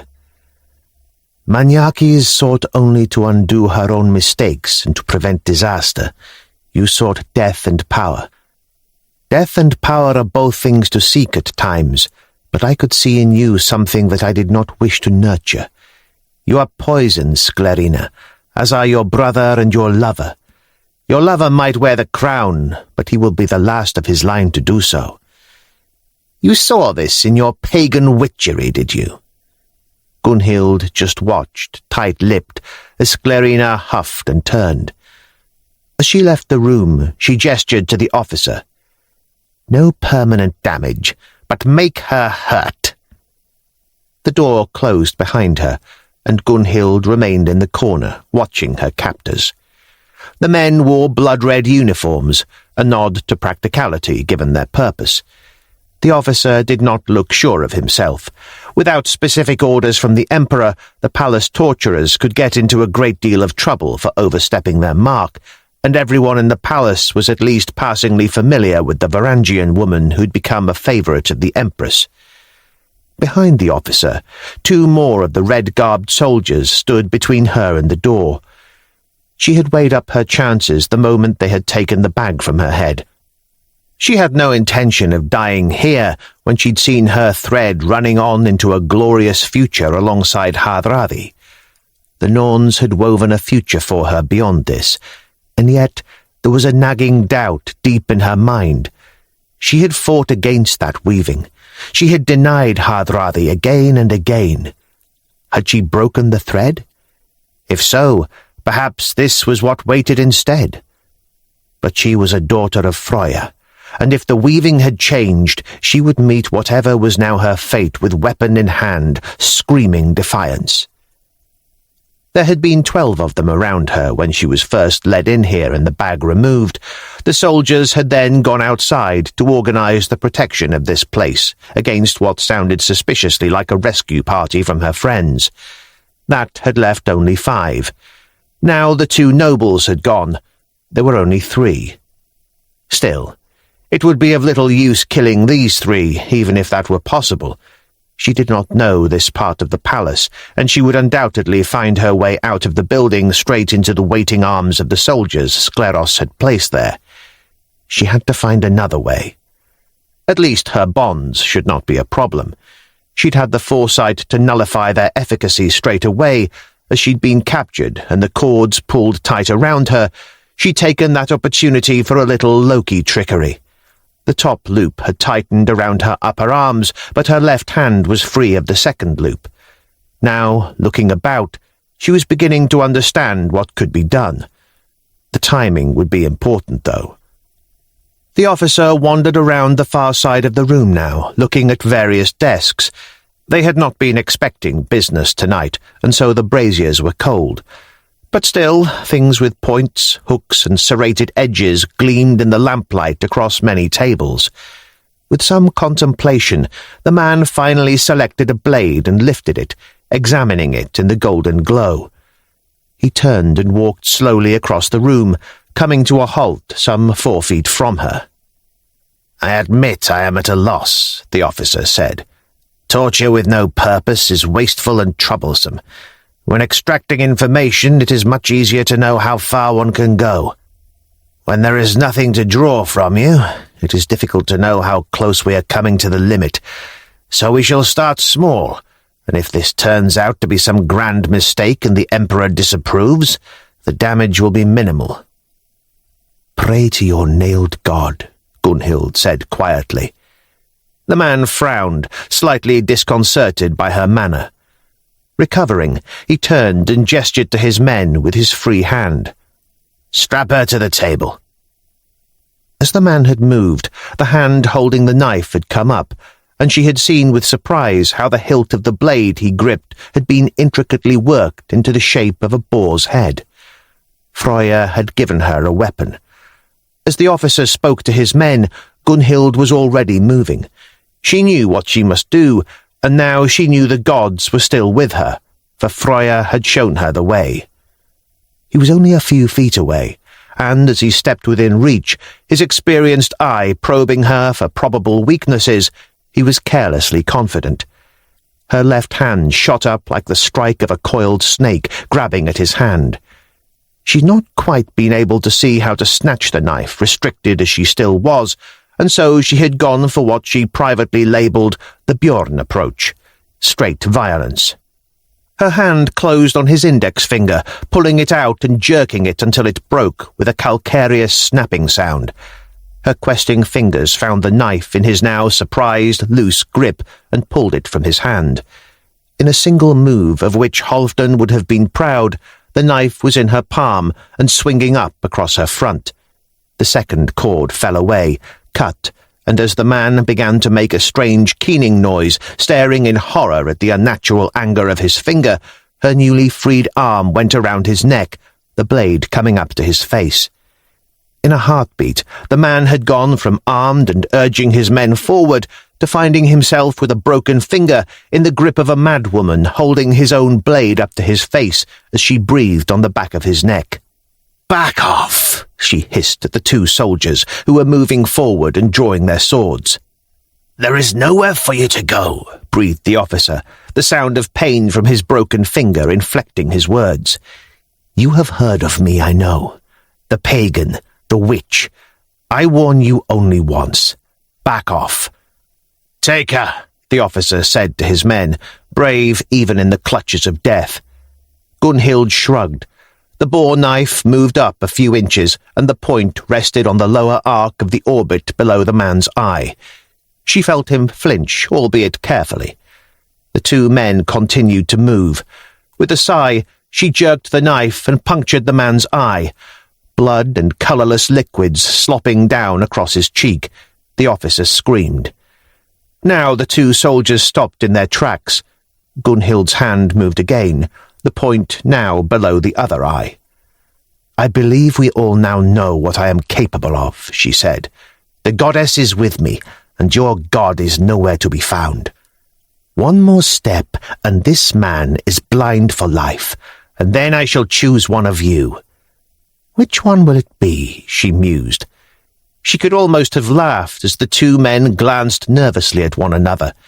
The officer in her arms had devolved into terrified whimpering now. Finally, in strained tones, he spoke. "What do you want?" "We are going for a short walk. Your two men will lay down their swords, open the door for me, and then shut themselves in, staying inside and remaining silent. If they do so, they will go home to their wives tonight intact, and you will retain one good eye. I trust we all understand?" "Drop your weapons," the officer said. The two men hesitated, and Gunhild put a little pressure on the knife, digging into the eyelid. "Do it now!" the man in her arms yelped, and two swords clattered to the floor a moment later. She nodded at the door, and one of the officers crossed to it and pulled it open. She could see a dim, torchlit corridor beyond. Silently, she cursed herself for not having had the wherewithal to count the paces and turns on her way here with the bag over her head. Still, she might not want to go back out the same way anyway. A large force of soldiers was out there somewhere. "Where is my staff?" "What?" The blade's pressure increased again. "I don't know what you're talking about," the man gasped in a panicked tone. "I was told nothing about a staff." Damn it!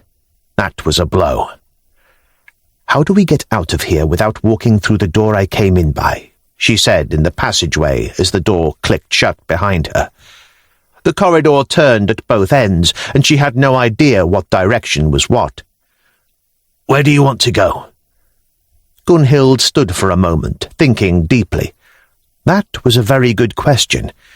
She needed to find the others, but they had to be nearby if the guards were being assembled outside to stop them. She needed to be somewhere her friends could see her. An image of the day they had chased down Ari Karsten leapt to mind suddenly, and she smiled. Freya truly was walking with her this evening. The north wall of the palace was where Ari had left from, for it was the easiest point and the least likely to be observed, and the wall would make her visible too. "There will be stairs up to the sea wall somewhere," she said. "Where?" "Turn left," the officer said, breathing shallowly, trying not to move too sharply. "You will let me go?" "You will live, and you will keep your eye as long as you do what I tell you." They were moving now along the corridor.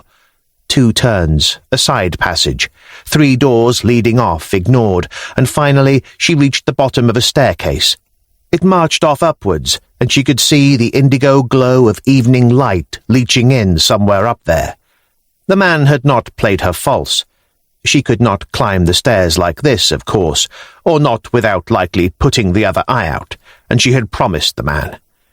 In a swift move, she withdrew the knife from his cheek and smashed the boar-head pommel into his temple hard. The officer folded up in an instant with a sigh and collapsed to the flagged floor at the bottom of the stairs. Mourning the loss of her staff, but grateful for the goddess's knife and the continued presence of the all-important pouch at her belt, she climbed the stairs 2 at a time. The exit at the top, a simple brick arch with no door, led out onto the sea walls that surrounded both palace and city. Normally, guards would patrol sporadically in times of peace. This part of the palace was rarely in any danger and was far from important, and Halfdan had complained more than once when Ari had assigned him here near the polo fields and the horse manure. She reached the arch and ducked her head halfway out, looking this way and that. She could see a small group of men, Varangians almost certainly, along the wall some way to the north, but nothing to the south. This area was clear, though the wall was punctuated with regular towers, and so the prospect of men arriving unexpectedly could not be ruled out. Still, she knew what she needed to do. A few paces back, and she looked down at the small building projecting from the wall's inner face, into which she had been led. Of the Sklerina and her brother she could see no sign, but in excess of 100 armed and armoured soldiers stood outside in lines protecting the building. At least Halfdan wasn't dead then. She closed her eyes, could feel the goddess properly for the first time in weeks. She reached down to the pouch at her belt and undid it, dipping 2 fingers into the contents and then fastening it once more. With a deep breath, she drew 2 lines of powder down her face from her hairline to her chin, and then licked her lips, tasting the bittersweet gift of the goddess. She began to hum gently under her breath. This was not the time nor the place for the song, but she could feel it now, the savour at work. She kept her eyes closed, looking this way and that still, relying upon the eyes of the goddess instead of her own. A slow smile spread across her face as she stopped humming. She opened her eyes. There were just a few of them. She could see them lurking among trees beyond the army that awaited, figures gleaming in the shadows. Their armour was glittering gold in the last light of the setting sun, which dropped into the Propontis Sea behind them. She needed their attention. If they charged that army, they would all die. She dug in the pouches that remained at her belt. The 3 tips for her staff were still there, the stone, the image of Freya, and the spearhead, as well as some coins and the compound, but nothing she could use to signal her friends. Then a thought struck her. Lifting the knife in her hand, she looked at it. The blade was perfect and unmarked, albeit covered in unspeakable matter right now, and she wiped it on her dress a few times, and then lifted it once more. Now it gleamed silver. Holding it at chin height, she kept her eyes on her lurking friends as she slowly changed the angle of the knife until it caught the golden rays of the sinking sun and flashed them back. The dancing speck of light she created flitted about among the hidden figures. She couldn't see in enough detail to notice if one had looked up, but after a dozen heartbeats, the men began to move off to their left among the trees, away from the waiting force. The beauty of the great palace was that, though it contained many open spaces and great gardens, hardly any part of it was not divided up with arcades of columns and arches, low walls, avenues of neatly clipped trees, delicate hedges, or the gleaming windowed walls of the numerous pavilions and minor palace structures. As such, it was remarkably easy for a small party to move about without being easily observed. Gunhild remained in place, though she hunched close to the wall now to minimize her chances of being spotted by anyone else. From time to time, she lost track of where her friends were, but she knew where they were going, so it never took long before she caught sight of them once more. At one point, shouting drew her attention, and she looked back to where they had been lurking when she'd first spotted them, only to see another group of the Emperor's soldiers there, calling to the men guarding the torturers' barracks. Soon, someone would go inside, or those guards would come out, and havoc would ensue. She saw her friends again then, already past the torturers' barracks and making for one of the towers in the wall, the next one along. Stepping back and straightening, she waved one arm, and as a figure down there waved back, she was surprised to see the golden-haired figure of Hardrada along with her friends. She was running now, making for the tower. In that moment, the world exploded into activity. Someone had discovered she'd gone from the building, and the soldiers gathering were in chaos, groups shouting questions and demands at one another. Those distant figures on the wall were running towards her now. The alarm was going up all over the place, for Hardrada could not be allowed to flee the Emperor's clutches. Gunhild reached the next tower and pulled open the door. She was surprised as the doorway revealed the shape of a soldier running up onto the wall, but the man was as stunned as she was when the door was torn from his grip and a woman stood in front of him. Before he could recover or decide what to do, she leapt, stabbing with the boar blade, ramming it into his neck, the only unprotected flesh she could see. She pulled the blade back out at an angle through the side of his neck and was rewarded with a fountain of rich blood that sprayed from the wound across her arm and knife. As she pushed the horrified soldier aside and ran past, blood spattered all across her, and she had to blink it out of her eyes as she hurtled for the stairs. She could hear the sound of some sort of struggle below and pounded down the steps. Fortunately, the arrival of the others at the bottom of the tower had drawn any other guards that way, and so she emerged onto the ground floor unhindered. A struggle was taking place in the doorway. The men in the tower were outnumbered by her friends outside, but the single doorway was easy to defend. Gripping her knife tight, she leapt across the room and stabbed the nearest guard in the thigh from behind, just below his metal-plated shirt. He screamed and fell to one side as she grabbed the next man and pulled. He fell back with a cry, and the two of them staggered across the room together. The last man at the door lurched away, his head pulped and mangled, blood sheeting down him, and Bjorn, roaring, stepped into the room. As the wolves finished off the men in the doorway, Hardrada barreled across the chamber and pulled the man away from Gunhild, gutting him swiftly and efficiently. "God in heaven, but it's good to see you," the commander said. Gunhild simply nodded. As the others came in and slammed the tower door behind them, Halfdan looked at her with a relieved smile. "It had to be you signalling, Gunhild. But what now?" "To the ships," Hardrada said flatly. "But how? We're in a palace being searched." Gunhild pointed up the stairs. "The north wall. It's where Ari went over. It's the best place." The commander nodded. "Good. We'll do that. Come on." Gunhild blinked in surprise as Hardrada's free hand clamped around her wrist and spun her around, dragging her towards the stairs. "Come on," he bellowed. "Time's pressing." The commander pulled her onto the stairs, and she had to run to keep up. She felt she should be fighting to free herself from his grip, and yet somehow she didn't. He was leading her where she needed to go anyway. The others were close behind, running up the stairs. Through the next floor they ran, and on up more stairs, until they saw the purple light in the archway ahead, and the body of the bloody guard on the floor inside it. Hardrada threw her a strange look as they burst past the corpse, for which only she could be responsible, and then suddenly they were out on the wall. Gunhild felt her heart stutter for a moment. Men were flooding along the parapet, and the nearest were already on them. A soldier made to grab her, and she was about to jam the knife in him when she was suddenly pulled away again by the wrist as Hardrada yanked her out of danger. They skittered back along the wall walk, and the soldiers moved after them, but were suddenly battered aside as Bjorn emerged from the doorway, bellowing oaths to Odin and something about arses, and smashed his axes into one of the gathered soldiers. Gunhild finally pulled her hand free of the commander's grip, but as she turned to go and help the others, she realized immediately how hopeless that was. A growing force of men now stood between the two of them and the rest of the wolves.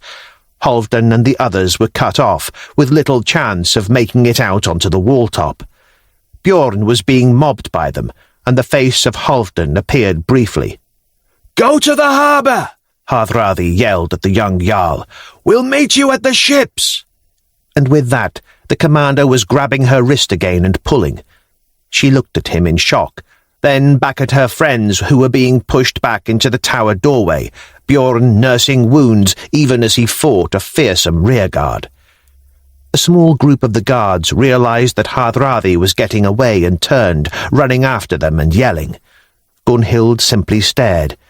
She could see it now. The bear and the boar, two threads marching off into the future, the wolf that was Halfdan, hurtling off alone. No. The soldiers reached her, and she fought blindly alongside Hardrada, her hands clawing, her knife stabbing, even as the commander slashed and hacked, barged and pulled. But it was all automatic, all done without conscious thought, for her mind was reeling, the weaving the Norns had made for her and Hardrada. He was drawing her away again now, for they were free of the guards and running along the walls into the growing gloom as the final golden gleam of the sun disappeared beneath the sea. "Halfdan," was all she could find to say. "He's clever, that one. He'll get out. But if we go to help, we'll never get away ourselves. He'll meet us in the harbour, I know it." She watched the clamour behind them as they ran. More soldiers were coming their way now, the rest trying to tear open the tower door, which Bjorn had managed to close against them. Gunhild and Hardrada fled, both feeling the sore heat of cuts and the ache of wounds from their fight. The commander was limping slightly now, but the light was failing, and it took only moments for them to lose sight of the tower behind them.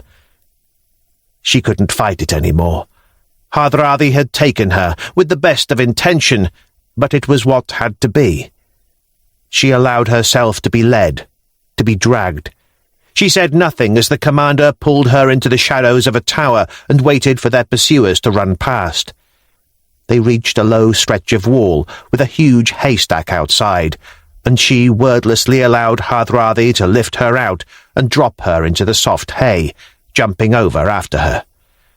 They ran then in silence, in darkness, across the Acropolis hill. The clamour of the palace with its soldiers and searchers faded into the distance behind them as they pounded down a street towards the harbour and the ships that waited to carry them away to safety.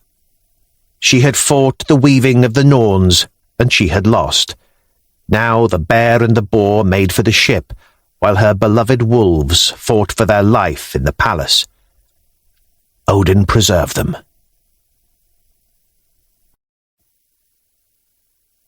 Chapter 24. "Close the fucking door!" Ketil bellowed, struggling with a wounded guard even as he clutched his own crimson-drenched thigh with his free hand. "I am trying to close the fucking door, you lanky streak of piss!"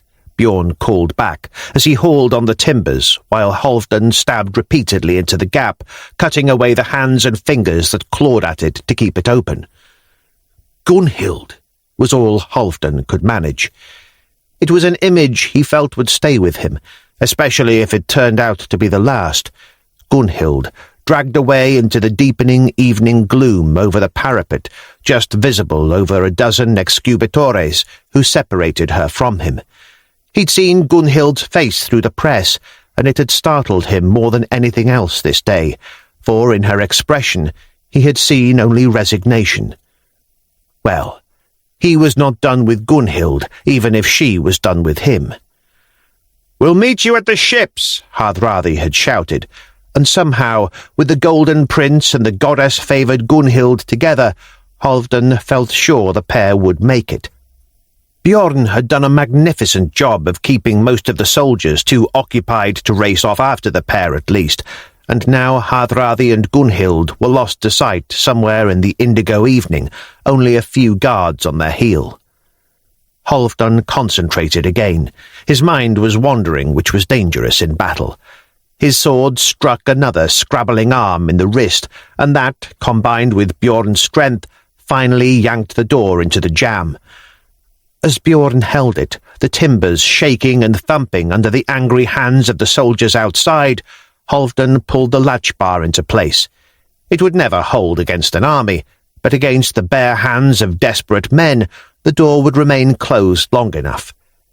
Behind him, Ketil finished off the man he'd been struggling with, an axe blow to the skull, and then tore some of the man's colourful uniform tunic hem off and wrapped it around his thigh 3 times before tying it off with a grunt. "Can you run?" "Watch me," the Icelander replied. "But where to?" Leif, nursing those ribs that seemed destined to never quite heal, looked at them all. "There must be a way out. Anna and Gunhild will be at the ships. What about the tunnels you found?"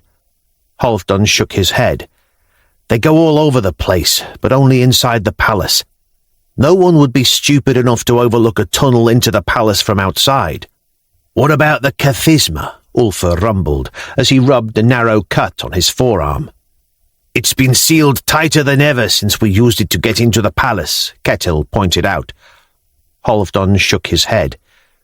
"We go out the most open way, through the Chalky Gate." "What?" The others turned to frown at him. "That's ridiculous," Ketil snorted. "Think about it. The gate is designed to keep people out, not in. They can't bar it from the other side. The palace garrisons have been mobilized to look for us, so they're all over the place. But by now they know we've been at the Women's Palace, the Polo Fields, and the Lazarus Gate. The bulk of them will be coming here, and if we're honest, we all know that we're the small fish here.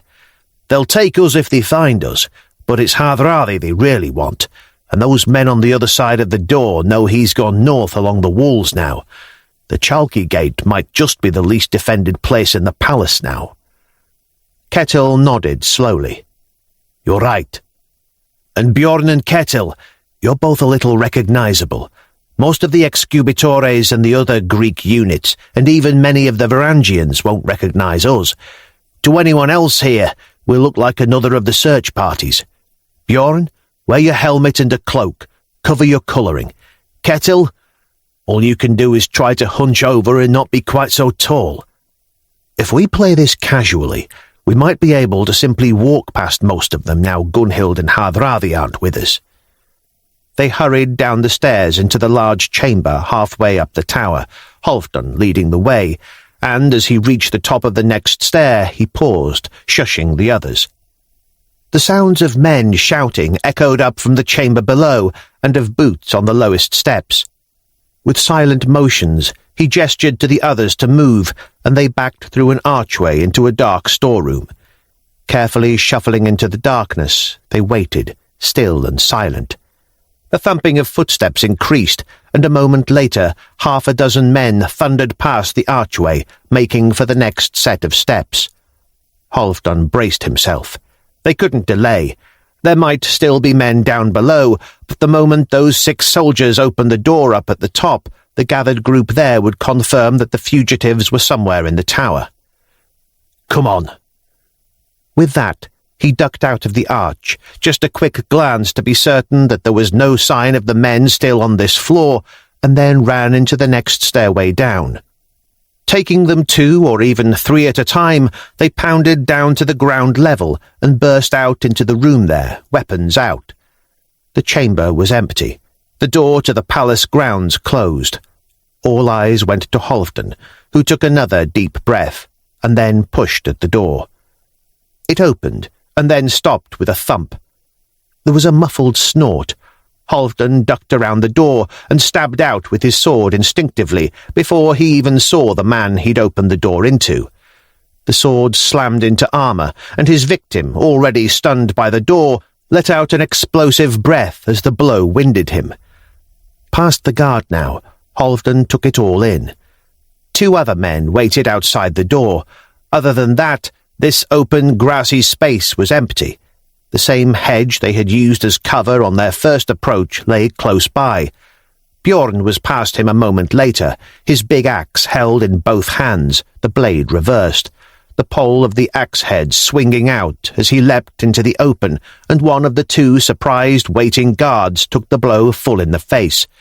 The projecting steel noseguard of the man's helmet stood no chance, bending agonizingly inwards, smashing his teeth as part of the helmet crumpled under the heavy weight.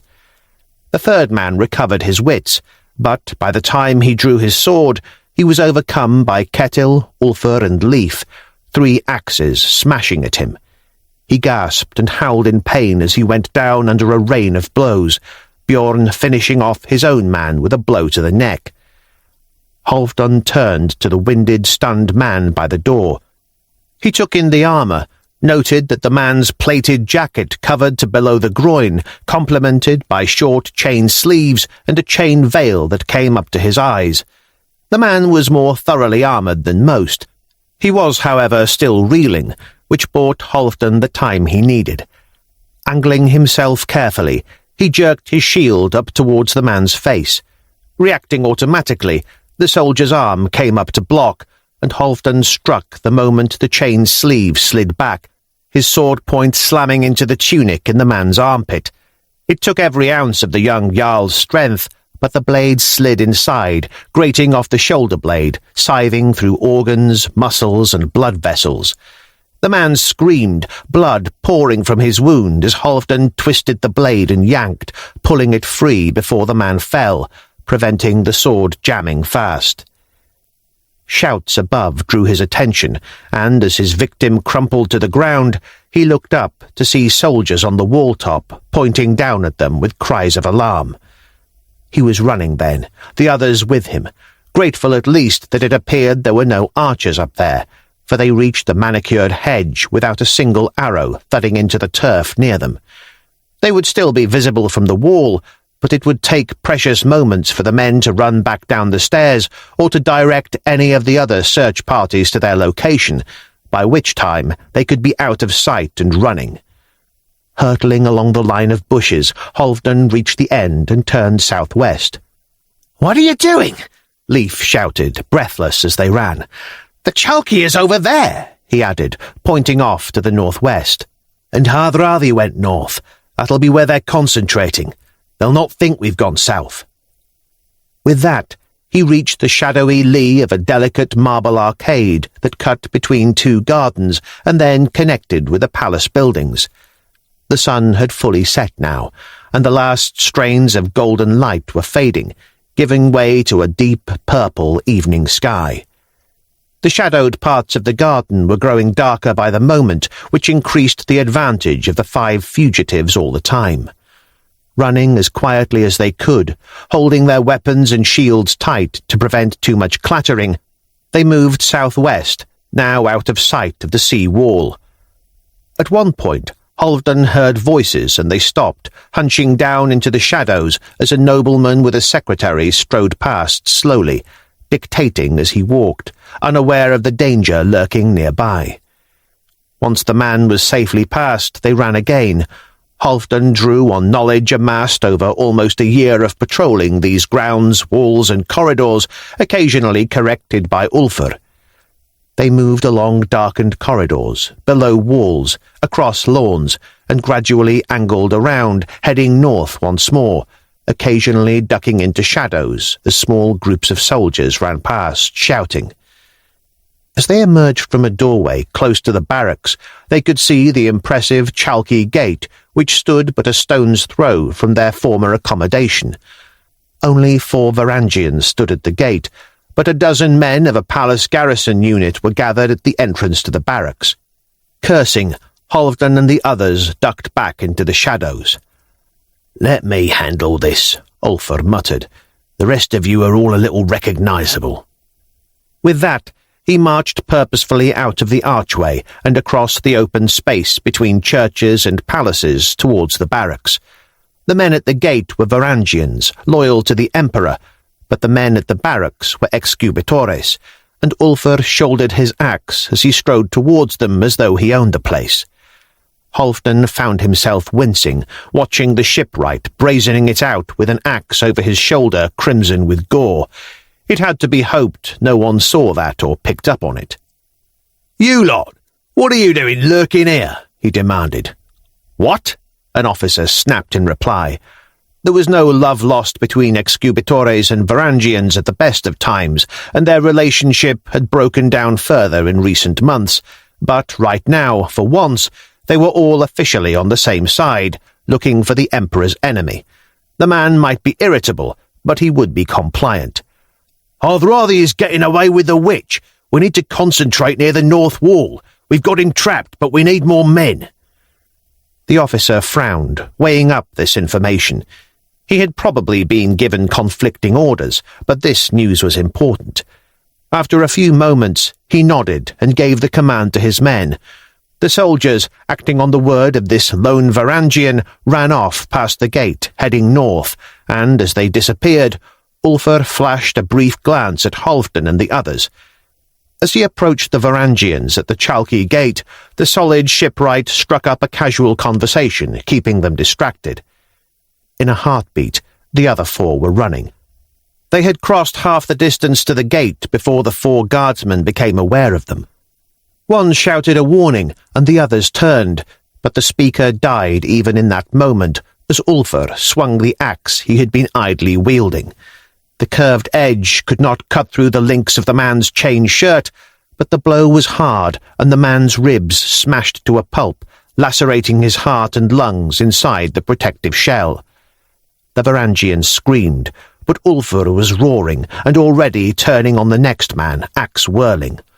"Odin!"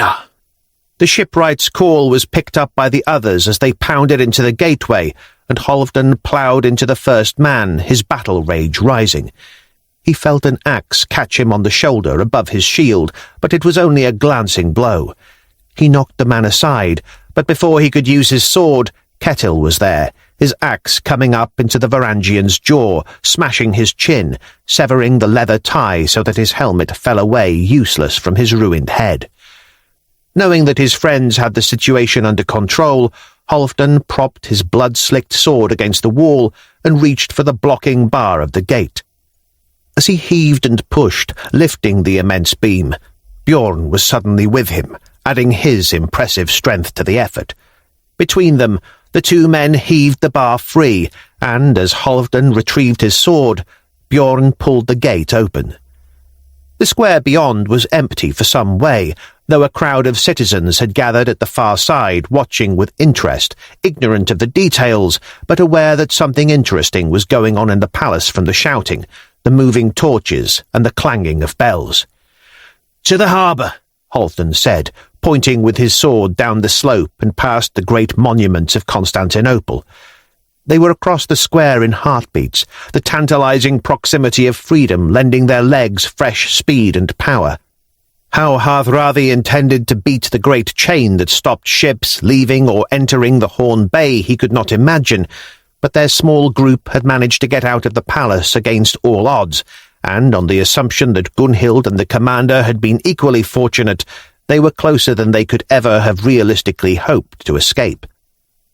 The people of the great city watched with casual interest as the 5 Northmen pounded down the street, armed with bared, bloodied weapons, armoured for war, wounded and cursing, invoking the names of old gods. Halfdan did not even question the lack of trouble as they reached the gate to the harbour at the bottom of the slope and found the great portal standing open, no guards attending it. Seemingly Hardrada, or perhaps Volgartha, had dealt with the soldiers here as part of their preparations. They burst out into the great harbour and came to a halt, looking this way and that. Halfdan's gaze raked the scene before them, searching for the Sea-Wolf and for Hardrada's ship. The harbour was a hive of activity, which he'd not expected, especially in the evening. A dozen ships were being made ready to sail, presumably with the morning light, and he was surprised to see that the men loading them and settling their kit ready for a journey aboard the 12 vessels were all Varangians. What was this? Hardrada said there were only 2 ships. As a Northman with a sack of grain on his shoulder staggered past, huffing at them to get out of the way, Halfdan called to the man. "What's this? Where are you bound?" The man gave him a look, suggesting he thought Halfdan was more half-wit. "Italy, man. Support for Maniaces. Doesn't your Primicerios tell you anything?" Halfdan blinked. 12 ships of Varangians. Maniaces must be involved in some impressive campaign to be sent part of the Emperor's elite guard to supplement his own field army. He turned to the others. Maybe this is why Hardrada moves now. Just 2 more ships of Northmen preparing among a fleet. He'd have drawn no special attention. "But where are our ships?" Leif said, tense, and Halfdan remembered that Gunhild was not the only woman waiting for them. "There," replied Ulfr, in a tone laden with anger. Halfdan followed his pointing digit and felt the earth crumble beneath him. The Sea-Wolf had thrown off its ropes and was already out in the water, 2 ship lengths from the dock. The larger of the 2 ships, the great dragon beast of Hardrada, was still tethered to the shore. Without the need for words, the 5 of them began to run again, thumping along the stonework of the dock, making for that ship. As they neared, and their view cleared, Halfdan peered out across the water at the retreating shape of his own ship. 2 figures stood at the stern, and he couldn't decide whether what he felt was relief or dismay at the sight. A mix of the 2, he decided in the end. Hardrada aboard the Sea-Wolf, sailing away from its rightful crew, was something he hated, and the fact that Gunhild stood beside the man, looking back across the opening gulf of water at him, only made that worse. Gunhild's place was aboard that ship for certain, but with Halfdan, not with the golden-haired Harald Sigurdsson. And yet the anger was dulled just a little by relief at seeing the 2 of them alive. He'd felt sure they would survive, yet seeing them was still a balm to the soul. "We need to catch them," he said. "Get our ship back and our crew. We need to use Hardrada's ship, the Golden Eagle, to get there." He looked at Ulfr. "Whoever currently guides this ship, you take his place. Get us in the water and after the commander." Ulfr nodded, though the look on his face as they approached the big ship was not encouraging. Even Halfdan could see why. The Golden Eagle was a great and heavy warship with a big crew. It was powerful, but they had learned many things in their journey with Jarl Yngvar. The sea wolf might be small, but it was a dart of a vessel, moving through the water with more speed and maneuverability than any great dragon boat. As they ran across the stone and leapt across the top strake into the great ship, already its crew were working on the ropes, untying her from the shore, ready to sail off after Hardrada and Gunhild. There were maybe a dozen empty places at the oars. Halfdan gestured to Ulfr, and then pointed at the tiller. The burly shipwright nodded and ran aft, already bellowing commands at the surprised skipper gripping the steering oar. Bjorn and Ketil, both big and powerful men, dropped their axes, sank to oar chests, and spat on their hands. Halfdan stood on the wallowing deck. He could lend a hand to the oars, but he was more intent on the shape disappearing across the water, and had this been his ship, his place would be near Ulfr, throwing out commands. His gaze played across the crew as they readied themselves to row, the last of the lines being cast off, wishing they were his men, who he could only presume were out there aboard the Sea-Wolf with Hardrada. A big, heavy man of advancing years crossed to Halfdan. "Take an oar." "No. Hardrada has my ship, and until I get it back, this one is now mine." "I take orders from Sigurdsson," the man said. "Now you take orders from me. Get out after him as fast as we can. The tower artillery will be winding up to start taking shots at us the moment the Emperor's men realize we made it to the ships." He became aware of an argument nearby, even as the ship began to move out away from the shore, and he turned to see Bjorn and Ketil slinging words at another Varangian who was proffering 2 ropes. "What's this?" Halfdan said, brow creasing. "Commander's orders," the big Varangian replied. "Every man gets tied to a sack." Baffled, Halfdan looked at the nearest rower. Crouching, he followed the rope that had been tied fast around the oarsman's waist down to a heavy-looking canvas bag. Ignoring the protests of the rower, he fiddled with the rope at the bag's mouth and pulled it open a little. Halfdan stared. Between the folds of canvas, myriad faces of various Byzantine emperors stared back at him from a small fortune in gold coins. He reeled. There must be nearly 60 oarsmen in the Golden Eagle, and each of them was tied to one of these bags. 60 bags of gold coins, and without a doubt, since Volgartha had been prepping both ships, every oarsman on the Sea-Wolf would be similarly burdened. "Gold," he whispered. The man standing beside him nodded. "Hardrada's orders. Every man carries a bag, and it includes a share for him. Incentive to row hard." "So much gold," Halfdan said, ignoring the man. His subconscious attempted a calculation, but failed with the sheer sums involved. He stared down at the bag of coins. "What is it?" Leif called from where he stood, unable to row with his damaged ribs. Halfdan looked up at the little Russ, his eyes wide. "I'd say it's around 5,000 pounds of gold." Bjorn and Ketil, still fighting off having the bags tied to them, stopped suddenly and turned. "What did you say?" "Every bag with every man on both ships is full of coins," Halfdan said, still reeling with sudden understanding. "The gold from Constantine's cistern. While the guard was digging for it, it was Hardrada who was stealing it through the water access. The devious bastard had it all the time." Bjorn looked at the man with whom he'd been struggling as a grin spread across his face. He gestured at the man holding the rope. "What are you waiting for? Tie it on, man, tie it on." Halfdan continued to stare as the big, heavy vessels slipped out into the water, each of them, even Leif, now allowing the gold ropes to be looped around them and knotted tight. His calculations worked this time. 60 oarsmen in this ship, and if Hardrada had it fully crewed, which he surely did, 40 aboard the Sea-Wolf, that was around 100 men. 5,000 pounds of gold split between 100 men meant around 50 pounds of gold in each bag. Easy enough for a man to carry, though not for long. All right, the coins were theoretically Hardrada's, but once a Northman got his hands on a bag of gold, it would take a lot to make him let go.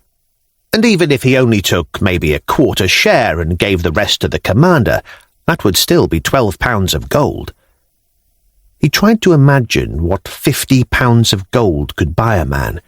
He couldn't wrap his mind around it, but he'd be willing to bet that any one bag from this ship could have bought the Sea-Wolf. His heart pounding, he realized how close, after all the disasters, they were coming to success. They were almost free. Just the sea chain remained to stop them.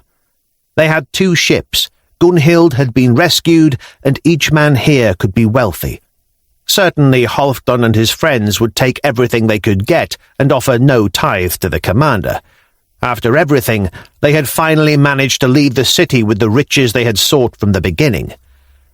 As the Golden Eagle crashed through the waters, picking up speed slowly due to its great weight, Halfdan found himself laughing into the spray.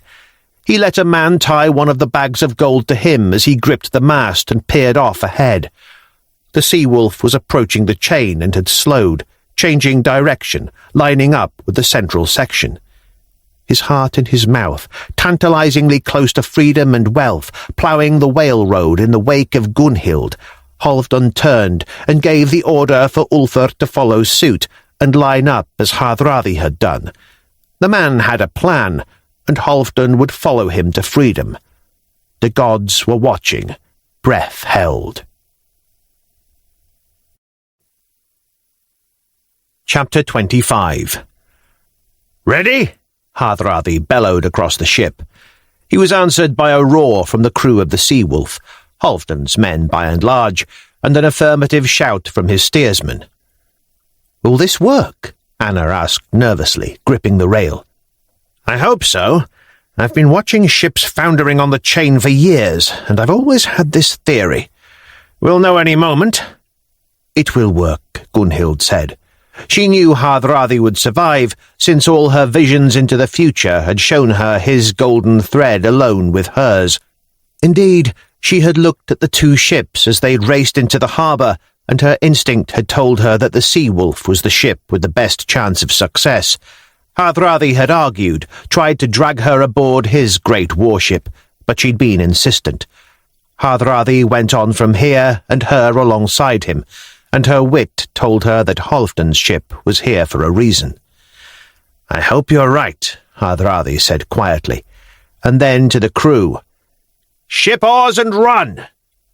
Gunhild, despite being sure of their success, found herself gripping the rail near the steering oar and gritting her teeth as the manoeuvre took place. The Sea-Wolf had been pushed to the greatest possible speed, making directly for the central length of chain, the most exposed part. At the last moment, Hardrada had given the call, and now every rower hauled his oar up and in, lifted the heavy bag attached to his waist, and leapt from his chest seat, making for the rear of the ship, staggering with his heavy weight, but moving as fast as he could. It was a spectacular sight, worthy of the deeds of the Allfather himself, for as 44 bodies leaned as far back as they dared at the stern of the Sea-Wolf, its prow rose from the water as though with a life of its own, shedding spray to either side, lunging up into the air. Hardrada waited, counting, watching the chain like a hawk as the prow teetered, their momentum still carrying them forward like some waterborne horse rearing. The moment the chain was beneath the hull, he gave the second command. "Forward!"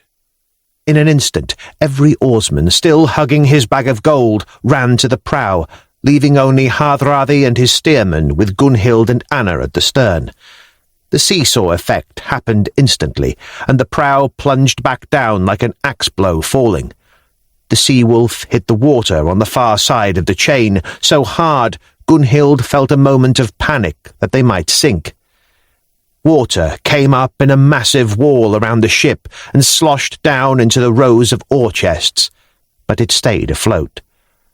The ship rocked back and forth for a time, momentum still carrying it forward, away from the chain over which it had seesawed, achieving what 1,000 years of shipping had failed to do, breaching the defences of Constantinople, albeit from within. With a cheer and a thanks given to the nailed god for some sort of perceived aid, the crew staggered back to their seats with their gold and retrieved their oars. A few oars had been lost in the manoeuvre, bobbing around on the surface between them, but most had been saved, and Hardrada had brought a dozen spare aboard against this very possibility. The Sea-Wolf sailed further out into the Bosporus, free of the city at last, and laden with gold.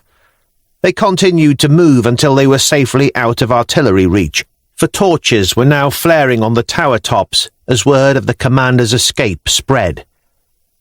Gunhild ignored the jubilation across the vessel, for she and Anna gripped the rail and watched astern, intent on the sight unfolding there. The Golden Eagle was out in the middle of the channel now and picking up speed. She'd had no vision of what would happen here, for she'd simply had no time for the song and the savour since the moment Hardrada had visited the Empress, but she had a sinking feeling regardless. Logic told her that Halfdan faced a much more difficult manoeuvre, for his ship was considerably larger, slower, and weighed twice as much as the Sea-Wolf.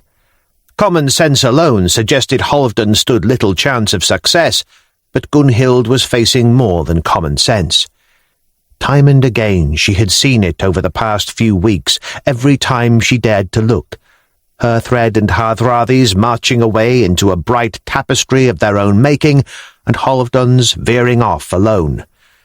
More than any logic, what she had seen told her Halfdan would fail, for his fate was not to follow Hardrada. She watched, trying not to wince as the Golden Eagle bore down on the chain, a massive, seemingly unstoppable behemoth of a vessel.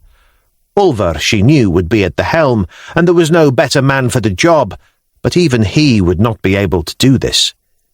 She watched the ship close on the chain, and at the very last moment, Halfdan and Ulfr tried to repeat the audacious escape.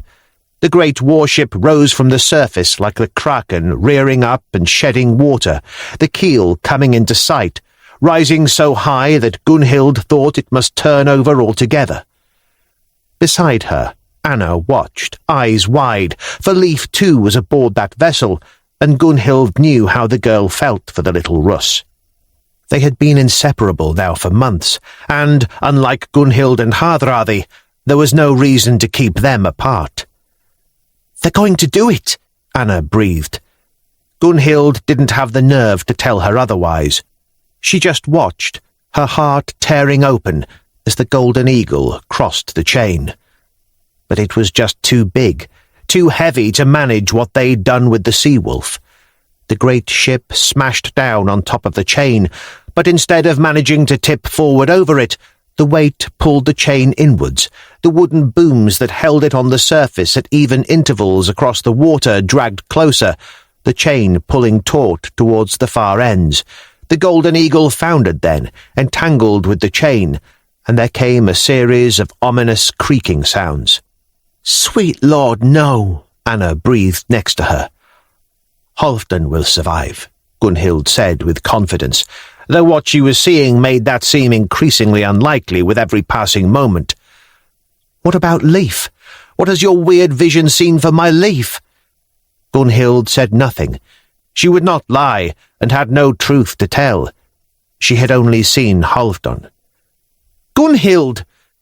She turned to the white-faced, panicked girl. "Halfdan will survive, and Halfdan will never let his men down." It was small consolation and no promise, but it was the best she could do. She was at the mercy of the Norns, as were all men and women, and even gods. She had felt as though she were betraying Halfdan the moment she directed Hardrada to the sea-wolf, but she was following her path, her destiny. No one could fight the weaving of the Norns, and those Völvur who had done so in the past were spoken of in frightened whispers, for to defy fate was to draw disaster upon oneself. It was not something a sane woman would ever consider. "They're done for," Hardrada said, his face grave as he walked back over to them. "There will be survivors," Gunhild replied. "Not for long." Her gaze followed the commander's pointing finger in time to see by torchlight the great war machines on the towers of the sea walls turning ponderously, training their shots on the tangled ship. "Dear God!"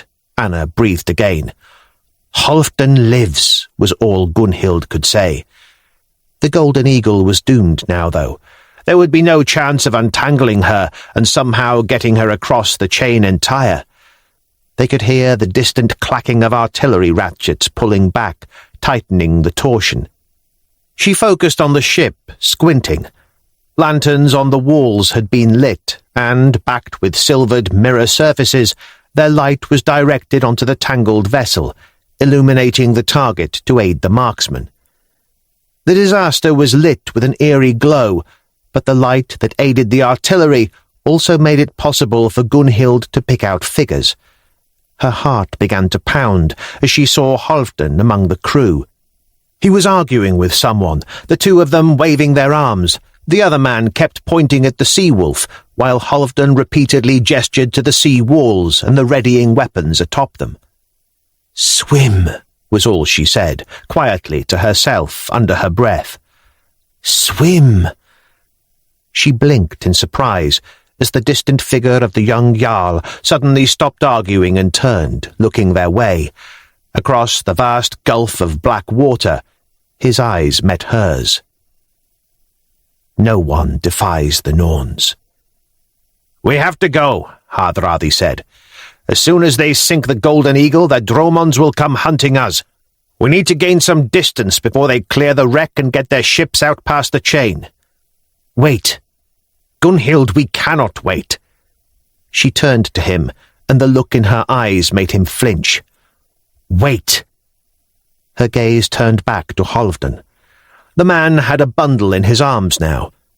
He stared, then glanced at the crewmen near her, their midriffs roped to bags of gold the weight of a sack of grain. "It's only gold," she told him in the silence of her own head. "Leave it."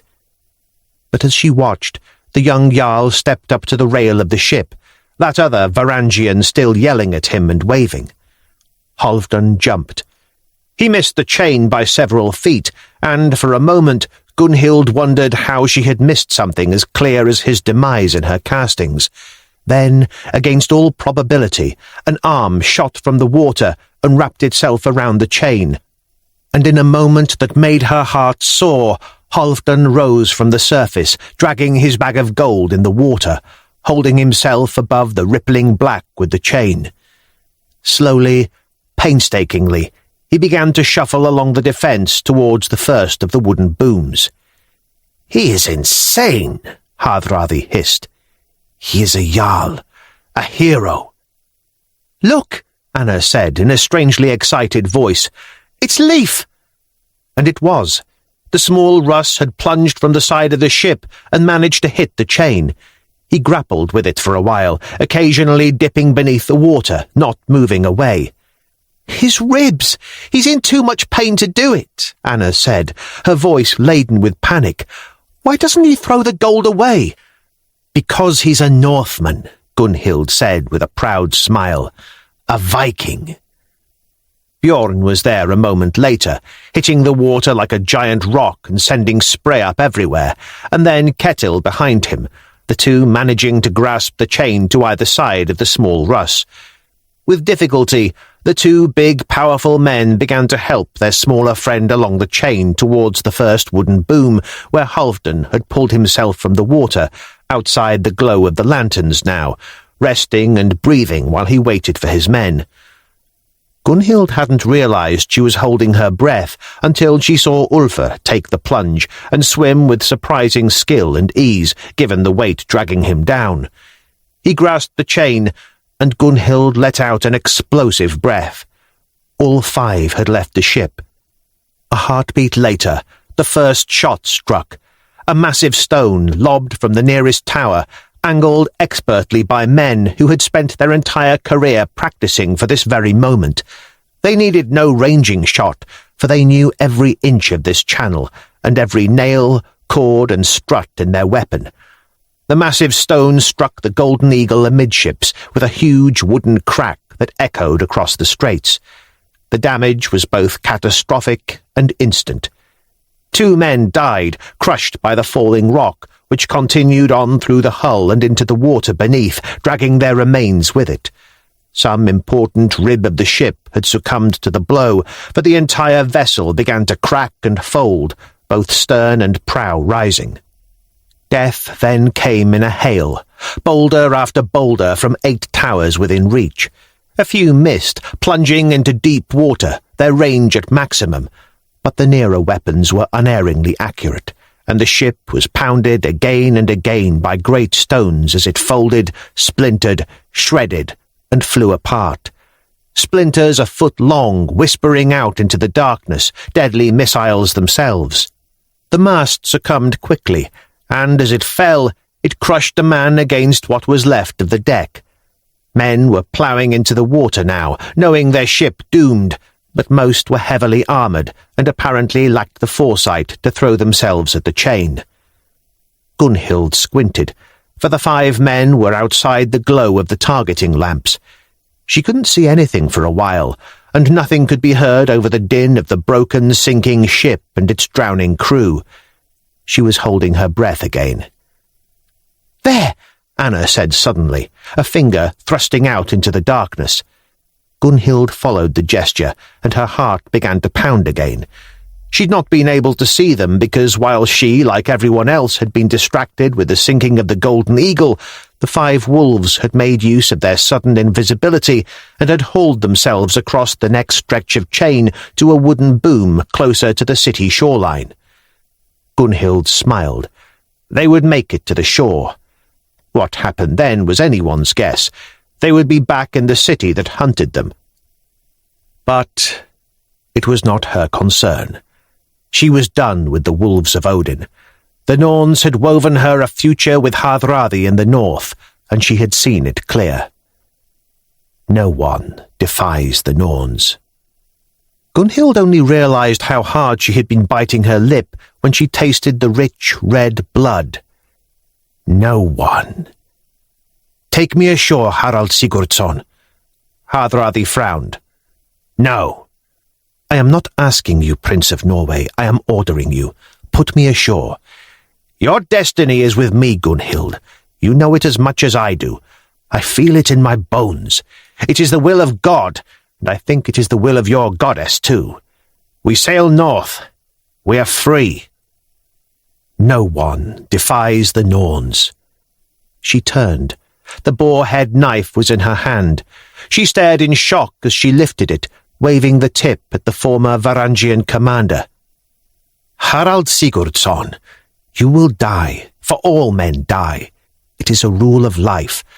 But how that comes about is in your hands right now. Put me ashore, and you will die many years from now, a powerful and famous man. Deny me, and it will happen less than half a mile upriver, and no one will remember you." Hardrada recoiled in surprise. "You know you need to come with me, Gunhild." "Immaterial!" "Gunhild, I cannot take you ashore, even if I wanted to." "Why?" His finger stabbed through the night at the city walls. "We'll be sunk long before I reach land. The artillery are watching us. We have to go." Her eyes found the 5 figures on the chain once more, closing on the shoreline below the walls. Only disaster awaited anyone who defied the Norns. And yet Halfdan was there with the others, struggling to make it to the shore of a city that held only death. "Good luck," she said to Hardrada. He blinked. Taking a deep breath, and with a heartfelt apology to Freya, Gunhild threw herself from the rail of the ship. She hit the cold water of the Bosphorus like a knife, plunging into dark depths, the blade still in her hand. She felt the icy pressure of the flow grasping at her, pulling her down, and wondered if this was to be her new fate for discarding the one she'd been given. She pushed and struggled and swam until her muscles burned, for the currents in this water were stronger than she could ever have imagined. Finally, when she thought her lungs would burst and her entire body was afire with the strain, she burst from the surface and heaved in a breath. "Gunhild!" It was Hardrada's voice, and she blinked away water until finally she saw him, leaning over the rail of the Sea-Wolf and calling to her, arm outstretched. 2 threads, stretching off into a brilliant tapestry. With a single shake of her head, she turned and swam away. She never looked back when she heard the second splash, for she knew it was not him. Hardrada remained on the ship, calling, reaching for her. The second splash had been another woman who had tied herself to the crew of the young Jarl. Anna swam ashore for Leif. Gunhild was ploughing through the water now, moving sleek and fast like their ship, making for the shore. She was more than a little surprised when Anna began to overtake her, but the girl slowed then, keeping pace with Gunhild as the 2 women angled for the point where the great chain reached the city. Where the shore rose from the water, silty and empty, and just 10 feet wide beneath the walls, the chain stretched overhead, disappearing through a wide hole in the tower into the room where the giant capstan which could wind it in sat. Gunhild had rarely felt such a tumult of emotion as her feet touched the riverbed and she finally stood, slogging her tired way through the last of the water and up onto land.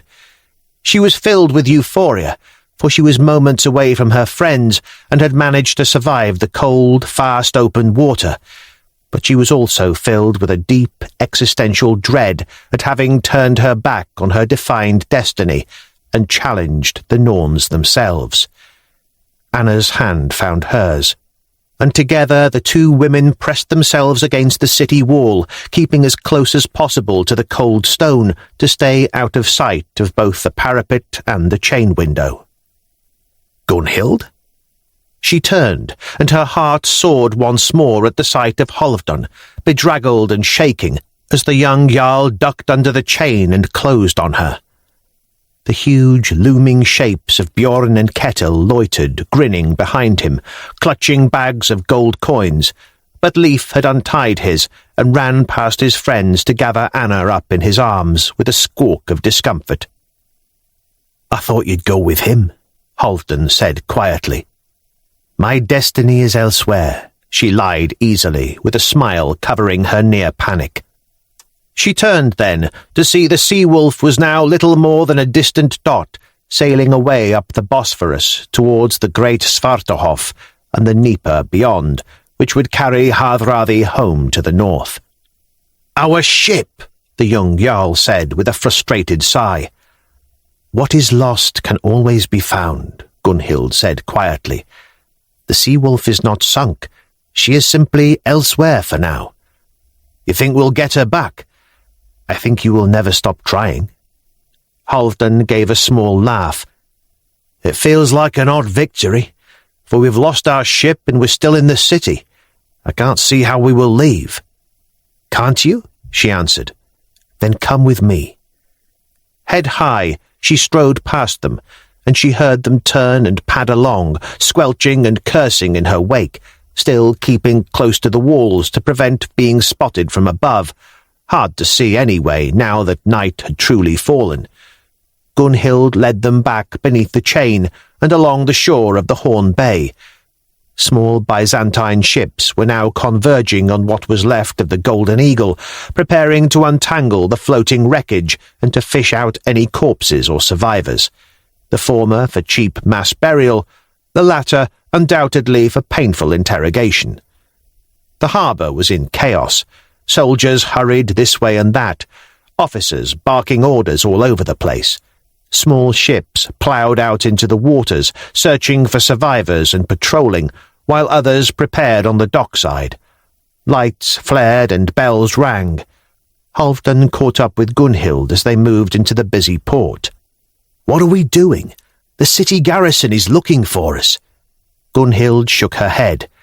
"The garrison is looking out there," she said, pointing across the water towards the Bosphorus and the chain and wreckage that lay before it. "They must know by now that Seawolf made it out into open water, and they know that Hardrada's other ship foundered and broke. They will never know who was on what ship, though perhaps they are still hoping to fish your bloated bodies out of the water. But right now, here in the harbour is the very last place they will look for you." Halfdan nodded. "But we cannot hide forever in Constantinople. Ari tried, and still we found him." "We are not going to hide in Constantinople," Gunhild said, without looking around. "What?" She pulled a little ahead once more as they approached a large dromon that wallowed heavy in the water by the dockside. A Varangian leaned against a stack of barrels close by, wiping the sweat from his face. "What ship is this?" she asked. The man looked up, brow furrowing. "Tyche's Arrow," he replied. Something fell into place. That name, the statue and the temple that became her house when she first set foot in the city, the goddess of fortune, patron of the city, an ancient power, fallen but not entirely gone. She had turned her back on the Norns, but was Freya yet watching over her? Surely this could not be coincidence. "You're missing some crew," she said. "Not as far as I know, but we won't be sure until muster at dawn when we leave." "You are missing crew," she said, this time rather more forcefully. "We are the replacements." The man straightened, and his frown deepened, a furrow creasing his brow. "Wait a minute. You're the witch, the vulva from the palace." His hand went to his belt, fingers dancing on the axe there. "I am, and this is the ship that will carry the 7 of us west." "Now wait. The palace guards are searching for you." Gunhild gave him a very unnerving smile. "What's your name?" "Sten Arneson."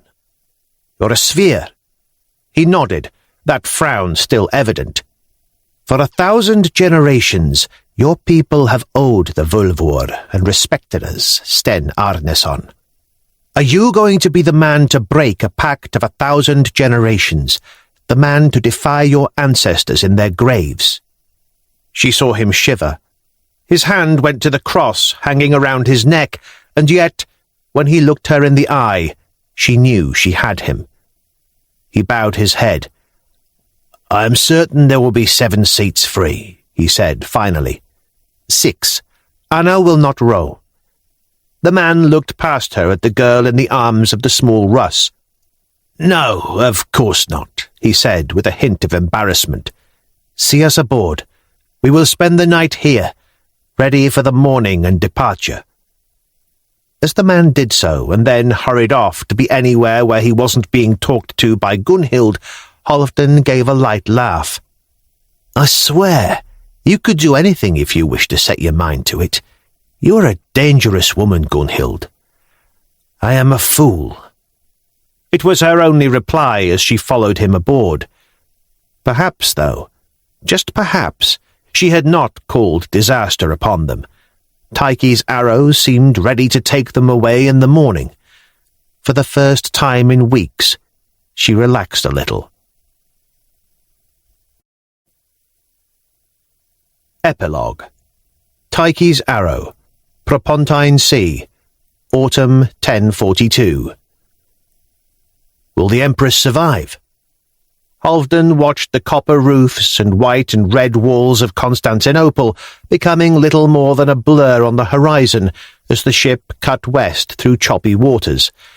The sun had risen far enough to illuminate the world, and once the great dromon had managed to maneuver out of the city, the oars had been shipped as the vessel made the most of a strong easterly filling the sails. Save the effort of rowing for a while, The friends had gathered at Gunhild's place near the rear of the ship and stood around the rail. "Her days are short now," Gunhild replied. "Zoe Porphyrogenitor's thread grows frayed. I believe she will die peacefully, but I suspect we have seen Byzantium's apex in our time, and a fall begins. This is a good time to be leaving. I imagine Hardrada will be a little irked that he has lost half his gold." Bjorn chuckled. "Not as irked as the pretty little emperor will be that he lost all of it, especially since half of it lies at the bottom of the sea so close to his walls."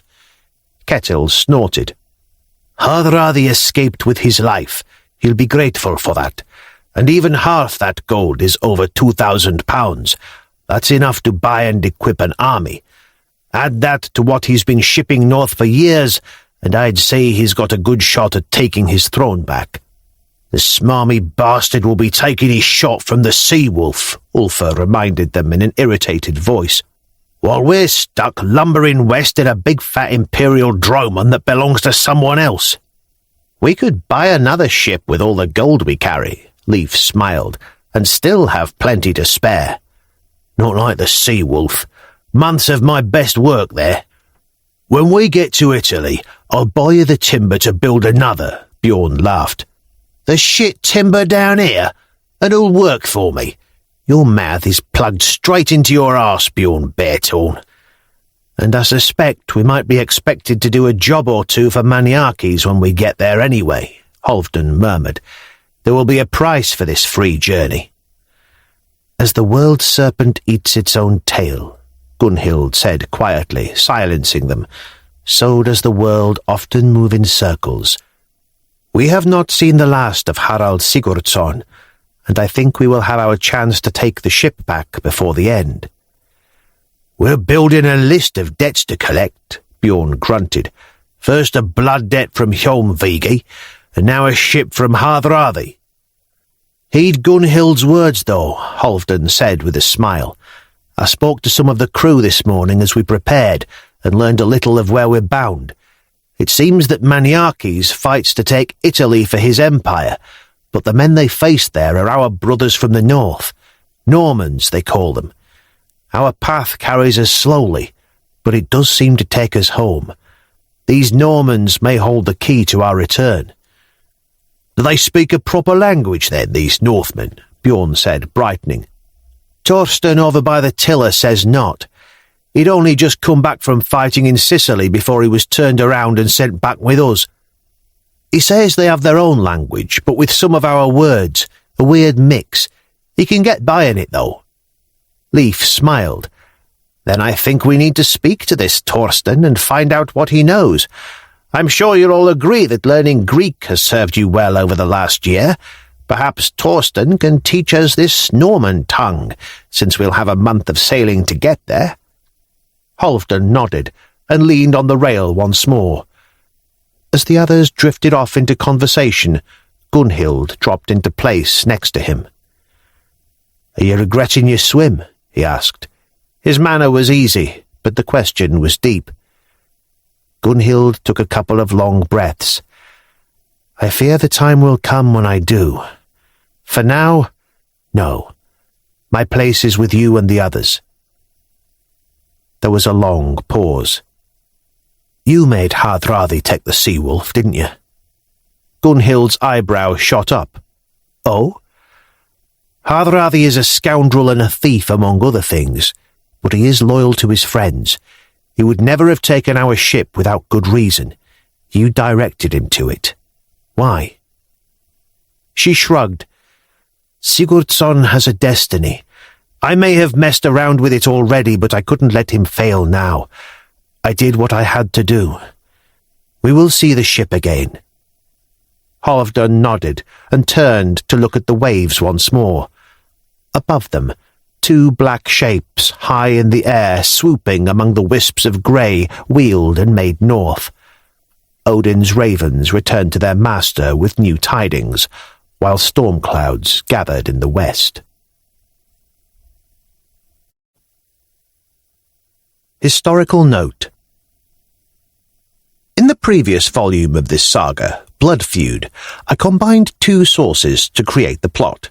One, a Viking saga, the other, a historical timeline.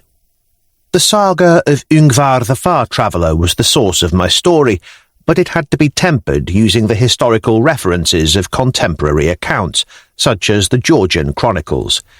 The character of Halfdan was drawn from a single carving in the Hagia Sophia that says Halfdan was here, and was inserted into the story simply because I had stood at the balcony and looked down upon those 1,000-year-old runes.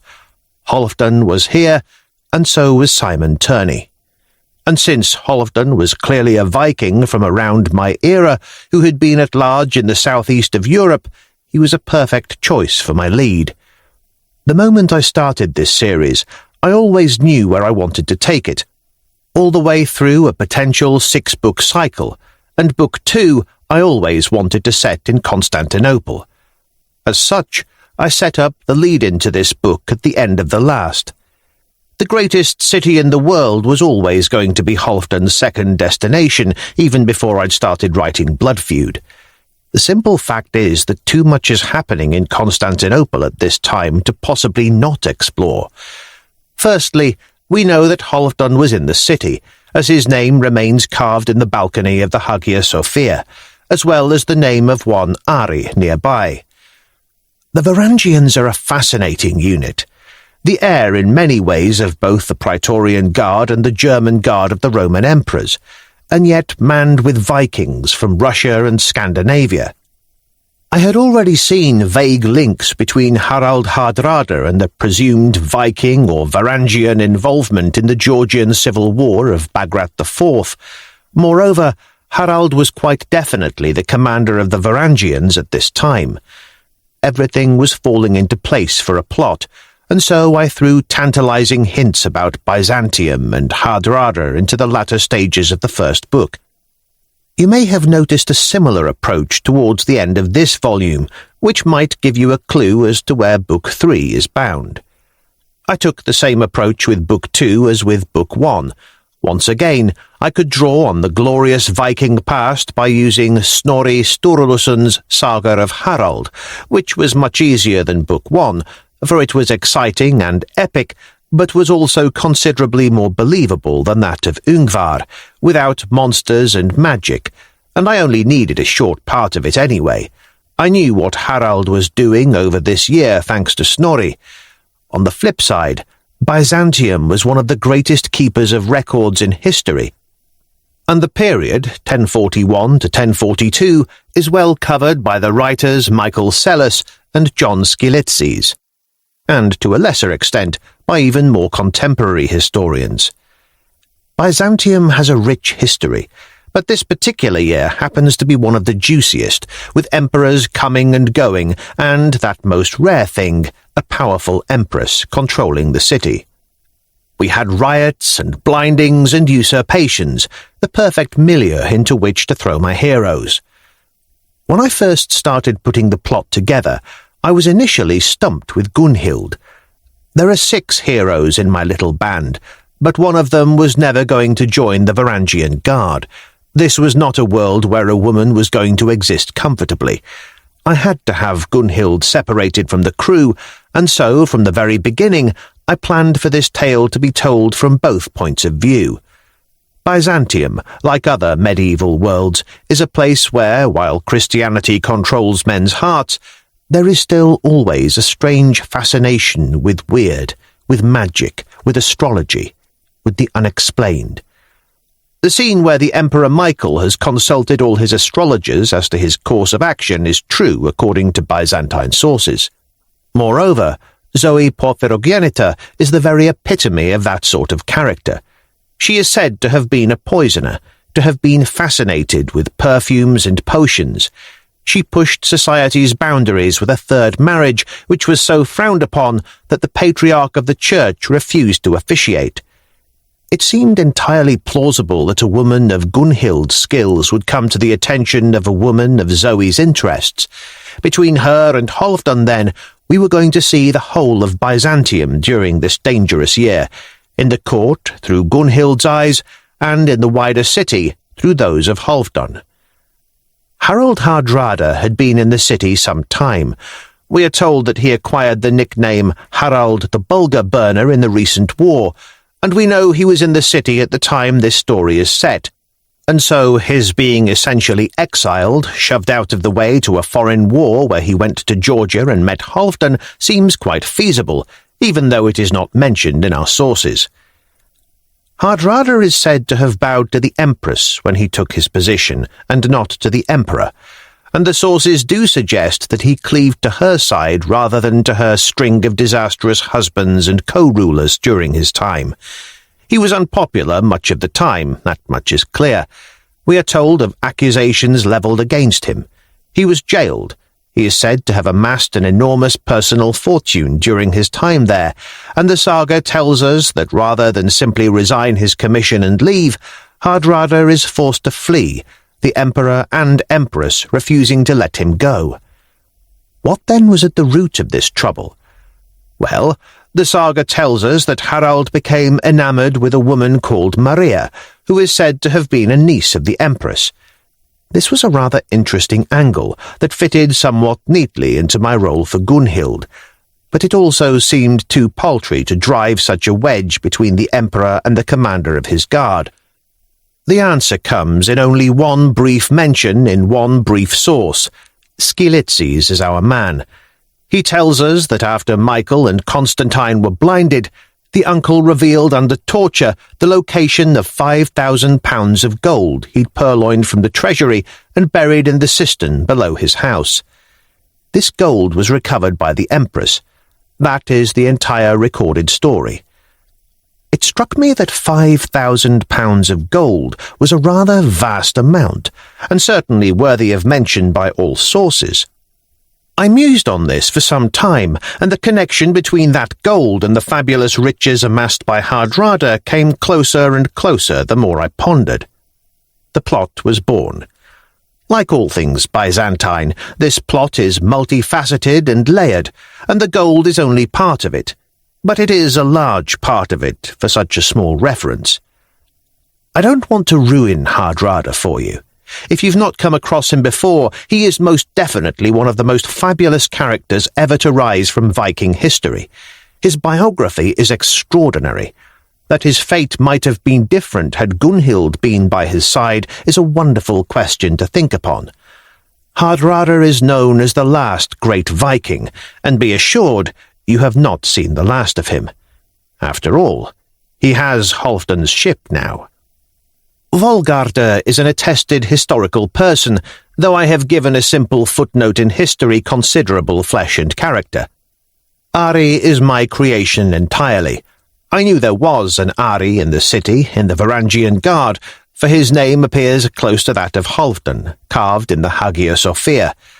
But I found myself wondering about the Guard.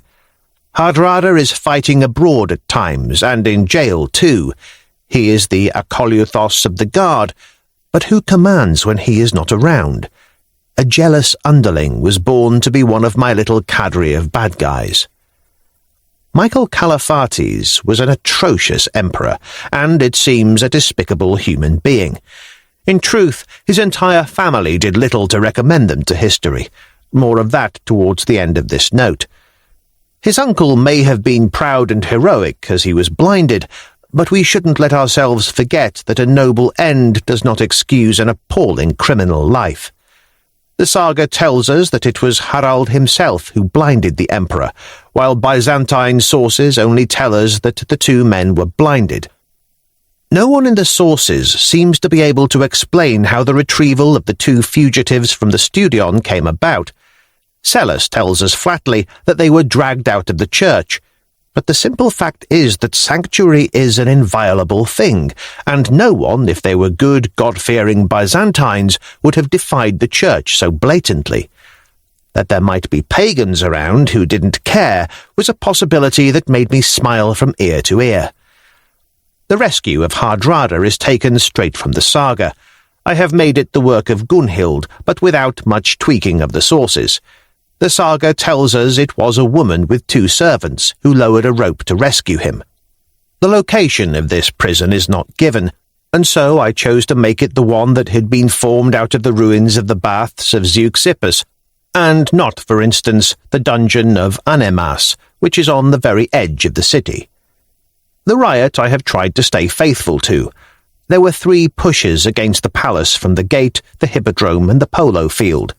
There was missile fire from the defenders, and the Empress was hurriedly brought back and displayed in an attempt to halt the growing revolution.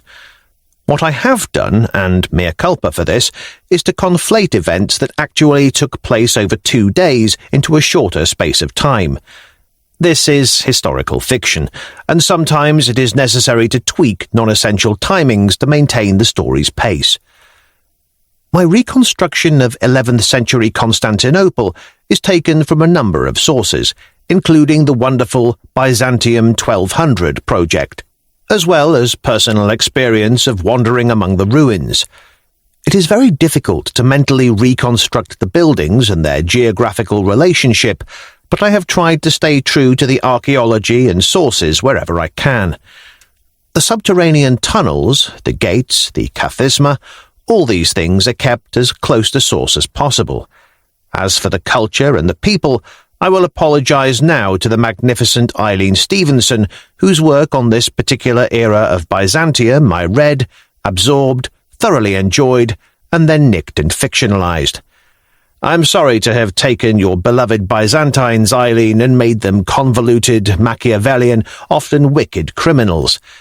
The more I read the sources, the more that is how they come off. Also of note in my research is my good friend Kerim Altuk in Istanbul, a very knowledgeable historian and archaeologist who constantly puts me right when I make small errors. And so I come to the end, the climax, the flight from Constantinople. The Icelandic saga tells us plain that 2 ships fled. One got over the chain the way I have described, while the other floundered and broke. What happened to the crew of the lost ship we are not told, and so I have moved our heroes on, while Hardrada is now on the Dnieper and making for Russia. Parts of the Golden Horn chain remain in museums in Istanbul, and while there is no doubt about its existence and its effectiveness, the details remain hazy. I have dealt with the chain before, over a century later in my Templar series, set in 1204. Some scholars deny that what is described in the saga could happen, and yet, since we don't know the precise nature of the chain, how can that be confirmed? Was the chain in large sections between wooden booms? Was it meant to entangle ships, and therefore floating loose rather than in a tight line? We cannot know. But having started with blood feud, the moment I knew that 2 ships were making for the chain and only one made it, it was clear that it was going to be the Sea-Wolf that escaped, even if our heroes weren't on it. I went to some lengths in Book 1, describing the ship as small and sleek and fast, with a minimal crew. As such, if a ship could possibly tip over the chain, the Sea-Wolf was clearly the ship to do it. No heavy and great dragon boat or imperial dromon was going to do so. Before I finish, I would like to take a quick moment to dip into the world of Seidr and the Berserkers. We know so little of the Viking Völvur. We have references to the song, and we know that Freyja was their patron. There are fragments to be found. A staff in the British Museum purports to be that of a vulva, but what they actually did, what they believed, and how they achieved it all still remains a mystery, much like the Celtic Druids, no matter what a bunch of 21st century hippies in white robes might tell you. But like many sages and wise folk and witch doctors across countless cultures in history, it seems highly likely that some sort of psychedelic trance was involved. Back when I first started the series, I toyed with making Bjorn one of the bear shirts, the Berserkers, but I decided against it, as they belonged to a bygone era, when paganism was still the norm. However, it is suggested that somehow the Berserkers, before a battle, would do something to get themselves so worked up they would fight anything that got in their way, friend or foe, with little acknowledgement of pain. That they would bite the edge of their shield in a foaming fury. Some suggest that they drank copious amounts of alcohol, but to my mind this would hinder their physique too much, and so the use of psychedelic drugs seemed much more plausible. Since I was going to be exploring Gunhild's use of them in this book, it seemed logical to make the two things the same compound, and so I have attempted to explain berserkers and völvur with the same source. I have enjoyed bringing Gunhild to the fore in this book, and the same might happen in due course for other characters, but this is still, in essence, Halfdan's story, and even Gunhild knew that, defying fate and gods to stick by her Jarl. But before I sign off and start planning Italy, I will say that as we leave Byzantium, you have witnessed its lowest ebb in terms of power and leadership. It will fluctuate between now and 1453 when it falls to the Turks, but this dynasty, despite Zoe's impressive character, is the beginning of the end. In 3 decades' time, the Byzantines will meet the Turks at the Battle of Manzikert, and their power in Anatolia and the east will be broken forever. From this time on, the empire will only ever shrink. How blind some emperors can be, eh? J.A.Turney, July 2021. Glossary. Aesir, one of the 2 groups of Viking gods, including Thor, Odin, Loki, and Tyr. A Koluthos, a senior military rank in the Byzantine Empire, corresponding to the title of Commander of the Varangian Guard. Ulfar, a supernatural creature thought by the Vikings to bring disease and misfortune, known later in English as elves. Alagion, a unit in the Byzantine military consisting of perhaps 100 men. Autokrator, Greek term applied to the emperor, meaning simply sole ruler. Berserker, plural berserkir, literally bear shirts, the berserkers of Viking fame who were overtaken by battle madness in the name of Odin. Carceres, the starting gates in a circus or hippodrome. Draugr, plural draugar, the zombie-like restless dead occupying graves and guarding their treasure jealously. Dromon, a Byzantine warship powered by sails or by banks of oars akin to the Roman trireme or Ottoman galley. Excubitores, an elite Byzantine regiment with an origin as imperial bodyguards, by this time part of the garrison of Constantinople. Folkvanger, a great meadow that is the domain of the goddess Freya.